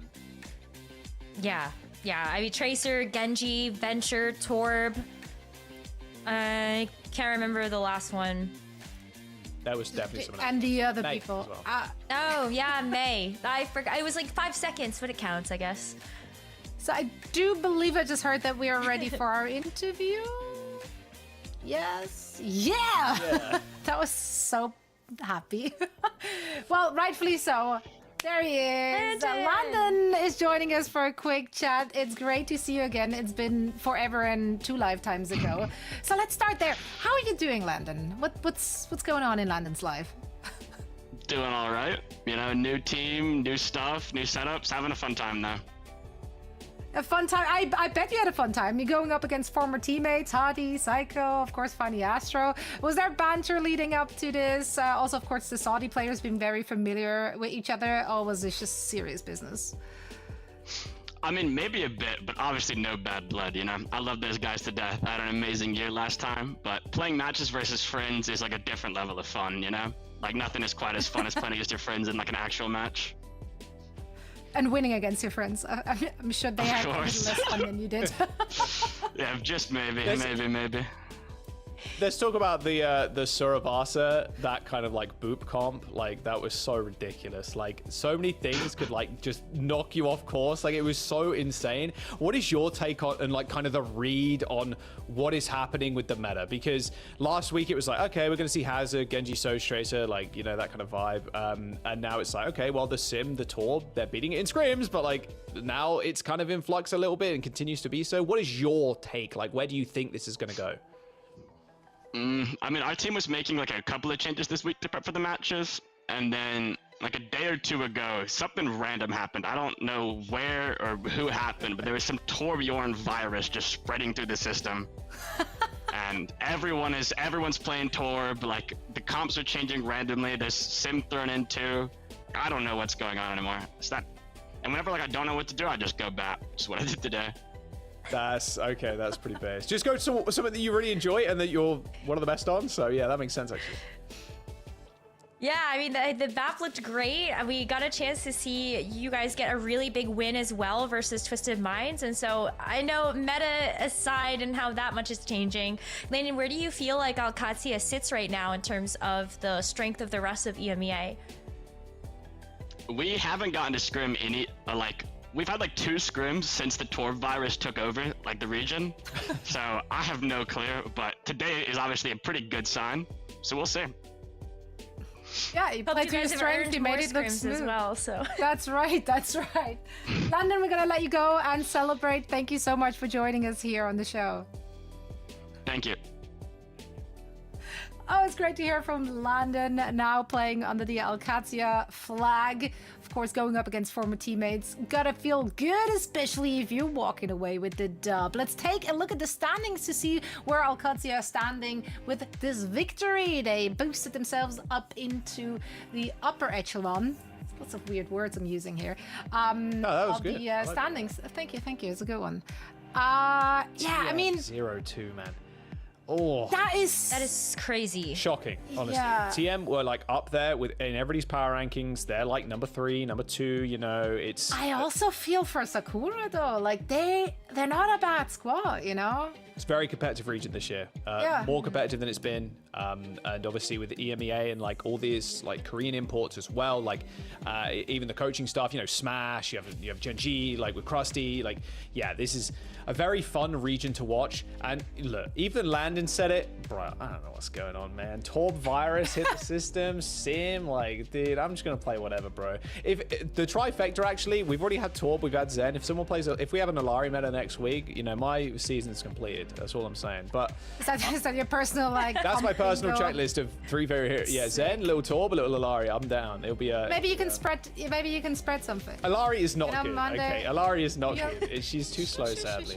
But it's going to be fun to see throughout the weeks what this is actually going to turn into. Also, it's going to be fun to see NA. What, like, are they going to play the same? Oh, jeez. I like NA already does its own thing. We saw this last year for OWCS. It's like, okay, Korea plays meta, EMEA sort of plays meta, NA plays whatever the hell they want. I don't know what that is. Yeah, Sombra? I saw that last week in the VODs. I mean, we saw some Sombra today as well. There's good chances of that happening again, and now they have the choke Relibrium over there as well, so we have absolutely no clue where the teams are actually standing, because everyone is winning and losing against everyone. Nothing makes sense, but we're trying our best to paint a picture for you after a quick break. We're heading into all things NA. For now, we're going to say goodbye to Jack. I believe Rose is staying with us. Have fun. That's right. So thank you so much, Jack. We see you again tomorrow. And all of you viewers, grab yourself a snack and a bevy, and we will be right back after a quick break.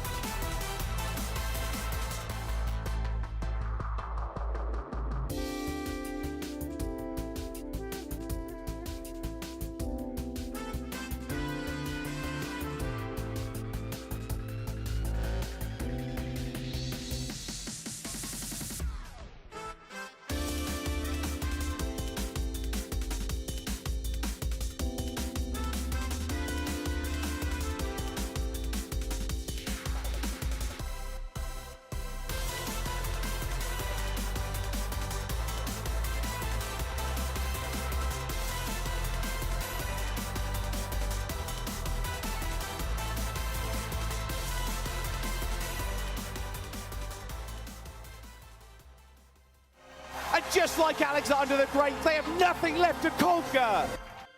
Blue ball falls as Sugarfree just carving them asunder.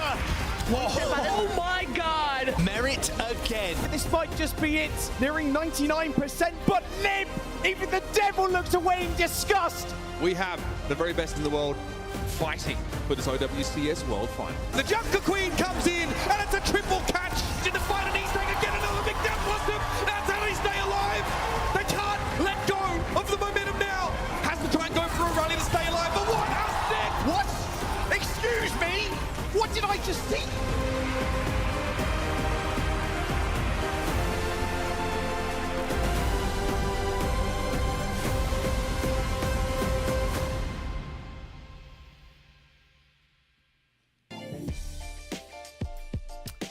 Hello. Welcome back. I wanted to say something completely different. Alas, here we are. It's time to shift gears and focus on all things NA. Different region, but the same PSA from me. Once again, let me remind you to connect your Battle.net account to your Twitch account and earn in-game goodies while watching our stream or one of our featured co-streamers. Today, that will be our very good friend, my very big little brother, Johnny. So head on over there. It's Johani. Yeah, that's right. He's featured today. Show him some love. He was on earlier today, and we were a little mean to him. So he really needs some hearts and chat and all that stuff. Now, speaking of things that we love, free stuff. Yes, there's more. FaceIT drops. Connect your FaceIT account. Yep, there is a button somewhere underneath your stream right now. And then you can connect all them accounts and boom, stuff. Lots of it, in fact. Available for FaceIT points in the FaceIT shop. To say FaceIT another 10 times. You can see the directions here on your screens. It's very easy, and there's all the good stuff in the store that you can get. Some of it Overwatch related, but there's also stuff which has nothing to do with Overwatch. I think last year we talked a lot about the laptop that you can get for many points. I'm not sure if that's still in it, but I'm just gonna make that statement and say it confidently. And then that makes it true, right?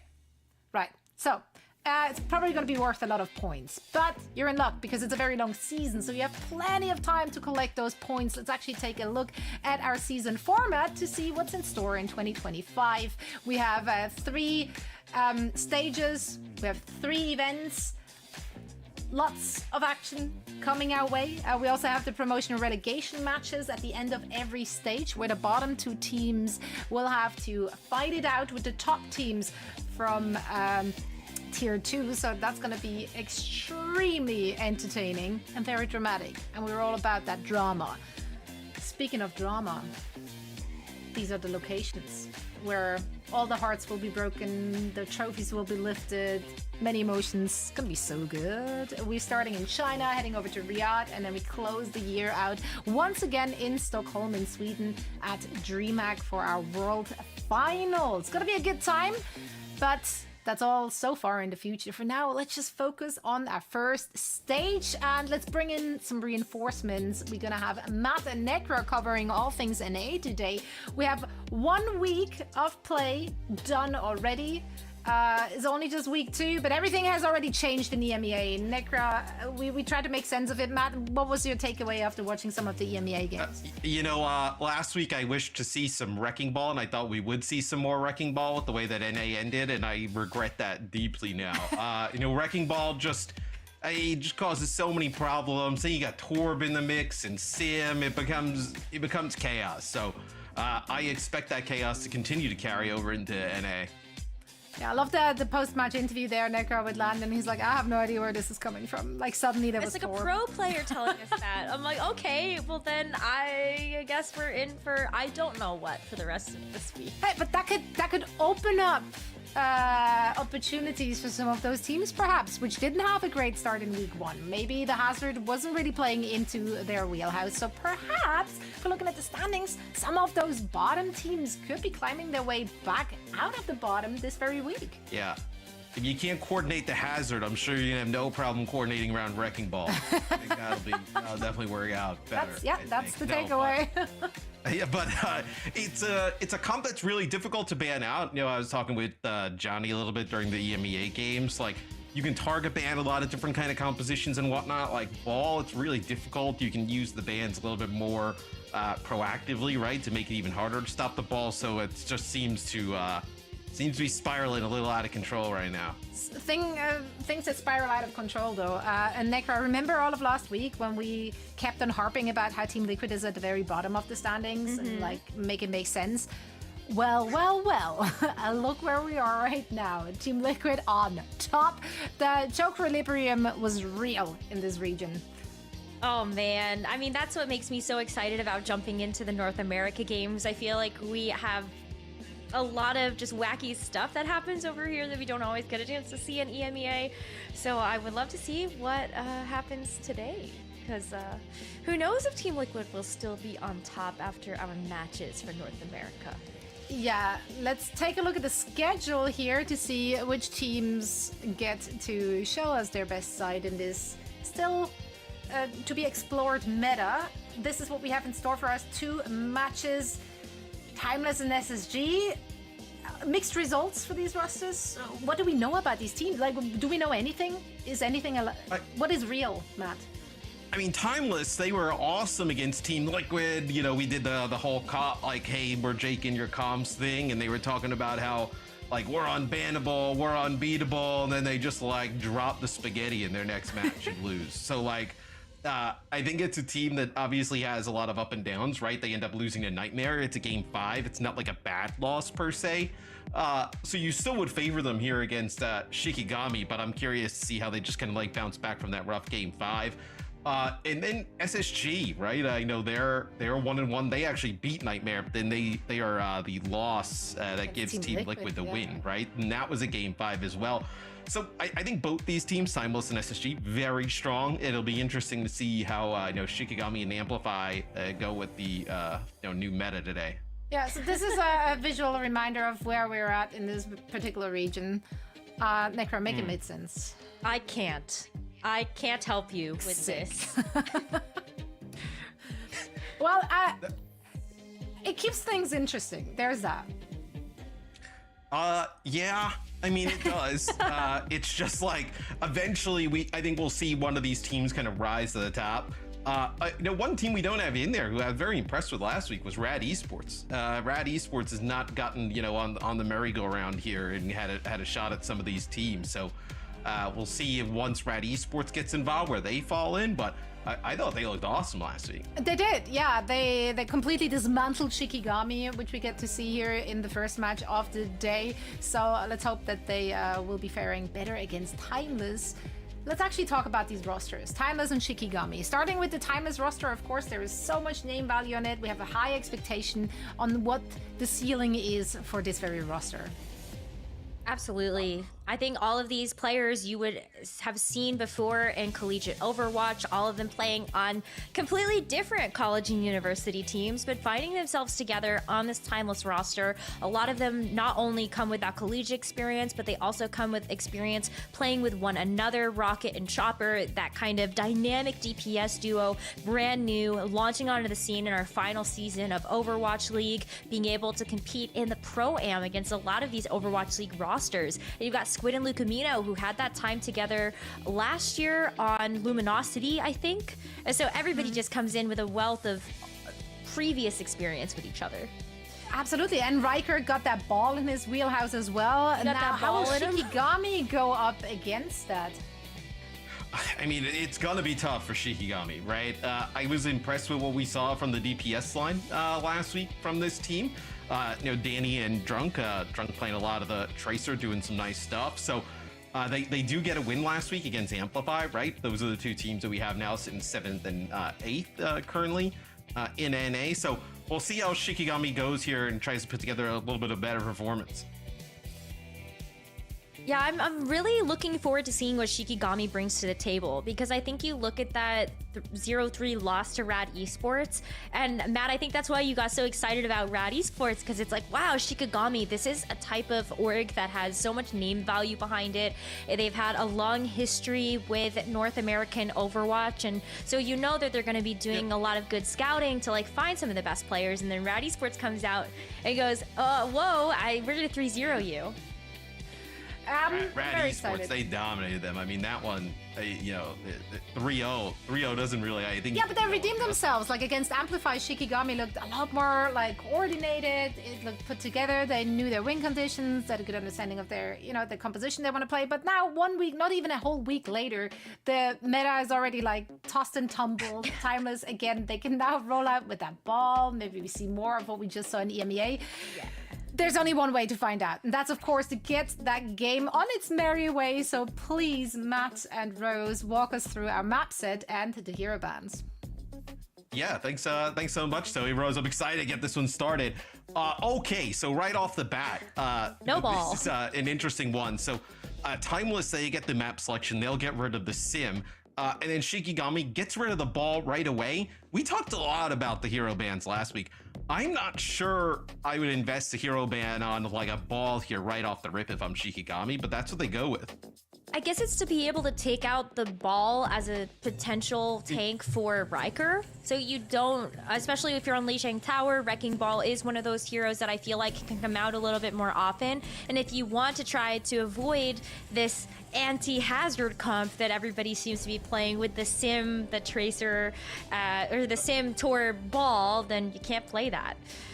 Yeah, totally. I think at least in my head, I would want to lose to it first or see how poorly we play against it before, like, because what if, for instance, they come out and run the ball right and then maybe you're able to run something with a Sigma and it kind of works. Maybe you can kind of, hold on to it for later in the series. And then if you get dumpstered by it, you just get rid of it next game and try and tie it up. So we'll see both these teams off the rip.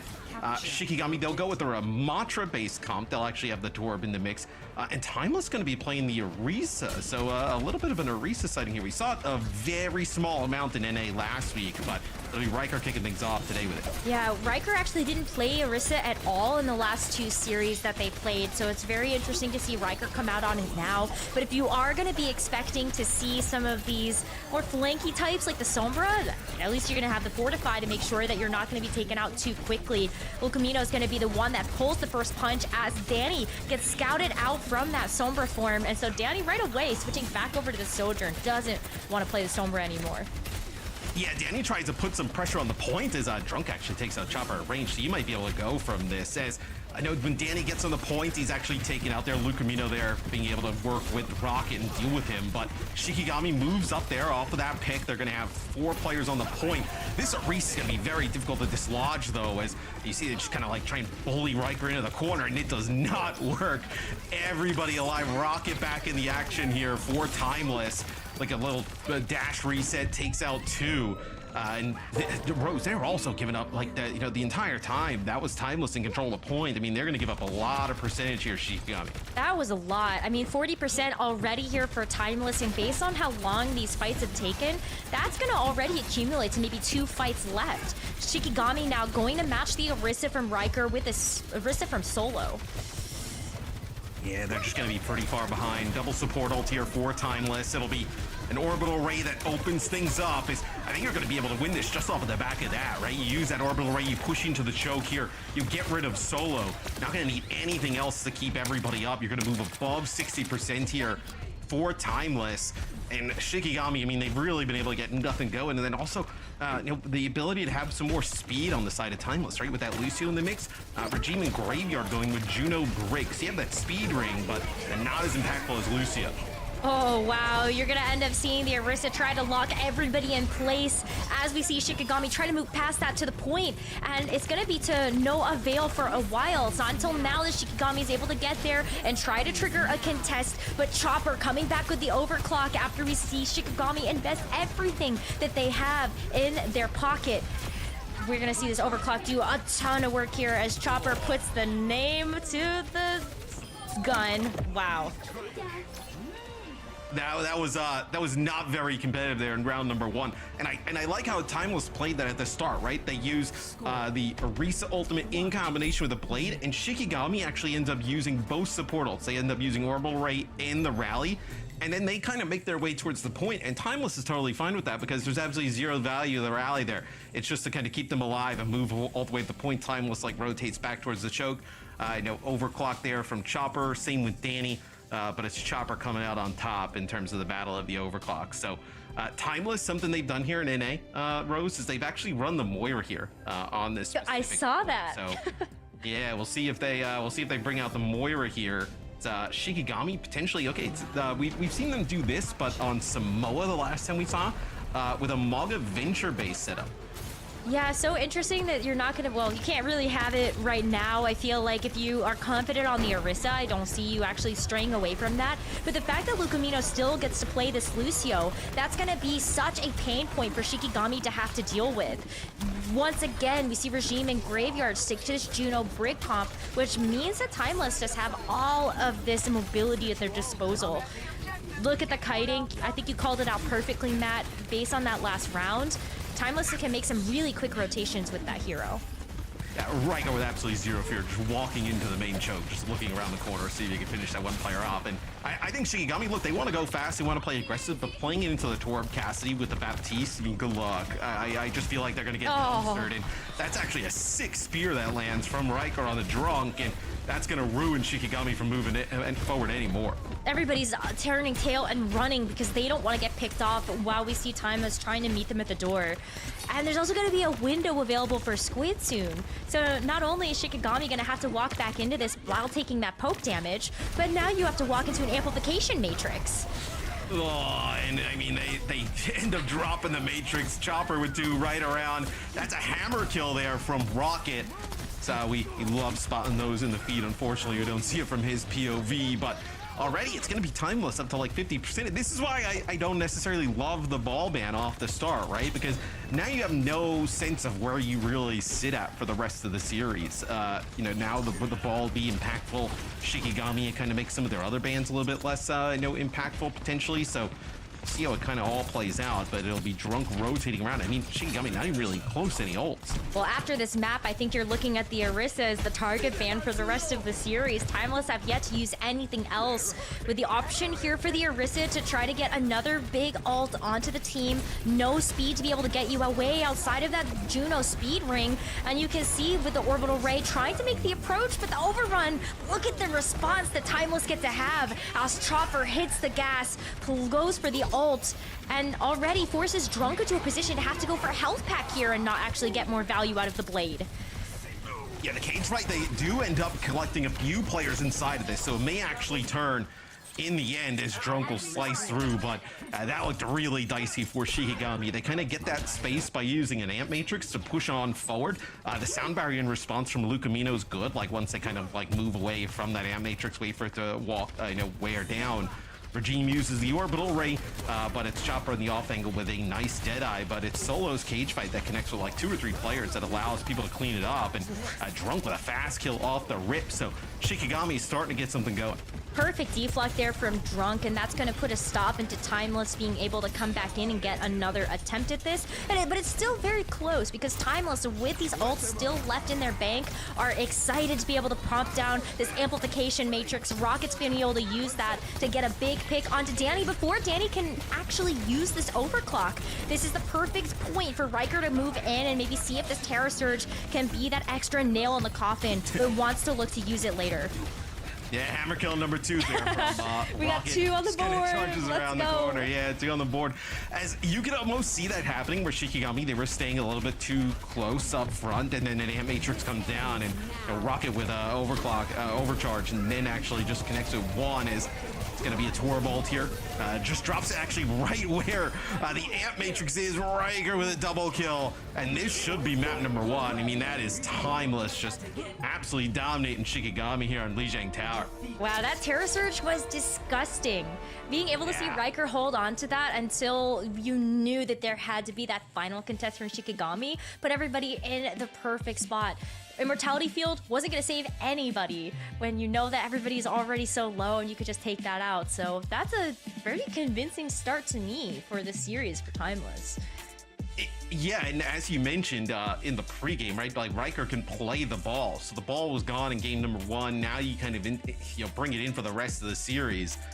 It could almost get even rougher here for Shikigami, right? The sim was gone as well here. in map number 1 with the hero ban. So we'll see where Shikigami decides to take us, but really rough start for them. I think when these teams play this like really fast pace, even, you know, with an Orisa based setup and whatnot, it can be tough for some teams to react.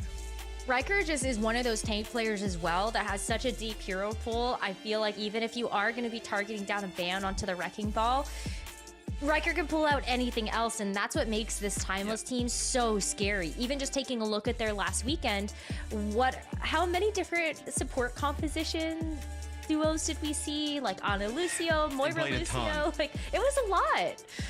The stats, yeah, they are representative of what we saw during the game.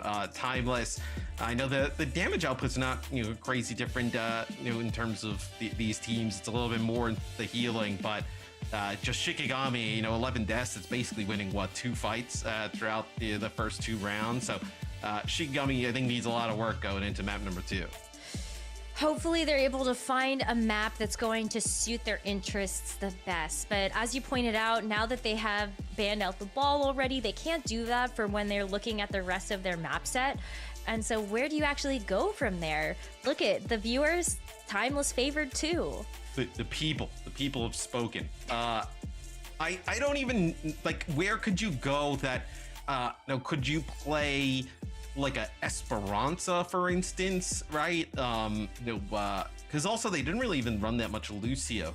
They ended up running like a Brig here with the Juno at the start, and then I think maybe switched to Lucio in the second round. But yeah, like an Esperanza, do you wanna, we've seen a lot of teams in NA go towards like Surabasa for a map 2, but it'll actually be Numbani. Numbani is also a map that's like historically pretty good for Torb. So I wonder like if there's a way they kind of want to target a Torb ban here. I mean, that's bizarre to even say, but do they want to get rid of the Torb in this type of scenario?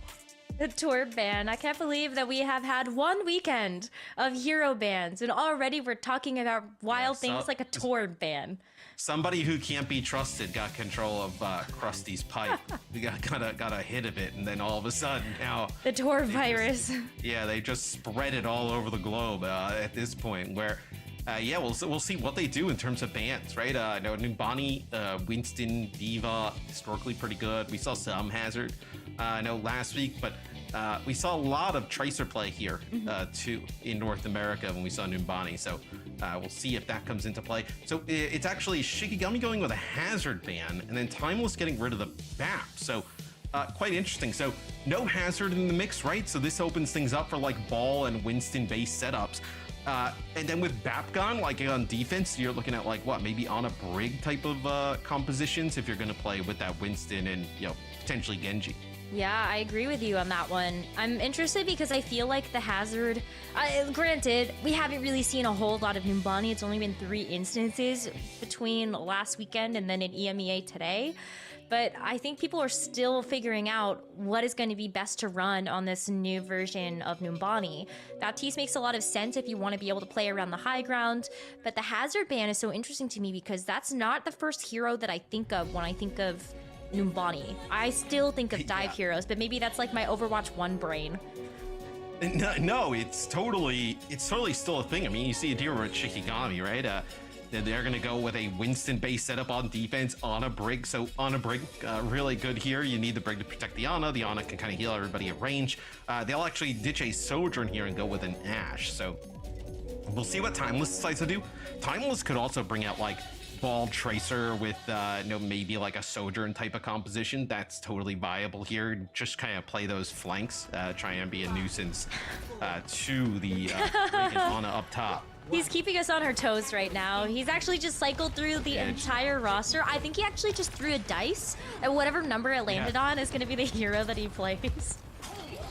Diva extremely good at accessing high ground, right? Defense Matrix also really good against Ana in terms of, denying Graveyard from a lot of those bio grenades. Absolutely, and you've got the Diva boosters that's going to also help to push out these supports from their position, and also force Danny into a position where you might need to use the coach gun early. Crazy pick. Usually you fight over this location. Yeah. Sorry, I'm like so confused because usually you fight over this high ground location, right? Like you want to deny a team from getting there. And Timeless just like walked up and just, there's just nobody there. And then Chopper just domes Graveyard from across the map. And like, that very well may be the first point. I literally heard your jaw drop as we started to watch the fight play out. But yeah, I mean, just so far back, gave so much room for Chopper to operate, and once again, finding that first pick onto Graveyard is gonna send Shikigami careening back to spawn. Well, typically you're gonna play for Shikigami here on defense. You're gonna play like an Ashe. You're gonna sit on the opposite side high ground. Throw a Dynamite over. The Winston's gonna get up there. He'll play a little bit. Same with the Tracer.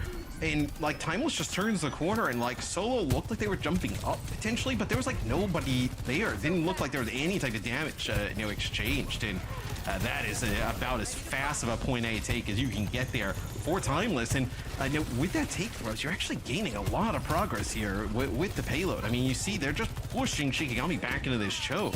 So far forward already, about halfway to that second objective, and still putting down a ton of damage onto Shikigami.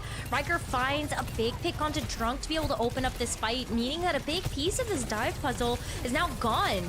This is gonna be a big cleanup here if Chopper even needs to use the overclock, if that. We see Solo jumping back in, but it feels like it's too late when the rest of the team is already dead. No, they're just like letting Solo stay alive for as long as possible, then killing him. And this is going to be second checkpoint. Over 5.5 minutes here to complete the map. I mean, this is crazy in terms of the speed that Timeless is moving at. And for Timeless, for me, like, we obviously know this team is good, and to beat a team like TL 3-0, obviously extremely impressive. It's just like we need to see this like all the time, right? I think it's a little bit more of like a consistency thing. This is actually Graveyard using the Nano here on the Solo, just trying to get this choke back.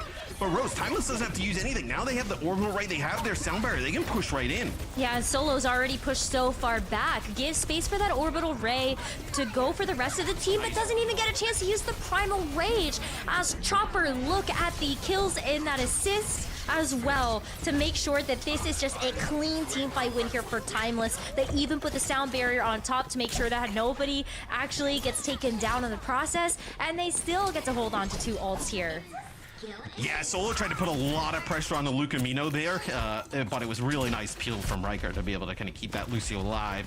You have to pop that sound barrier quite early. Graveyard going to go over from Break to the Kiri here just to get back out there a little bit faster, but the Chopper could end up using this overclock, could end up getting Timeless over the line here. It's going to be the primal from Solo. Now going to get the chance to use it, but just trying to find anything. Nothing really home. He's going to juggle Riker a little bit, but he's going to get a mech back.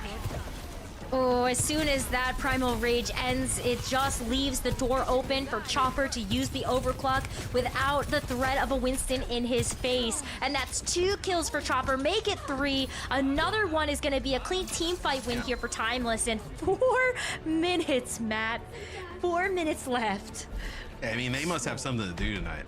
God, everybody has dinner plans. I thought Valentine's Day was like next weekend. Yeah, I was like, oh man, Super Bowl's on Sunday. Like, we got some time. We don't gotta get out of here right now. But I mean, they are moving through this one. They got schoolwork. A 4 minute. Well, look, Rose, it's Friday. Nobody does schoolwork. Actually, you're right. You're so valid. You don't have to. Yeah, you don't have to do it. You got a few days. 4:03 is an insane time bank. I mean, I don't even know where you begin. Like, there's no chance of you matching this time. I mean, there is, but there's not. Matching the time bank. It's just kind of like, man, I really think it kind of starts with that first point defense. Like, that's where it all kind of falls apart for Shikigami. They never really recovered after that. They really didn't. I feel like Timeless didn't actually give them a chance to set back up properly either, because every single fight, it was Chopper gets a pick. Oh, Chopper gets another pick. Okay, Shikigami reset. Oh, Chopper's found a pick again. And Shikigami never got a chance to actually use their ultimates where it felt like they were using them proactively. Yeah, I mean, just wild. Wild stuff here from Timeless, putting on a crazy performance. So Timeless actually will play the Torb on defense. So I like Torb here. Torb seems to be pretty strong. What we've seen a lot from, different regions. in the meta. Torb historically has always been really good here.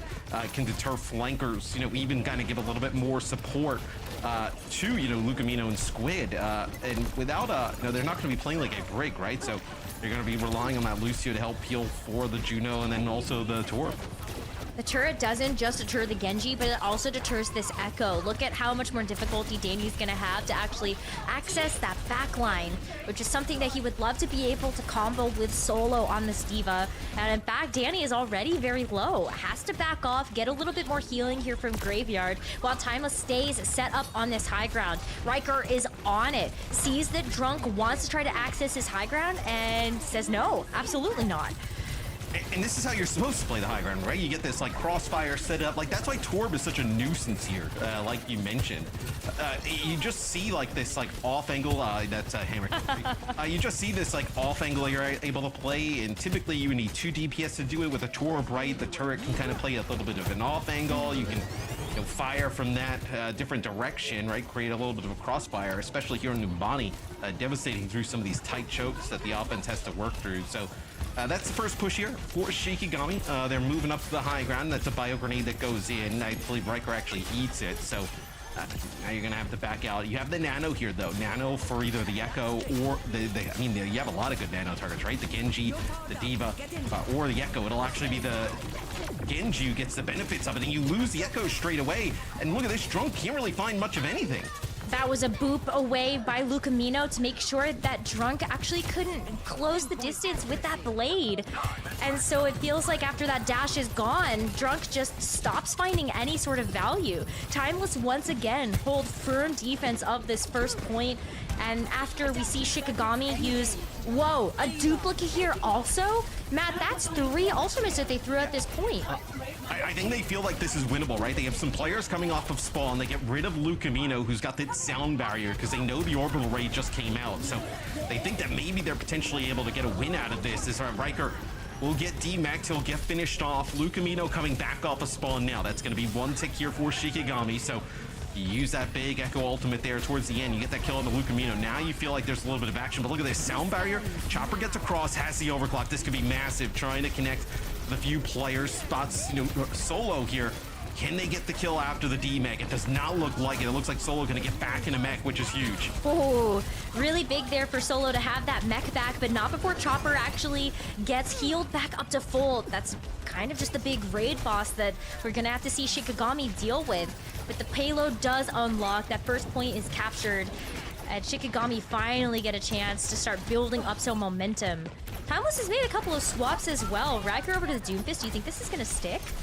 No, I think this is just to like get out of the spawn quick on the last one. Not able to get there and get a touch. So I think you probably swap off of this if you're Timeless, especially with the on the other side. But I gotta say, Shikigami, right? They use that Echo ultimate, they copy, they get in, they get Lucamino. They played that quite well. I think they kind of caught Timeless a little bit off guard. And once you didn't have that sound barrier to keep fighting, you're kind of, out of luck there. Is Drunk now with a Nano and the Blade. Just trying to find anything. They get a kill on the Chopper and they back them up, so this will gain some space to move the payload. Graveyard having that Nano up for that Blade is the perfect combination of ultimates you would want to see, but nobody's moving the payload. So there is plenty of time for Timeless to actually get back in, have another recontest at this. And this time they do have Rocket's Lava. Maybe that will be the... Yeah, let's see. Yeah, we'll see. He kind of throws it out there towards the payload. Doesn't really kind of connect with much of anything.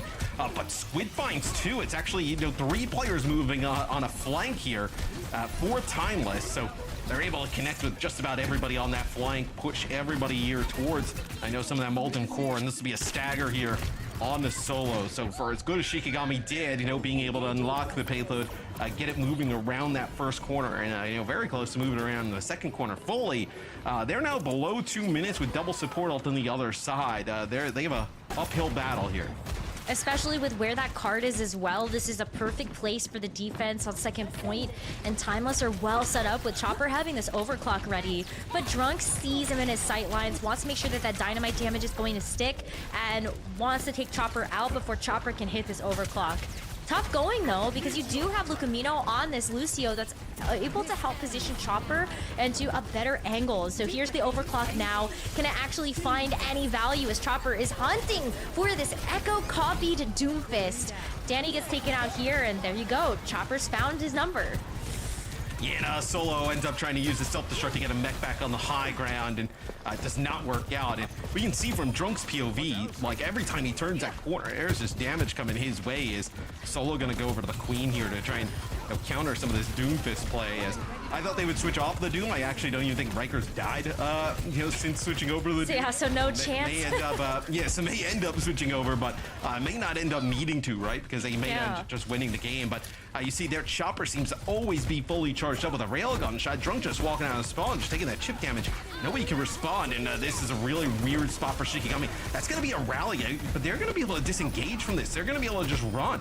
They need a rally to get out of spawn, and they can't even make use of it because there was a Torbjorn turret at their back. All the while, sub 30 seconds now for Shikigami to actually get back to their cart and try to make a meaningful push. And it's going to be off the back of Graveyard's Nano. Danny doesn't have a blade yet, and Graveyard goes down before actually being able to throw that out.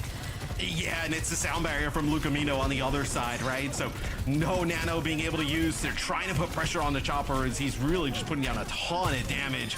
It does not look like even with a focus they're able to get him out of the equation. And just like that, it's going to be Timeless. Ends up winning Numbani. And you don't even get a use of that Nano towards the end. But honestly, Rose, I mean, it's 4 minutes plus in the time bank for Timeless. Even if you get that in OT, it's still a huge mountain to climb there for Shikigami. I think, their defense just set them up so poorly. It's not that we haven't seen teams be able to make ginormous comebacks like that, but you're absolutely right. It feels like the writing is on the wall for you to get the map finish in overtime, and then you have to deal with that 4-minute time bank for Timeless to just get 1/3 of the pie. It's a tough ask for any team, let alone some of the best in North America. But what a phenomenal defense from Timeless. I almost thought it was just going to be a full hold on this first point. Yeah, it was looking like it had the possibilities to be, right? But no, right here, when Danny actually kills Lucamino and then uses the dupe, this is where they open things up here to be able to take this first point. They did a nice job of realizing Lucamino was low. They get the kill on him and then want to extend that fight, right? They know that the sound barrier is out of the equation. They know they can battle back from that type of position. And I know towards the second part of the map, they just really were not able to get on the same page. And here in the final seconds, right, not being able to get a use of that Nano and then end up falling. That's 40 deaths is a lot as well. I mean, a lot of you see this though with this meta currently. There are so many fights, like not even there's like almost like more skirmishes, right? They're just so fast that you can rack up the deaths, and that's what Shikigami did here. Timeless looking very impressive. Yeah, and even if it wasn't a full team wipe that was happening, Timeless were maybe getting 1 or 2 picks on the defense, and then Shikigami has to regroup and then go back in. So it's not even that they're getting wiped as a full team of 5. Great stuff from Timeless, though. They're looking already at a match point and a match win after these first 2 very decisive maps. And Shikigami is not like a pushover team, right? Obviously, extremely talented, can make it to this far in NA. They already have a win, over Amplify. But Timeless is just, they are lights out today, with the pace of play they're bringing in. And now for Shikigami, like, what do you even do in terms of like map and pick here? Like, do you do push? Do you try and bring out like one of the flashpoints of the hybrid? Like, it seems like there's no great option here for Shikigami. So you have escort left and you have push left, and I feel like out of those options, I feel like if I'm Shikigami, I might want to hedge my bets a little bit on another escort map. Oh, it's such a tough call though, because I feel like yeah, do you play something like so Esperanza? I thought Esperanza potentially would have been map number 2, but they bring it in here for map 3. Yeah, I was trying to thinking like through some of the escorts, like, you want to play Route 66, probably not. Like, it seems like they don't have any great options. I'm curious what they decide to do in terms of bans here, right? Maybe it's something like getting rid of Chopper Sojourn, right? Trying to play, force them to play a little bit more Ash, but I also think if they do get rid of that, like, Timeless can just play like Tracer Gen.G, right? They can just play really aggressive, so I don't know how much that actually hurts them. Where for Timeless, feel like you can just get rid of just about anything here. Okay, so it is the Sojourn ban for Shikigami. I was right on that, and then they get rid of Hazard on the other side. Wow. So, Hazard not in for the last 2 maps. I mean, honestly, Matt, I'm okay with that. I like getting a chance to see some different tanks. As soon as we looked at that first weekend, I was a little nervous that Hazard was going to be perma-picked for a lot of our matches in the first stage of OWCS, but... Yeah. I wish I could just take Hazard's accent. Like, even though he's gone, I wish we could just port his accent to other heroes. It's so good. It's so good. Yeah. Like Ball with a Scottish accent. Like a Scottish hamster? Yeah. Did you know that cats actually meow differently in different parts of the world? So I wonder if hamsters... I don't really like cats, so my knowledge of cats and facts on cats is quite low. So I believe you. That sounds viable. Well, there's a fun fact for you about cats, and maybe hamsters do the same thing, depending on where they are in the I don't even world. know what noises they make. Yeah, I mean, I've never had a hamster. Having a hamster seems like a Jack type of thing, so we'll have to ask him. Okay. Yeah. Hamsters are Okay. all the same. I'll ask him tomorrow. Yeah. Ask him tomorrow. Little creatures. Tell him it was me asking. After our FaceIT match, I'm not sure. He's talking to you, Johnny, again. Ball here for Timeless. Totally expect that. They was gone at map number 1. Numbani, not necessarily a ball map, but here on Esperanza, you can definitely play it. Torbs on both sides, and Shikigami actually will play the Sim. So Sim was gone in map number 1. Not a great option in map number 2 on Numbani. We'll see how the Sim kind of plays out into this, though, here at the end. The theory in Sim is that you have those teleporters to be able to make those quick rotations in lieu of something like the Lucio that you would have seen in the backline. But Timeless are very aware of that. In fact, the Symmetra not working out the first time is something that Drunk is already going to pivot off of and go to the Sombra. It just feels like when you're playing the Sim, the mobility is good when the only mobility on the other side is like Lucio, right? Like if they have to amp it up and move around, right, then the Sim kind of can equal some of that. But when you're like Ball, Gen.G, Lucio, Juno, like there's no way even with the teleporter you're gonna track those players down. And you see Shikigami, they move away from straight up. They go now to a Sombra here, potentially trying to like hack the ball, give the ball some trouble that way. Where now it's already about 30 so meters here over to Timeless. That's a hack on a rocket. They're actually going to have Squid use this orbital ray up on the high ground. They're trying to burn down Solo, as Solo and Danny both extremely low. Well, the orbital ray was the perfect thing to make sure that Rocket could stay alive under the pressure of that hack. And the orbital ray is going to be enough to actually push all of Shikigami back before Graveyard can even get the rally. Regime goes down without being able to produce that orbital ray either. And this almost looks like it just could be a first point capture here for Timeless. Mauga comes back in the nick of time, and they do have to give up some of that space, but Timeless has a sound barrier. They ready to get this space back. It looked like that actually Timeless was backing up. It looked like potentially you could end up holding on to that right. It's going to be a cage fight there. It actually catches the ball inside. It's going to be sound barrier there from Lucamino. I believe it doesn't actually connect with Riker, so he's going to end up falling as they use the Molten Core, trying to drop it inside of that cage fight. And even though there's going to be those ults used by Shikigami, this is not won by them just yet. Everybody for Timeless a bit healthier. You're also going to get Riker back in the fight rather quickly. And you have Squid still up here for Timeless. So not over just yet. It's actually going to be Chopper here on the high ground with some assistance. He's going to be able to even up the score here, taking out Drunk. And you're going to get that bot back towards mid-map there for Shikigami, so you're not going to give up any more space, but you're not going to get anything either. So pretty brutal there. End up having to invest a lot of ultimates. Danny going to move away from Torb and go over to Cassidy.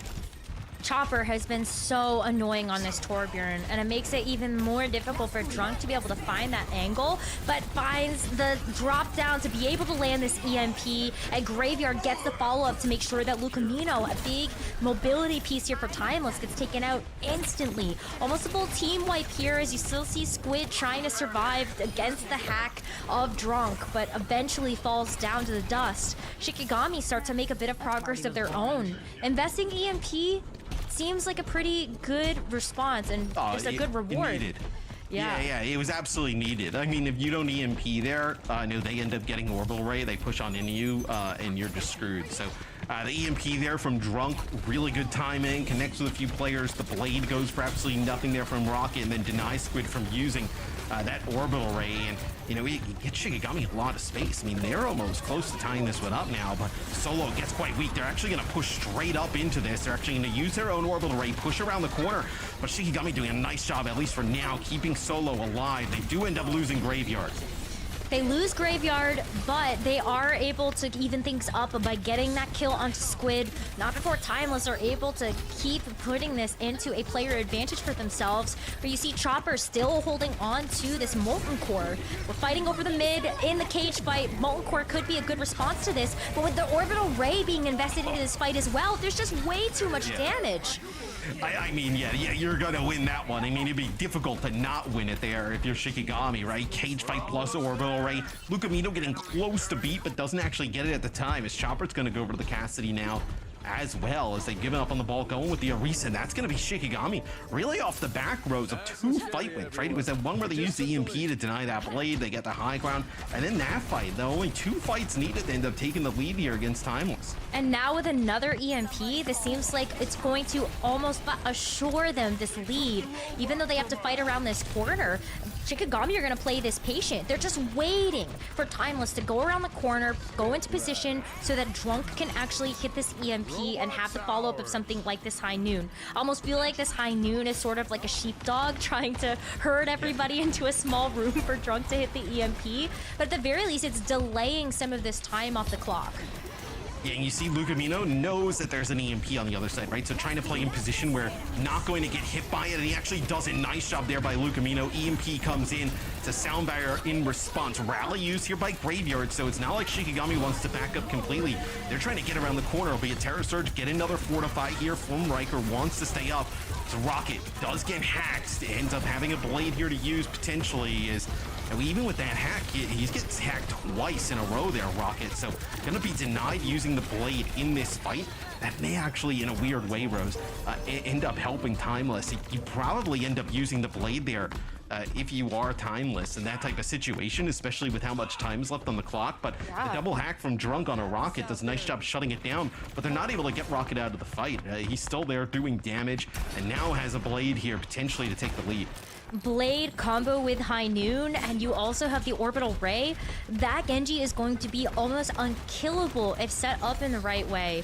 Drunk is going to switch off of the Sombra now to go over to the Symmetra, and so you can see that quick teleport to make sure that Shikigami can take this low ground, but it's putting everybody in prime position to get slashed down by Rocket. Graveyard is the first to fall, and even though Regime does hit this Orbital Ray, everybody else is falling so quickly around him. It was a response mechanism to Squid using his own. And now objective captured for Timeless, very close to actually tying up the meterage in this map. Yeah, still a little bit for them to be able to take the lead, but you're going to be coming in the next fight with a Lucamino sound barrier that's most definitely going to come online as they do end up backing up. They want to get back at full strength, also kind of play from this high ground. So I think you're seeing Drunk here go to the Sim. The Sim is actually pretty good against the Orisa because it's a target that the Sim can start to ramp the damage against, right? Like when the ball is on the other side, it's really difficult to start ramping some of that Sim damage that's where she really becomes effective. Now with the Orisa wanting to play more in the neutral, it's definitely a better pick.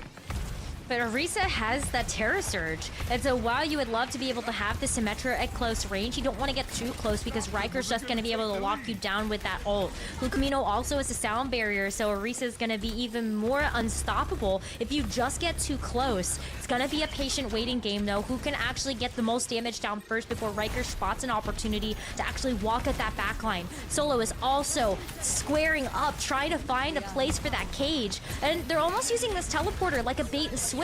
Drunk placing that down to bait Timeless into the front. And here's the cage. Yeah, they were actually trying to bait that out. It looked like Timeless. They were trying to get that cage out and then potentially drop the sound barrier inside of it, and they do connect, but it is a rally there and just a lot of damage, right? When the rally comes down, the Sim can start to ramp, especially inside of that cage, and even with a sound barrier, that Sim can start chunking you down in terms of HP. So now Shikigami, they hold on to the lead. They move the bot deeper into Timeless territory. So they mounted a quite impressive comeback here. Very impressive, and with such little time left, Timeless are going to need to win actually 2 fights in a row in order to take this lead back. Otherwise, we are going to be looking at a 4th map in this series, and its odds are quite good for that. Danny has this Dragon Blade looking for a perfect opportunity to use that, and there's not really a response mechanism on Timeless's side because that sound barrier is out of their hands. But Danny goes down to a mat grenade. No way. Chopper spots the perfect target for that and is able to take him out before Danny can even get the jump on them. But they still extend their lead in the process. Riker was extremely weak, and they tried to like push in to get him out and get him out of the fight. And actually, Squid ends up using an orbital ray. I think it actually catches him off guard. And even with that sim wall, Danny not able to get behind Drunk's wall and stay alive. They actually get the kill on to Danny. So this is going to give Timeless a little bit of a window, right? They're going to get control of the bot back. They're going to get it about close to the checkpoint here, but they're going to have to win 2 more fights. They do get a little bit of percentage there, more in terms of meterage. Shikigami does in that fight, but 10 seconds left into OT. This could be very well where it ends. And Rose, there's no support ult here for Shikigami. That's going to be Rocket with the blade. That's going to take out 2. Danny's actually going to pop his blade in response here. I don't know if he's going to be able to find anything. He's going to get Rocket, so the Genji's doing some work here, but solo Danny and Drunk quite low. It's a few kills here going to go in favor of Timeless. Timeless just loses Rocket in that fight. You see that mark for Timeless to potentially win this map. Getting very close here. It'll be Danny gets on, get a touch. Danny gets the touch, but where's the rest of the follow-up? This was plenty of time for Rocket to come back out of spawn with the Pharah, which is going to be able to provide some long-range support. As Lucamino finds that kill onto Danny, it's going to net them the sound barrier, and that just might be it. Drunk looking to try to even things up with that Widowmaker, but can't quite do it. That golden line gets crossed, and Timeless. 3-0 victory in this series. Matt, this is the Timeless that everybody wanted to see. Yeah, they clutch up in the end. I mean, Shikigami played really well there in Esperanza. I mean, the best by far they played throughout the series, but Timeless, they clutch up in the end. It's a nice blade from Rocket. You're not running they don't have a rally on the other side. They don't have the orbital right. You're not running like a Lucio for a sound barrier, so you don't have anything to kind of protect you against that blade. Connects with 2, even though Danny gets 1 in response. It's not a support, right? He gets the Gen.G on the other side, and they're just able to sustain through it, get that bot across the line. So good win for Timeless, but Shikigami put up a better fight there in map 3. Yeah, and I think a lot of that certainly came down to the bans there as well. Take that Sojourn out of the mix, Chopper, just a bit more of a threat elimination. That said, he's still fragging out, so it doesn't really matter because, quite frankly, if you're looking at that entire Timeless roster, you mentioned that very early on in the cast, Necro, they just all have such a deep hero pool. So it's not like they're super phased if they're switched off of any kind of comfort pick, because everything seems like a bit of a comfort pick for them. Shikigami, unfortunately, going down. First 2 maps, not even close. I mean, Numbani, once again, an absolute speed run of a performance. As you said, they have no plans.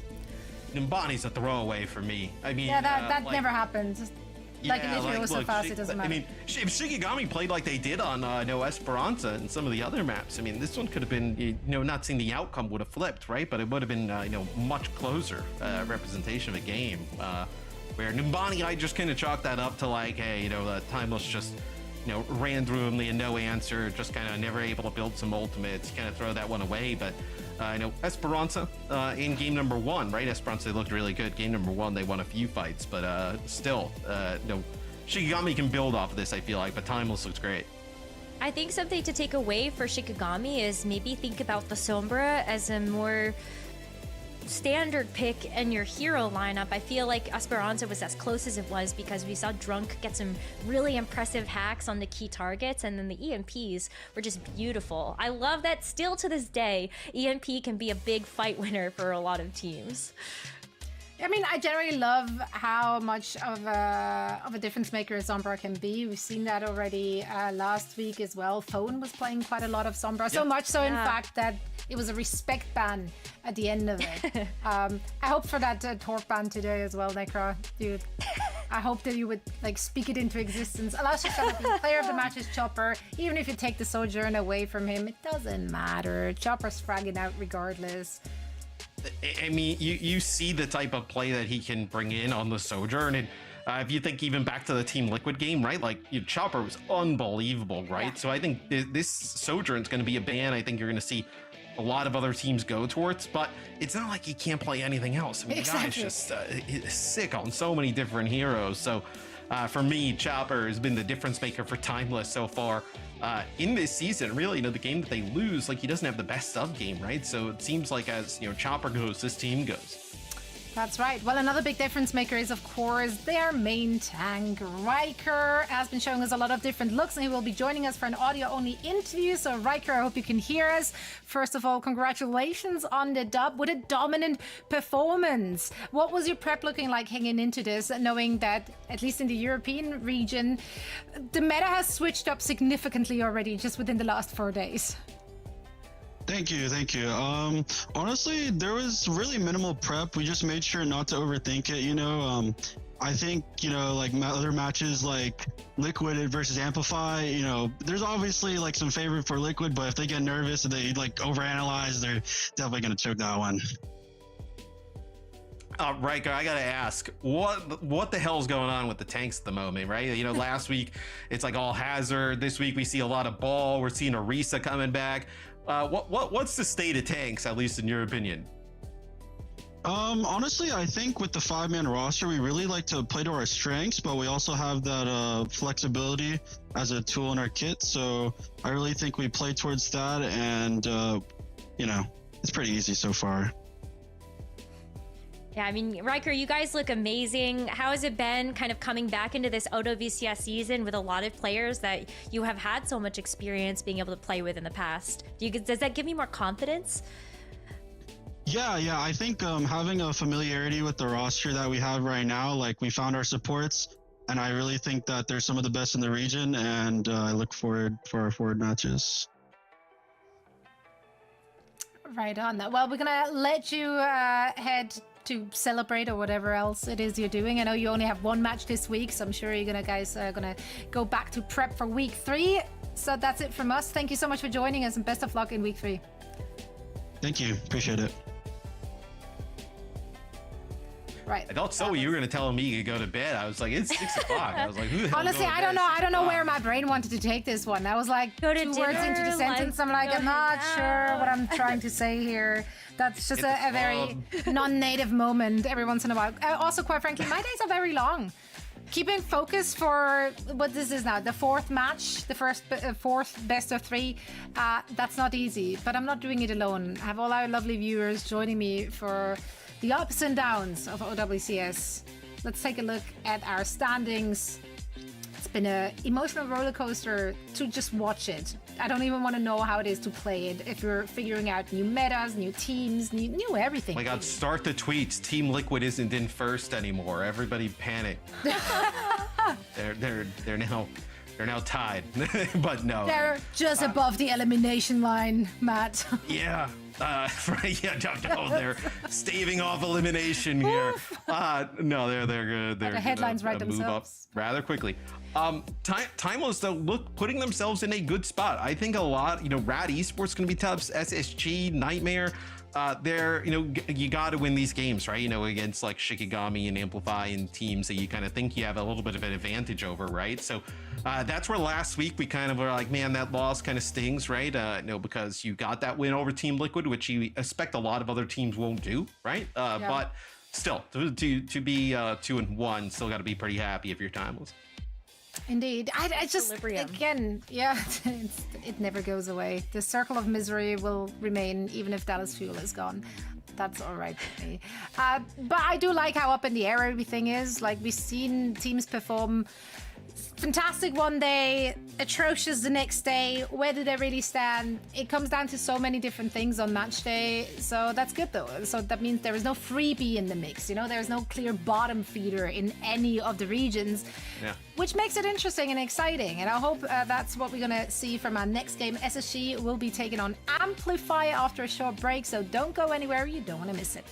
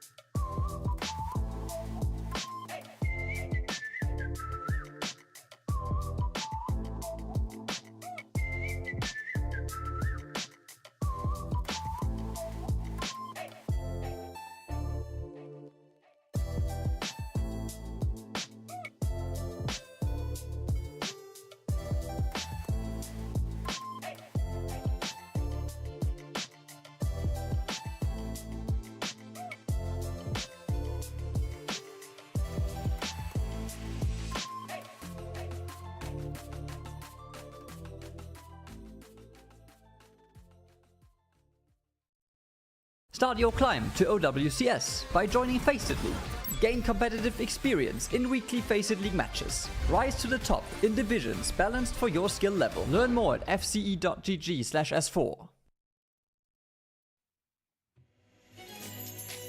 Hello and welcome back. We're getting ready and set up for our last match of the day. So we're here joined by Rose and Matt. So let's break it all down. We're going to see SSG and Amplify going up against each other. And yeah, I think we're starting with the SSG roster here. Obviously, coming into the season, it's SSG, you have brand value, you have name value, looking at those players.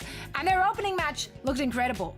Against Nightmare, they looked like a cut above the rest. They had it all figured out. There's so much depth to those players and what they can play. But then, their second match, they look so smooth. What do you expect to see from them today? It's 5 games against Team Liquid. I mean, that's a really tough team. They did end up dealing with Nightmare 3-1, right? Which is a pretty impressive win. I love the Sugar-Free Seeker damage dealer lineup. I just think they're a ton of fun to watch play. And then have them on the same team, 2 really explosive players. I think it's a pretty fun setup. And then I know Kellen and Bliss were obviously highly touted recruits coming into the season. We've seen them play for a very long time. So really excited about this team. And I also think this is a team that hasn't really even kind of scratched their potential yet. I mean, we're singing praises for that backline as well last week, Necro. Yeah, CJ really impressed. Yeah, I feel like CJ is also one of those players that, like, maybe I'm incorrect by saying this, but I feel like CJ was a little underrated going into the North American 100%. and OWCS circuit last season. But I feel like has really come into his own as one of the best Lucios, great Juno. I think having Bliss in that roster makes it much easier for CJ to also focus on being able to build up some of those other heroes.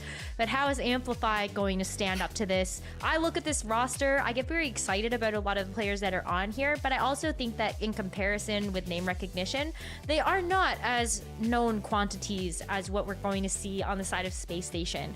And unfortunately right now, I feel like they are looking at a lot to prove. Yeah, and they have yet to win a match, but there are some incredible bright spots, looking especially at Winter and Phone that damage. Yeah. I mean, Winter on Sojourn did work. She was incredible. Absolutely. Yeah, Winter was sick in a lot of the series that we've done of Amplify thus far. And then Phone, we talk about her as like a Sombra player only, but we've seen like really good Tracer play and Venture as well. So I think this is an opportunity for Phone and Winter to even just kind of like break out of their shells of just playing, maybe it's like Sojourn and Sombra and be able to play some different stuff. Let's first find out which maps they're taking us to in our map set, and of course also taking a look at our hero band. So Matt, Necro, please take it away. This will be really interesting, bros, in terms of, okay, so SSG, they get rid of the Sombra straight away, all directly gone as well. So I was talking about how Phone, she really wants to try and play that Sombra, not able to do so here in map number 1, but Amplify will still have Winter. She'll be able to play the Sojourn. What I thought was so funny is that even though we saw Phone actually get that Sombra banned away from her for their map versus Avidity, they ended up winning because Phone just decided to play Venture and Tracer anyway and was like, I don't need the Sombra. I'm just gonna end up winning without that, or one of my favorite heroes. And so I feel like Phone isn't necessarily nerfed in that way, but actually be a benefit to Amplify here. And we'll see SSG come out on the start with a Gen.G Sojourn DPS line with the Hazard. So this is like almost like a little bit of what we saw last week, where Phone will actually play the Torb, so Torb Maga. So pretty much like an anti-dive look here from Amplify, but anti-dive doesn't mean anything to Sugar-Free as he finds Phone early on. Yeah, I mean, Sugar-Free just has absolutely no fear. One of the best Genjis that came out of the Overwatch League and continues to be that ever-presence in the backline, even against a Torb or something like that. It's like, you have a hammer, I raise you a sword, sir.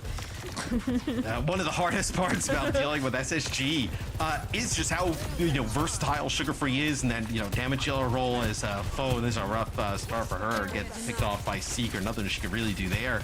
But one of the things that makes it really difficult dealing with SSG is like Kellen, he can play so many different tanks. Like you necessarily wouldn't rank him as like number 1 at a certain tank in the world, but can play all these tanks at a high level, right? So you get rid of the ball, that's fine. I'll play Hazard. You get rid of Hazard, I'll play Ball, or I'll play Maga. Like not really a tank you can make him incredibly uncomfortable with. As next fight kicks off here, Rose. The Gap taking a ton of damage. I wonder if they're going to be able to keep this Mauga alive. Winter as well, getting just chunked down from all different angles. It's going to be a tough one because while Winter is taking a lot of damage, Gap actually does get healed back up to be able to give the hurt back to Kellen.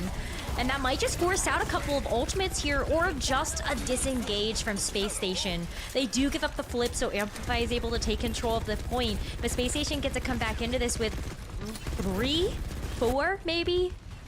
Yeah, they may just end up having everything. That's Crazy Cat actually dropping a really nice Kitsune rush, and then getting the Mog inside of that opens things up. Orbital Array here is used by CJ. Ewan's going to use the sound barrier in response, but Sugar Free now knows no sound barrier on the other side. He's free to go in with the blade. Overclock here used by Seeker as he finds 3 before he falls. So just like that, it should be SSG able to flip the point back. You still have 2 players here, though. Looks like you have just Gap and Phone potentially, as Gap will end up falling at the hands of Sugar Free quite late. The point will end up flipping, but it's Amplify getting very close to taking the lead here, getting even at least with SSG. Sugar Free just used the blade and is going to be 50% to another one. The stall that Gap did just to be able to grab the health pack actually ended up working against Amplify at the end of the day, because you got a kill on the Gap, a kill onto Lucio, and now Sugar Free is looking at having a blade up, maybe even for this next fight. Gap is getting toughened up incredibly low. You saw Callan be able to place a wall, so all of that healing got blocked up, and we're going to see a cage used by Gap defensively. Yeah. It captures Sugar Free. I mean, there is so much going on there. Gap getting extremely low. They're getting pushed back. Kellen drops the downpour. And then Gap knows that there's obviously going to be follow-up. I believe Gap, Phone, and Ewan hit by that Hazard ultimate. And they end up using the cage there just to deal with Sugar Free. But we're in basically final fight territory here. Winter, she's got this blade. Knows there's a sound barrier on the other side, though. Ooh, and the Molten Core getting laid down is going to at least help out this blade a little bit, because everybody's going to be low and up. Seeker, Bliss, both taken out of the equation, but not before Space Station does capture 99% of this first point. Amplify take back control, but as Space Station come back into this, Kellen's going to be switching over. Well, thought about it. Kellen is going to switch. Yeah, now going to the Queen. So a little bit, we saw this towards the end of last season, right? Queen up against the Mauga. The Bliss sound barrier, by the way, was not very good. Just connected with himself and CJ. So, Winter ends up using the blade, ends up connecting with a few here. This SSG, though, lineup with the Queen is going to be able to get quite aggressive here with this blade. It's going to be Orbital Array as well, as Amplify trying to start the fight now, trying to back up, but not going to be able to back up from this. They are just getting carved up by Seeker and Sugar Free. Orbital Ray plus Overclock plus a Dragon Blade will get SSG the first round. So Sugar Free even goes up and touches the spawn doors. Might even go back into the ship with the rest of Amplify as we see that round conclude. But right answers to the right problems. Having the blade and the overclock online to be able to pair together. I looked at that combination for the first time they used that, and I thought maybe this is a bit of overkill. But if you have it to finish out the round, then... They used those both twice on top of each other, and both fights were just absolute bloodbaths. I mean... Sugar Free, even if he doesn't finish them off with the blade, gets him quite low. Seeker finds a shot, finishes them off. But I gotta say, Amplify, pretty impressive in round number 1, considering I know Winter very good on the Sojourn, not able to, not using it here in map number 1. And then Phone, we talk about her as a Sombra specialist, playing the Torb, and even with these things that may not exactly work out well for Amplify in terms of ideal picks, still look pretty strong. Still looks very competitive, and that's all that you can really hope for when taking a look at players maybe playing on heroes that they're a little less comfortable with. But right out the gates here, we're going to see a run back of basically the same heroes for both teams, except Kellen this time around is going to start on the Queen. Yeah. Gap just runs right into that disruptor shot and gets bled by this Queen, taken out too, and everybody else on Amplify pretty quick to follow after that. Yeah, it was a pretty easy read there for SSG. Gap takes a ton of damage, and Crazy Cat is forced to use the Suzu. They're forced to use the Suzu to keep up Gap. And as soon as they see that, they just shout and run right on top of the Mauga. The Mauga extremely weak. They're able to get on, finish him off. And phone over to the Venture. Yeah, I think you got to be kind of aggressive here against this SSG lineup in terms of how they're trying to play this. I think just maybe trying to sit with the Torbjorn at range, not exactly working out. Is that gap already just basically dead? Was trying to go after Seeker, but Seeker's able to power slide away and receive the healing necessary to stay alive as Sugar Free cleans up that front line.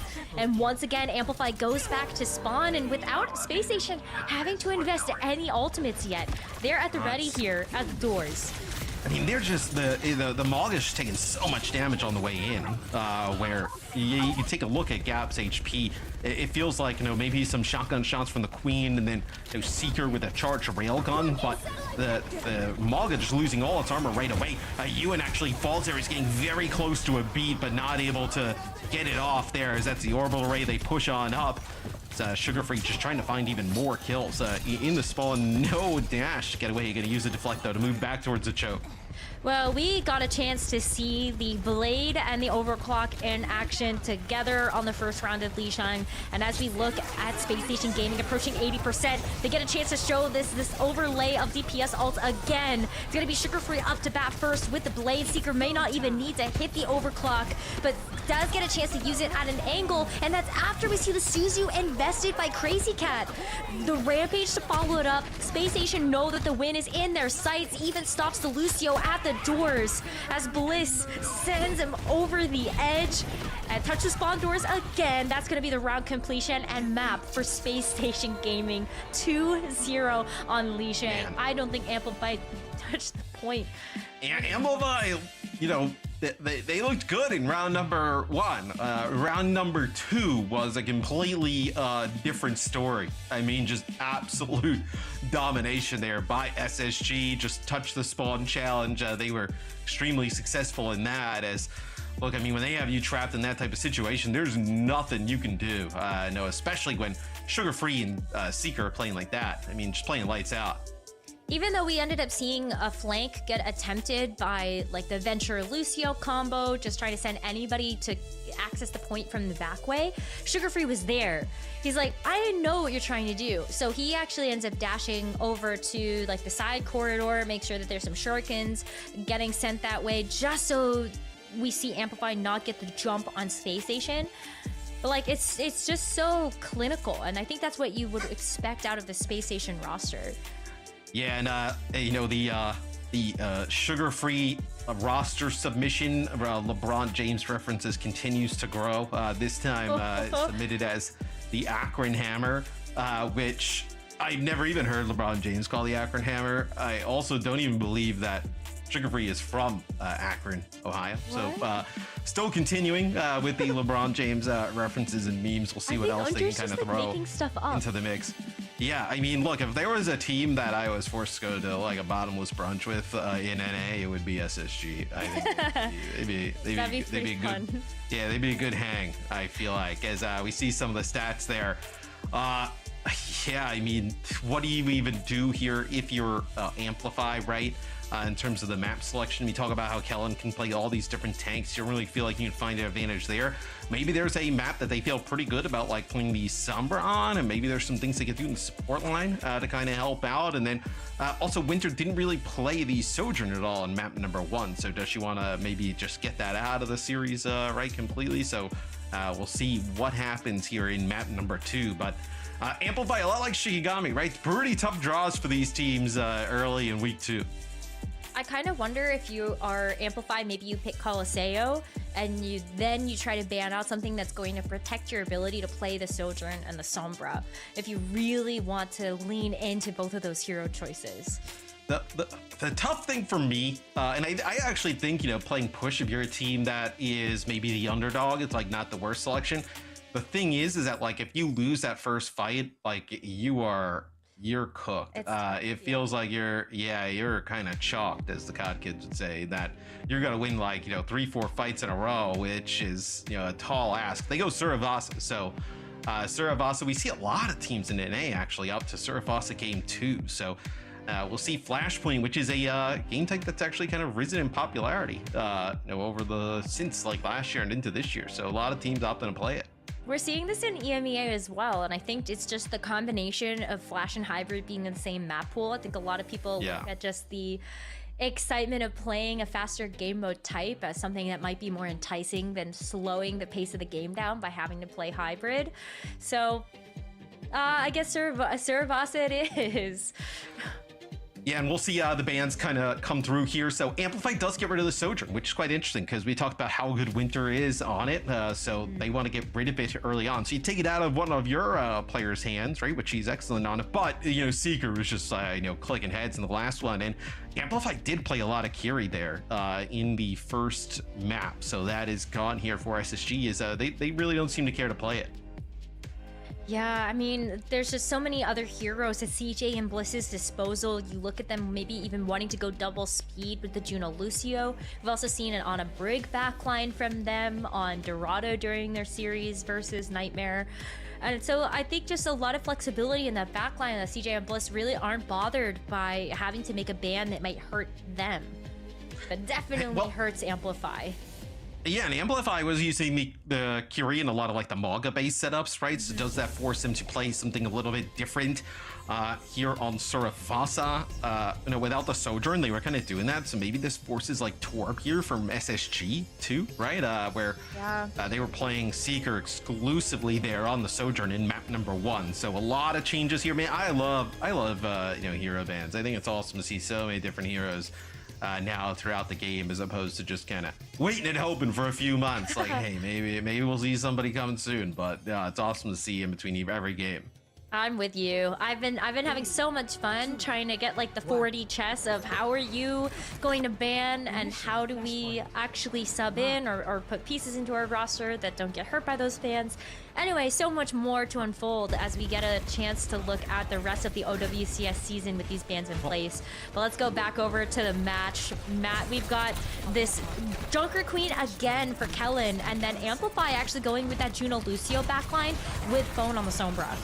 But you also see here for SSG where that Kiri ban comes into play, right? Knowing that Amplify wants to run the Mauga base setups, you can actually now run the Queen, right? And, with that ultimate, with the Rampage, with the anti-heal, it's going to be uncleansable, right? So it's going to be even more devastating when it comes on through. And you're really relying for Amplify here to be able to kind of set up some of these hacks and then maybe capitalize on them.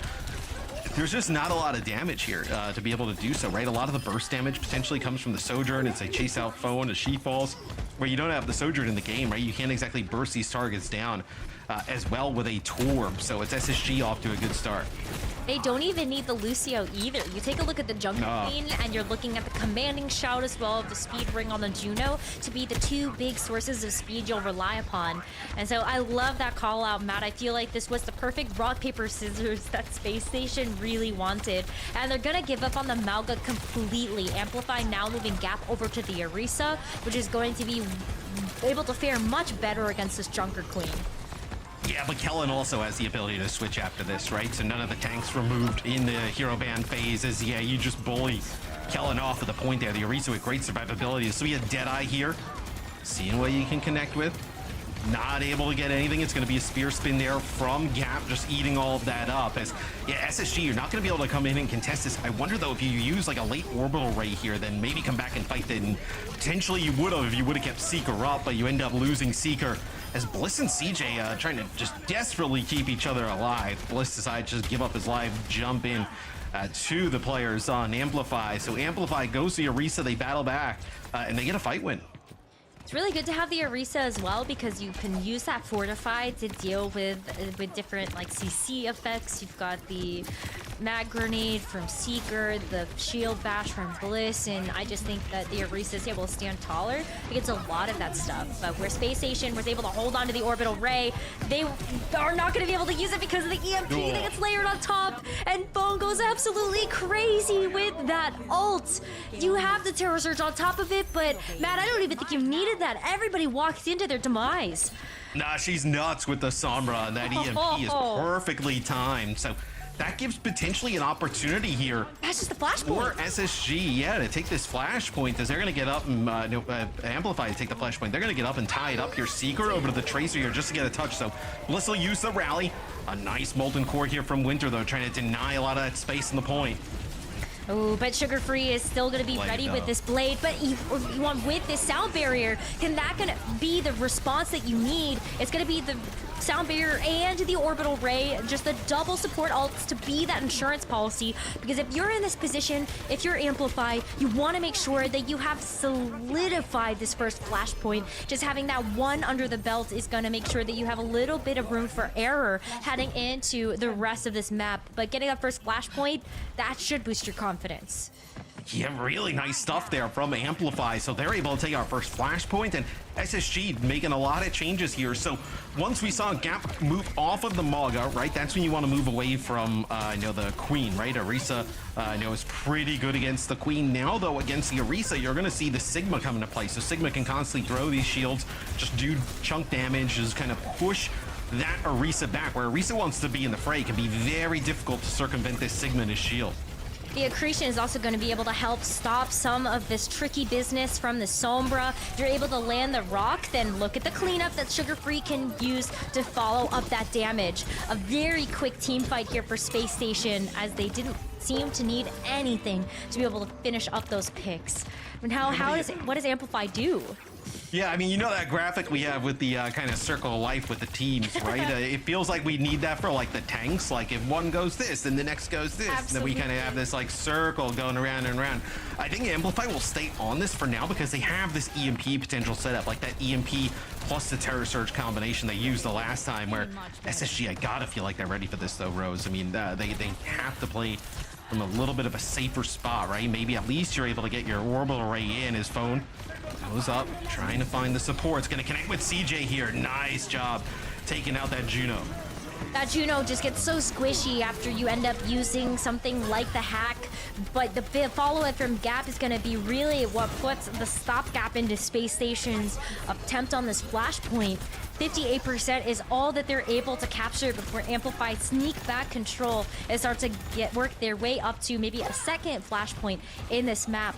Only the EMP and the Terror Surge used in that last fight. On the other side, it was also the Deadeye and the Sigma ult, right?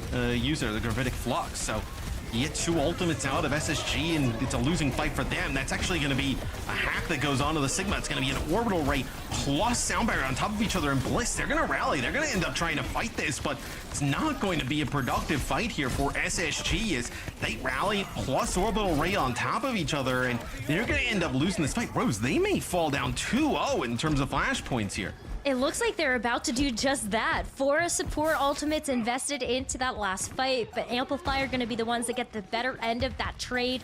Sugar Free has maybe a small window to come in with this blade, but as we see the flashpoint progress tick up, Space Station Gaming decide to cut their losses and start to move to that next flashpoint. So Amplify 2-0 in Suravasa. They are looking to get another flashpoint to seal the deal, bring us to a map 3. Pretty impressive stuff from Amplify. Being able to take a team like SSG to the limit here on Suravasa. They don't really have much to work with here though, Rose. I think they may be in trouble in this fight, right? The Sugar Free Blade basically having it dry on the other side, no sound barrier to deal with it. It's going to be pretty difficult as Phone, she's gonna get caught out here, or they're trying to put enough pressure on Phone, so they're finally able to deal with her. So now that Sombra's out, it's gonna be a blade from Sugar Free, connects with one, dash on in, finds Crazy Cat in the sky, Winter gets cleaned up. So fast fight there, built around SSG and Sugar Free's blade, gets them this flashpoint first. Well, you called it, Matt. It was gonna be the blade versus the world here, and Space Station able to make that just the opening they needed. Kellen with this Gravitic Flux, though, what a better way to be able to rotate through some of these ultimates to try to get yourself on the board in Suravasa. So with the Gravitic Flux here, having no support on the other side, right? You're going to be able to kind of catch these players coming on in, but they're building up. Amplify likes to play around this. Oh, they lose Phone. That's brutal because they like to play around this EMP plus Terror Surge combo. So you're not going to be able to use it here. You're going to have to like back on up. Losing Phone, you may even consider here, Rose, just not going back and fighting this one. Like, you're going to be near 70%. You're going to have to give up some ultimates, even kind of make it a fight. You already have 2 flashpoints in your back pocket. So whoa. If you give it up, but they push right past through the Amp Matrix and they find Sugar Free, so maybe they can get this done. I was gonna say, I think that Gap has different plans. Absolutely beelines it to the flashpoint, while the rest of the team makes quick work of Space Station Gaming, 99% for them, and now Amplify get to start some of their own progress as Phone gets spotted out. Now they have to know. SSG must know that this EMP is ready, but CJ is still back in spawn. With the Baptista having to come back here, Amplify get a chance to take a breather for a second. I think SSG had to have been caught off guard right there. You know, it's like 80% on the point. They drop an Amp Matrix and they push right through with an Orbital Ray. It's going to be an EMP, only connects with 2. Bliss able to get the sound barrier off. It'll be a Deadeye here from Seeker. Doesn't find much of anything. It'll be a Gravitic Flux here used by Kellen. It's going to be an Immortality Field there used to keep him and the rest of SSG up, as now they're trying to get this Sigma onto the point. The Torb out of the way. The Sombra still there, though, being a nuisance, just getting those hacks on in. But I don't know if SSG has this damage to move on to the point. That's a huge kill, though. You get Gap out of the equation. You get the Cassidy onto the point. It's Seeker finding 2, and this should be a flip for SSG. Already at 99%. That'll be the flashpoint for them. Flashpoint for SSG, and so now we look to the next one. Gap gives up on the Orisa, wants to go over to the Ramatra, thinks that might fare a little bit better versus the Sigma, and probably right. You get a chance to walk past this Sigma shield and just start punching people in the face while still having some of that damage reduction potential that the Orisa provides. Can I keep enough of my health past the Sigma shield to be impactful? And that's kind of what you're going for. And you see Gap there. That's, you know, hey, he was pretty healthy until the Amp Matrix took him on the other side, and he just basically took 1,000 damage to the face and just got disintegrated there. You call that one unlucky. Yeah, you know, you just go again on that one, you know. You sometimes, look, sometimes they have an Amp Matrix and a Cassidy on the other side, and sometimes they don't. That time, unfortunately, they did for Gap and Gap's health pool. So we'll get to try again here, though. Better odds this time. Yeah, don't worry, because this time you've got the Molten Core at your back, and you also have the Orbital Ray in your sails. But Gap actually gets stunned there so low. Orbital Ray is trying so hard to make sure that Gap can stay alive, but not before Phone actually goes down. Before that, Bliss answers in kind with the sound barrier, and you gotta see Amplify give up this space. They're trying to play the long game, knowing that Phone is very close to this EMP, and if you just wait enough time, then UN is also going to have the sound barrier to back that up, and Space Station are actually going to be the ones that go packing for a little bit. Yeah, I think what you're trying to do here, if you're SSG, right, see if Phone gets a hack, then you know it's down. Use that Gravitic Flux, maybe that gets the beat out, and then you can follow it up with Sugar Freeze Blade, right? That's kind of what you're playing for here, is they actually just force the beat out just like on its own, right? Gap takes a ton of damage, doesn't look like they're able to heal it up, so that's massive. The beat gone, that's going to be the EMP, so you ended up going to use your Gravitic Flux. That's the trade there. Now it's the Blade like I was talking about, but ooh, an Annihilation here from Gap. That's going to catch them off guard. Gap does get very low, though, and it's going to be Seeker's Deadeye that finishes up the rest of the team alongside Bliss. And it doesn't matter if your backs are against the wall. SSG, at the nick of time, able to stop that third flashpoint going in Amplify's way, and they get themselves back on the board. This is still good for Amplify, though. You're one flashpoint away from taking the map. You're at 90%. Yeah, even if you lose this one, you still got one more in your back pocket. Yeah, I mean, you're still in a pretty good spot. You know, you're gonna have this Molten Core here from Winter. She's gonna be able to throw it on the point, maybe gain some space, and then you're gonna have Orbital Ray here against the beat. So we'll see if they're able to take it off of this. Taking a little bit to develop. Looks like maybe trying to take potentially some high ground setup here. Is actually it's just Phone working around the high ground. So that's the Molten Core here used early, and Phone just gets domed going around the corner. Seeker really starting to click heads here on the Cassidy. Bliss was looking at if there was going to be a flank. Are all 5 in front of me? Do I have to be worried about Phone trying to gank me? Ready to go with that sound barrier and Space Station. Look at this. A 5th flashpoint to settle it all here on Saravas. Is it going to be SSG going up 2-0? Or is Amplify going to actually even up this map count? Yeah, and you know, it's the other side of the coin of what I said for you know, Amplify. What you like, you're like, oh yeah, you know, one more flashpoint to work with, but you know, the first one they lose, you know, they're like, oh, well, we can go next. You know, this is only their first, and then you're like, oh, we'll go next. This is like their second. We still got one more now. In a do or die situation against SSG, right? You know, maybe not exactly the situation you want to be in. Is Ewan working up towards that beat. Sugar Free just trying to, poke here from the side, seeing what he can do. Keep eyes on phone, make sure she can't wrap around, land a big EMP. EMP is so close, but it's not quite there yet. As Seeker is going to delay them even further because that Deadeye is going to get laid across the point. But with the hack from Phone, we are going to see that EMP get earned, and the follow-up there from Winter is good. You might be able to hold on to this EMP for a little bit longer as you see CJ invest that amplification matrix. The immortality field comes out just in time to be able to save Seeker, but not so lucky for Kellen. And even as I say that, it's going to be Phone again at the end of the day, being able to steal that flashpoint away. But Matt, SSG had 35% before they were able to get that done. Yeah, it's pretty important percentage, right, for them to be able to get. I also think with Amplify, you're doing much better on following up with these EMPs. With Winter playing the Gen.G, she's able to go in, help Phone in those types of situations, finds those kills. And that EMP doesn't connect with CJ. They got quite fortunate. They dealt with that immortality field quite quickly, because that could have definitely turned. I mean, if SSG wins that, you're in a world of trouble if you're Amplify. So the Gravitic Flux here, that'll launch Gap into the sky. They will end up using the beat to keep him up. So now for SSG, you have an advantage here, right? Blade, no beat on the other side. Well, she with Sugar Free can get done. Oh, do you even need it now, though? Take it out too. I don't think you need any of those ultimates. You can hold on to them for a little bit later. But because we saw Winter actually kill Sugar Free before the blade went off, I think you have to invest the sound barrier now. You don't want to give it up because Amplify is so close to being able to win this flashpoint. And with the annihilation from Gap, I think now you're really worried about Sugar Free being able to come back in time. But a hack onto Bliss, it's going to send everybody in Space Station running away as Sugar Free comes back to see if the blade can actually save the day. Overtime is going to expire, and Matt, I think we're gonna see Amplify tie this up. Kellen is trying his best to come back on the Diva, but it just feels like it's stalling out the inevitable here. Yeah, Bliss comes back on the Lucio, not able to really live for much, an important amount of time there, as Seeker will end up using the recall. So right after this, you expect him to fall. Looks like CJ coming up the spawn here as well, not able to make it back. And off that kill on the Sugar Free, I believe it's Winter, she picks it up. That is a huge tying up the map score here with Amplify and SSG. Really impressive stuff from Amplify in map number 2.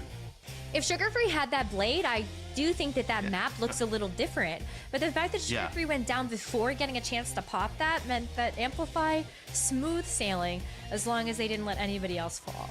I think Sugar Free was actually trying to jump back through the window there and was actually just a little bit too far in the room, like where he was just jumping into the wall.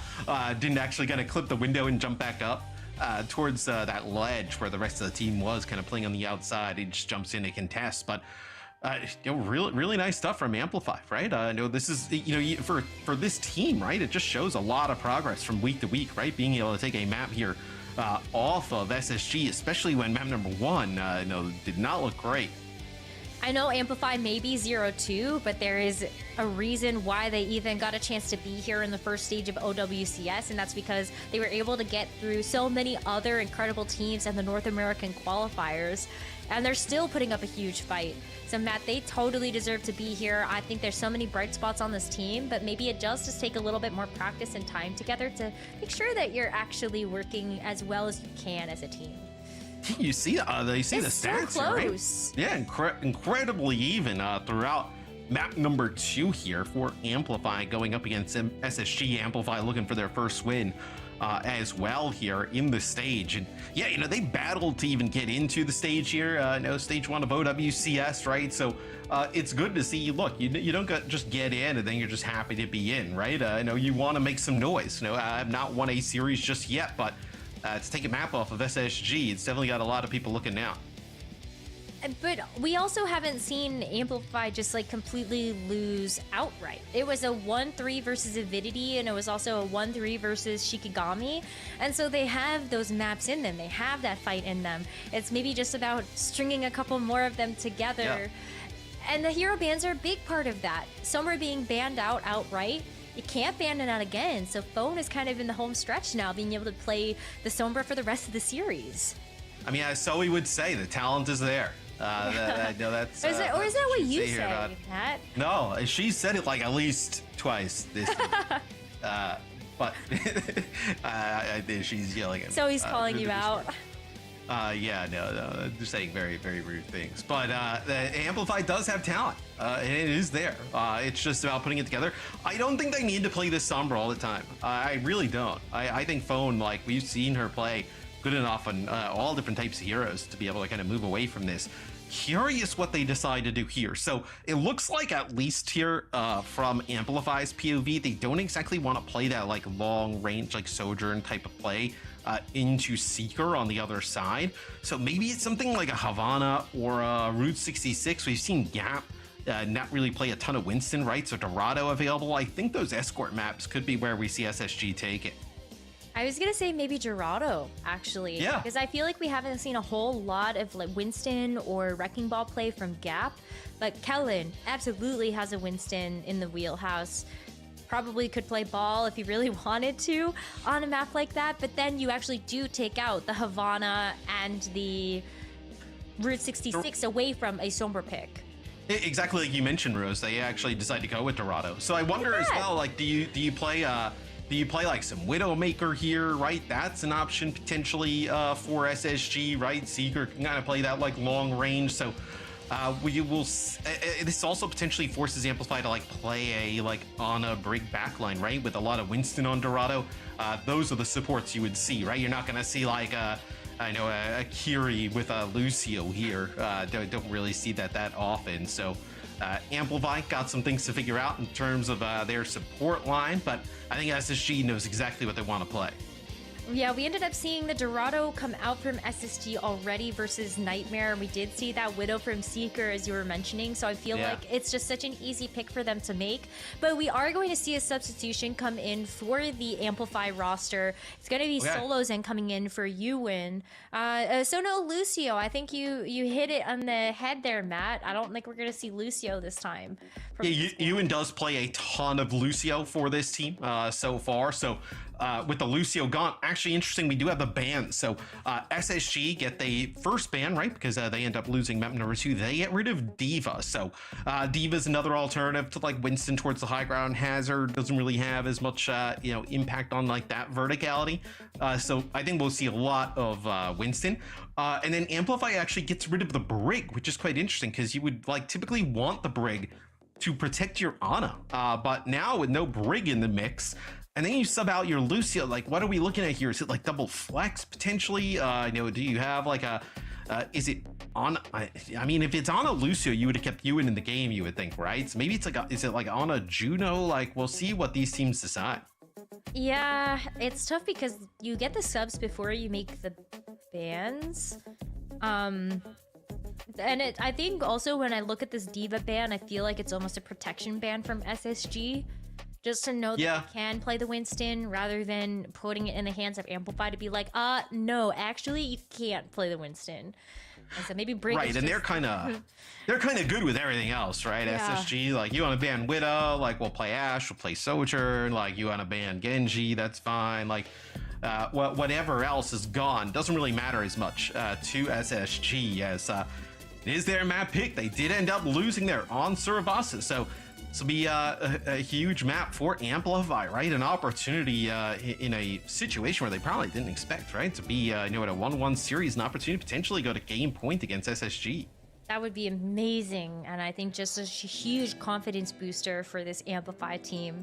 But as we see this defensive position as SSG come out of spawns, Seeker on the Ashe doesn't want to play the Widow. I feel like that's sort of more of an attack pick anyway, just so you aren't super vulnerable to a opposing dive on the other side. So I like this setup, but on a Lucio, because you can't have the Brig. Yeah, so we're gonna see. Look, when you have the Winston, you want to play the Ana, right? It's like not essential, but it's such a good combination. So you're gonna see that Winston in play. And then you do have the Seeker Ashe here with like the Dynamites can be really annoying when they want to kind of dive onto those supports, right? We see constantly like the Dynamite just kind of chuck down. It's ticking now. It's ticking damage. Everybody's inside. So see a Torb setup here. What is Winter deciding to play? So Winter will actually play Tracer here. So not going to play the long range hit scheme against Seeker. They feel like the better option is just be like really aggressive against it. I think you do have to get a little bit aggressive, but it's going to be difficult to actually find the target. Oh, Bliss with just like the huge snipe from across the high ground onto Phone delays that Torbjorn turret setup, and also it's a kind of then I tell you what though, Rose, back. like in the games we've seen from Amplify thus far, like Winter, she's been sick on the like Sojourn and hit scans. Like, look, I mean, Seeker's one of the best hit scans, like not just in the region, probably the world, but like I like to see her try and take the head-to-head, right? I mean, me too. Yeah, I mean, she's been so good. May as well kind of go for it, right? It's what's worked for you this far. You've had good results. You played really well on it. At least, give it a shot. Let it ride. As Phone actually kind of works that angle there up on the high ground, and they deal with Bliss, so they get that Lucio out of the way. Can they capitalize that with like a dive, right? Now it's like, okay, can we collapse onto CJ somehow? He does give them a bit of space, so it allows them to get the choke. TJ does have to back up because you don't want to actually get dove by somebody like the Tracer outside of the line of sight of her Winston. Imagine if there's no peel available for you if you are going to be on the receiving end of a Tracer Pulse Pistol. But Nano Boost earned for CJ, so that's something you could easily donate over to the Ashe, to your Winston. Good defensive hold here for SSG so far. Yeah, for SSG, I believe this Nano's 100% for that Winston. On the other side for Amplify, it could be really just about anybody. I think it's definitely for the Hazard, though. It's actually going to be both tanks get nanoed here off the start. Is the supports here for Amplify just desperately trying to keep each other up. And once you get into that close room again, say Winston with a nano, not many abilities going to be able to keep you alive through that, as Gap goes deep with that, Hazard using the nano boost, but the supports just get isolated. I mean, no response available there to help Gap at all from the supports. Kellen puts them in a really rough spot. So just like that, Amplify already under a minute and 30 on the clock. And Kellen's going to earn his Primal Rage from that as well. Get a chance to have this building hold again. A nice elevator for Amplify to be able to take that space back, but it's almost just a little bit of a bait and switch as Solzan has to drop back down to heal up Crazy Cat for this next engage. While Kellen is still sitting on these building rooftops looking for this Primal Rage. Jumps away to take a health pack. Not really necessary as he's mostly full health. But you're still stalling. A minute left here, Matt, and Amplify cannot break past this archway. And they don't have like a huge game-winning ultimate like an EMP, right? So we'll see what they decide to use here. Potentially Qadsiah rush. Oh, that's a nice bio that's thrown in there from CJ. Did not get canceled. I was so worried about that at first as Crazy Cat went down so quickly. But with the Bionade in, Kellen follows up with the Primal Rage. And that's going to be another halt of progress as Amplify look at 3 more ultimates left to try to get the job done.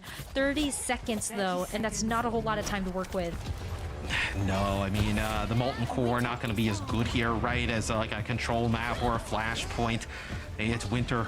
She connects with a big pulse bomb here, but a Bob as well to get a crossfire on the point as SSG looking to get a full hold here on the first point of Dorado. It is their map pick, so one they're extremely good on as the Winter up on the high ground, trying to fight Sugar Free, push him back just a little bit. It'll be Amplified. They'll get on with that Molten Core, get a touch, send us into OT.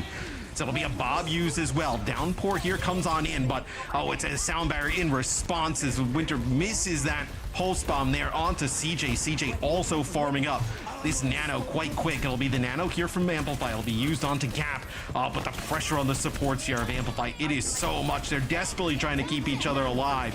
There goes Solas and Crazy Cat extremely low.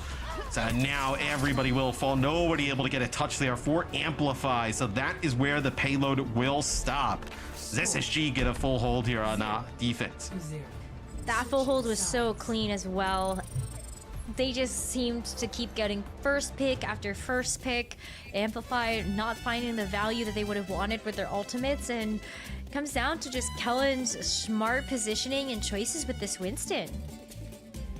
Yeah, it's Kellen just a nuisance in the back line, right? Constantly putting pressure on Crazy Cat and Solos in, and yeah, at that point, like the supports we see it time and time again, you're trying to keep each other alive. There's no support for the rest of the team, right? I mean, Gap into the, goes deep into the back line, especially with Winter, trying to make a play for the supports on the other side of thing. But I know you're fighting like a 2-on-4 type of situation at that point. So really difficult situation to be with. Amplify actually will ditch the, so this is quite interesting, Bruce. like typically teams always play the Winston here on defense, right? It's like Winston or even like Hazard, some type of like dive option to control the roofs. They actually will not here at the start. They'll actually play an Orisa. I don't know how comfortable Gap would be with a Winston. I feel like a lot of what's been in their wheelhouse has really been sort of more of like the brawly tanks that really want to get up close in your face. So Mauga, Orisa seems to be something that they're more comfortable with than this Winston. So it kind of doesn't surprise me that maybe we just don't want to see the Winston because that's just not where Gap's comfort lies. It just doesn't put like any pressure onto the back line, especially as well like Orisa in combination with like the Gen.G, right? Like the Gen.G doesn't really have a lot of help. For me, this tells me that Amplify literally just wants to play choke, right? They don't want to kind of contest this high ground straight up. They want to kind of fall back into the choke and then play that area. That's where the Orisa can be a bit stronger. And you see already, they're just going to kind of back out of this corner, round out, and they're going to play the choke. This choke has already moved so far, though, for Space Station as they break that turret, and Gap looks like they might be close to follow. But not before Phone is able to give this defense a fighting chance as Sugar Free on the Tracer gets eliminated from this fight, and SSG start to back up. Yeah, both Anas just taking a lot of the healing here off the start, so Solo's then going to be pretty close to a nano. Good a nano target would be Winter here in this type of situation as Phone takes some damage from that dynamite. You're able to keep her alive, though. That's extremely important. CJ also trying to get a nano here, potentially for Kellen. You want to send that Winston into the backline with the nano. Just one kill may be enough here for SSG. The nano online here for CJ. Just waiting a little bit, keeping Secret topped up. Now the nano's going to be on here for Kellen. Is no way you're keeping Solos in alive through that. Ooh, I mean, Kellen doesn't actually survive through that either. Solozen is able to land the nano onto Phone, and so Phone is able to clean up that kill. But we see SSG unleash the bomb just to give them an extra bit of presence on the point. Fortified from Gap just to try to make sure that you've got a semblance of a defense here. But after Gap falls, the Lucio is soon to follow, and SSG... that was a quick round. Their full hold amounting to success on that map. You just put too much pressure, I feel like, on Winter in that type of situation if you're Amplify, because it's the only nano target, and there's nobody else who's going to like dive with her into the backline, right? Where you see there, Kellen able to link up with Sugar Free. Kellen's got the nano. I believe he gets one. He puts a lot of damage down on another, and then he gets finished off. But still, it's just enough of chaos in the backline of Amplify for SSG to just move the card on in. I also think SSG was really good on their defense, right? So they didn't really need to do much on offense there to get it done, where they get back on the board here. They get their second map move closer to a series victory. It's tough because I think you're hitting on something that maybe is difficult to assess in the moment, but the composition didn't feel quite right. Not having a dive tank. I feel like they're given, look, I mean, when you play against I feel like they're almost giving SSG a little bit too much respect, right? Like, you know, we're not seeing Winter play the Sojourn, or Phone play played Sombra in the last map, right? But to not play that high ground at the start, like, I feel like even if you lose that high ground at the start, you probably get the fight that they got there towards the end, right? They just gave themselves not another opportunity where I'd like to see Amplify play a little bit more aggressive. Like on Suravasa, when they won, they were playing pretty aggro as a team, right? They were playing pretty aggressive, taking the fights to SSG constantly, right? I feel like where they've kind of faltered here is maybe giving SSG a little bit too much respect, like just kind of backing out a little bit, where I feel like just constantly take the fights. I mean, if you lose, right? But just don't let them kind of get that payload all the way to the first corner and then just kind of, walk it on in, right? Give yourself a better opportunity. Well, if you want to play aggressive like on Suravasa, then there's definitely one way to do that, and that is with a push map. That's going to be the final game mode type that Amplify get to choose from, and they get their pick of Qadsiah or Esperanza for this. And I think I kind of like their odds a lot on something like Esperanza. I think you could still play the hit scan if you want to, without giving too much respect over to Seeker and his Sojourn. They'll play Esperanza. I mean, you can play the Mauga there, you can play the Orisa there if you want. That seems to be what they're kind of like going towards here. in this series. In terms of ban, we shall see. But before that map comes up, we got a quick break. We'll be right back with the map number 4 between Amplify and SSG. Stay tuned.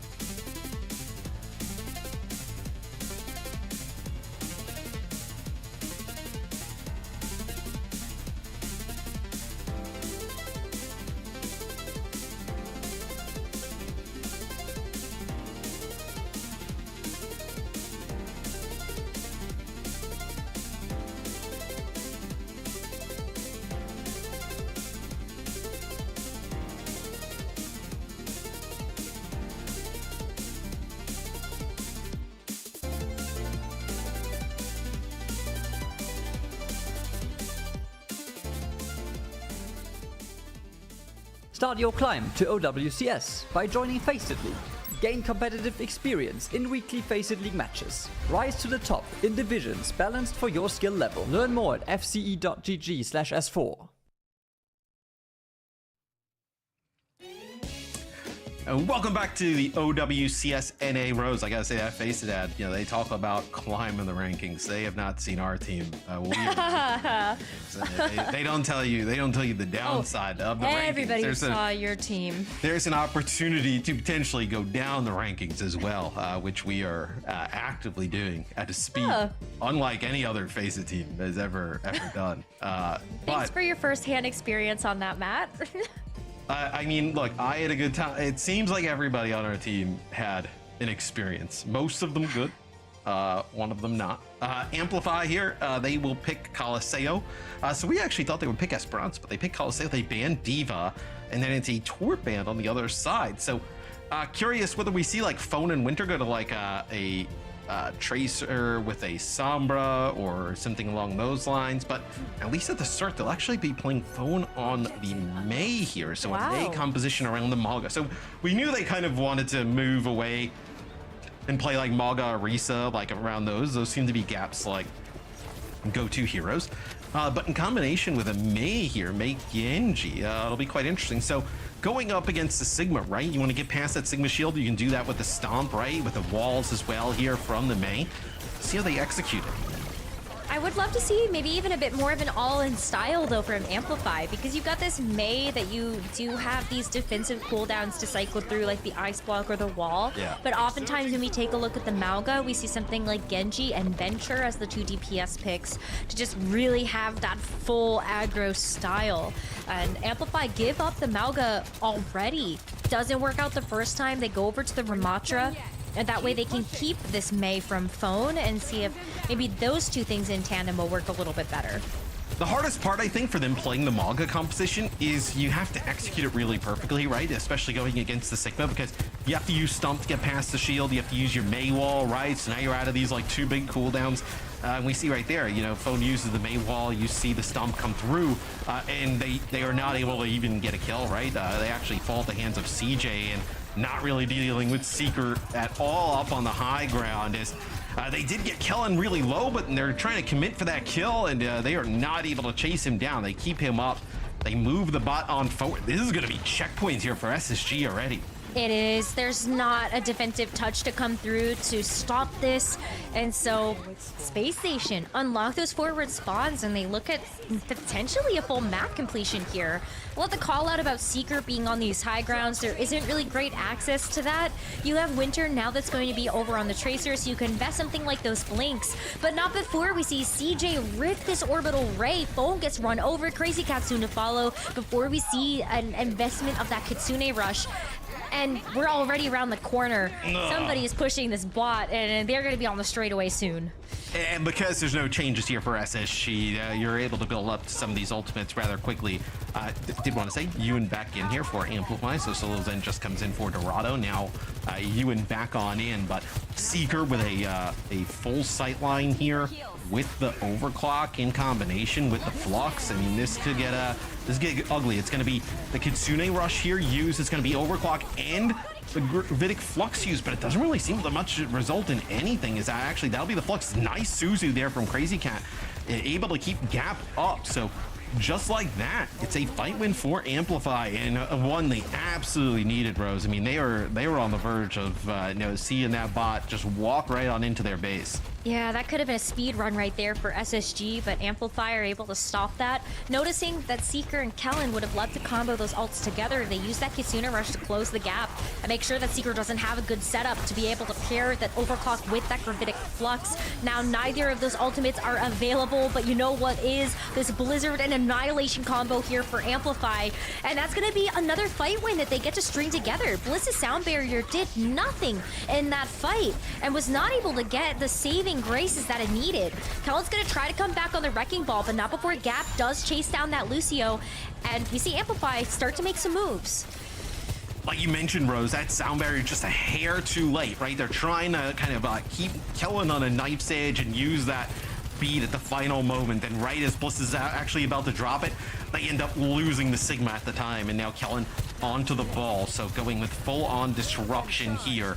Was banned a little bit earlier in the series, and they really haven't had to bring it out, but we'll see the ball composition here from SSG and how it looks. Is Kellen pretty good on the Wrecking Ball, as that's going to be a slam on the Crazy Cat. Nice use of Suzu from Crazy Cat, then works their way inside of that Sound Barrier. It's actually going to be a Kitsune Rush used on top of it as well, so everything thrown in here for Amplify. And even with everything thrown in, they lose Gap early on. Overclock here for Seeker towards the end of the fight. 2 body shots into Winter, finishes her off as well. 2 more shots, finishes off the Lucio and the Kiri. So we will now move the opposite direction with the bot. 37 meters guard there for Amplify, but they're gonna have to win a few more fights to get back to that position. Yeah, it does not feel good to have invested double support ultimates into that last fight to no avail. Amplify now going to try to make some hero changes and see if that's going to be what helps them to close the gap on this meterage. Sombra and Junker Queen here for Amplify, but they lose, you win so early that you're looking at Sugar Free just having free real estate over the rest of the team. Blitz gets a pick onto Winter. Now everybody is very low. A nice Suzu to come in just to be able to get a little bit more of that shield, and Seeker doesn't care. Disruptor shot, overcharged railguns, it just doesn't matter. And Winter finally picks up the Sojourn.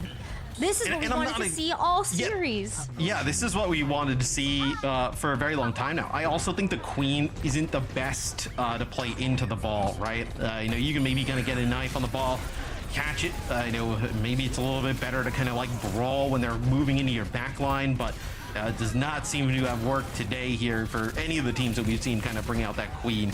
They run it against like Mog and Orisa-based compositions, but you know, as that bot moves on in, it is SSG in full control. Sugar Free putting down damage on you and can't even really move out into the open, and that will be it. As Amplify, they hang around for a while in this series, but SSG slams the door here on Qadsiah and takes it.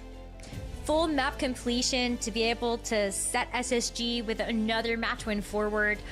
And unfortunately, I feel like Amplify did make that really, really close, but that last map, Zoe, I feel like we were hoping to get that Sojourn versus Sojourn head-to-head, and we just never got it until it was too late. Yeah, it's a shame, because obviously we were hoping after map number 2, Suravasa, which was so close. Like, that wasn't a blip in the armor. Like, Amplify genuinely played it really, really close. They got to play to their comfort heroes as well. Sombra back in the mix, etc. But if we just, like, go all the way back at how this series started, I mean, we thought we were in for another quickie. SSG essentially was moving into Amplify spawn at that point. I don't even know if they touched it. There was no more round. Further back they could push them. Yes. They had been pushed back to the brinks of the geometry of the map.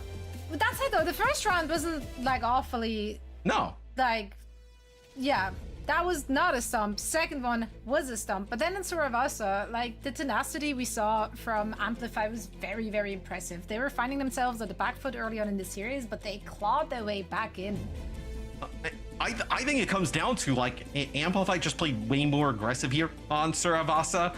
I also think where these compositions probably suited them a bit better in terms of, like, tank play, right? Gap seems to want to play Orisa, Moga, Ramatra. Not much in the way of like Winston or no Ball, where I think that definitely hurts them here on Dorado though. Yeah, you were not sold on that Orisa. I guess on Dorado you do want to have that high ground control. They were kind of forced to just hold that choke, and if that doesn't work, it's just way too passive. GG, yeah. Yeah, I mean, you know, Orisa with the shield, you know, a few years ago, sure, you know, but new modern tech Orisa, there's no way. I mean, no, you can't contest high ground. You give yourself like a one fight scenario, I think you got to play way more aggressive there on Dorado D. The high ground contest is actually the spear throw. To high ground throw off of high ground. I can't believe we missed it. Big spear. Yeah, that's crazy. Also didn't work. But the concept of an idea was there, so we love to see that. Let's take a look at who is our player of the match in this one. Seeker, yeah, obviously there's plenty of players you could have given this one to. Seeker, absolute sharpshooter, very scary to go up against someone like that on the server, because if he's on, he's on.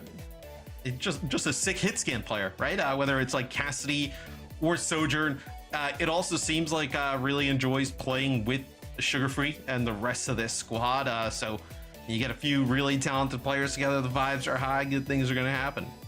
Oh yeah, the NA vibe region. We forgot about that. We talked about this heading into this. Like, meta doesn't matter. NA is just vibes. I love it. Vibes. I'm here for vibes. I'm sure SSG has some vibey comps. I'd like to listen into that. You think SSG's vibey comps? Yeah. I think they probably have comms that would have production freaking out the air, like, oh, we that's why we don't do the comm listenings, because yeah too many vibes. Just way too strong of vibes. Oh man, yeah, I mean SSG, I feel like they redeemed themselves from the little shakeup we saw there in week 1. They have to be still considered to be the top of the region alongside with Timers. Rad Esports, excited to get a second look at that team as well, which I believe should be the case tomorrow. Yeah, against Team Liquid, that's going to be a good one. You know, I don't know, Zoe, if I would categorize this as like a redeeming win for SSG. You know, I think it's a hey, we showed up, we did our thing today, right? You clearly don't understand how esports works, or Overwatch for that matter. Recency bias goes hard, like one little clip and you're done. Like that's it. Amplify played nice today, but they were still 0-3 now. No, a redeeming victory, I would say, would be someone, you know, further away from the scary line. Where maybe they get that though this weekend. I was about to say the next opponent is going to be Nightmare. Okay, that would be a redeeming win. Yes. Yeah, but like, is it gonna happen? I mean, there's potential there, right? I mean, SSG I think has the potential to beat just about anybody. Equilibrium. Everything. Yeah. That's right. Don't forget about the circle of misery. Well, we are headed into a little game before we're wrapping up our game. Yeah, little game apparently. I like games. I like games too. No, I was watching earlier when you guys did that game. I was watching with Reinforce, and he was like, you would dominate this one with the emojis. And I got every single one right. You did? But not as quick as Rose did, because Rose was... No, Rose was on fire. Quick. She was... My favorite, though, is when Rose would get the correct answer, and then Jack would be like, like he was about to say that answer, but he really wasn't. He was just like trying to make it sound like he was very close. But Rose... That's like me watching any kind of sports where I just clap a little too late and then act like I really understood what was going on. This game, though, I understand what's going on. Go fast enough, I think, because sometimes for... he's just a little slow. Little guy, he's just a little slow. That's all right. Well, we don't need to be quick in our next game. Okay, this one is called Ultimate Warriors. We're going to show you side-by-side clips of an EMEA player and an NA player using the same ult ability. And we need to say who we think did it better. You know, who did it better. Okay. That's it. That's very... I mean, it's not even a game. This is just... this is just off of, like, you know... NA vibes. Kind of game. Exactly. Individual biance. This isn't necessarily a game, but... this is pure bias, pure vibes. Okay, Let's take a look, starting with a Torp play of Kai and Winter. Who Torped better? Never mind. You know what? You weren't excited enough, so I've just been told that we're scrapping the segment. But I can give you a schedule. Are you interested in? I think Winter's Torp play was sick. I also think that Winter would have probably taken that one.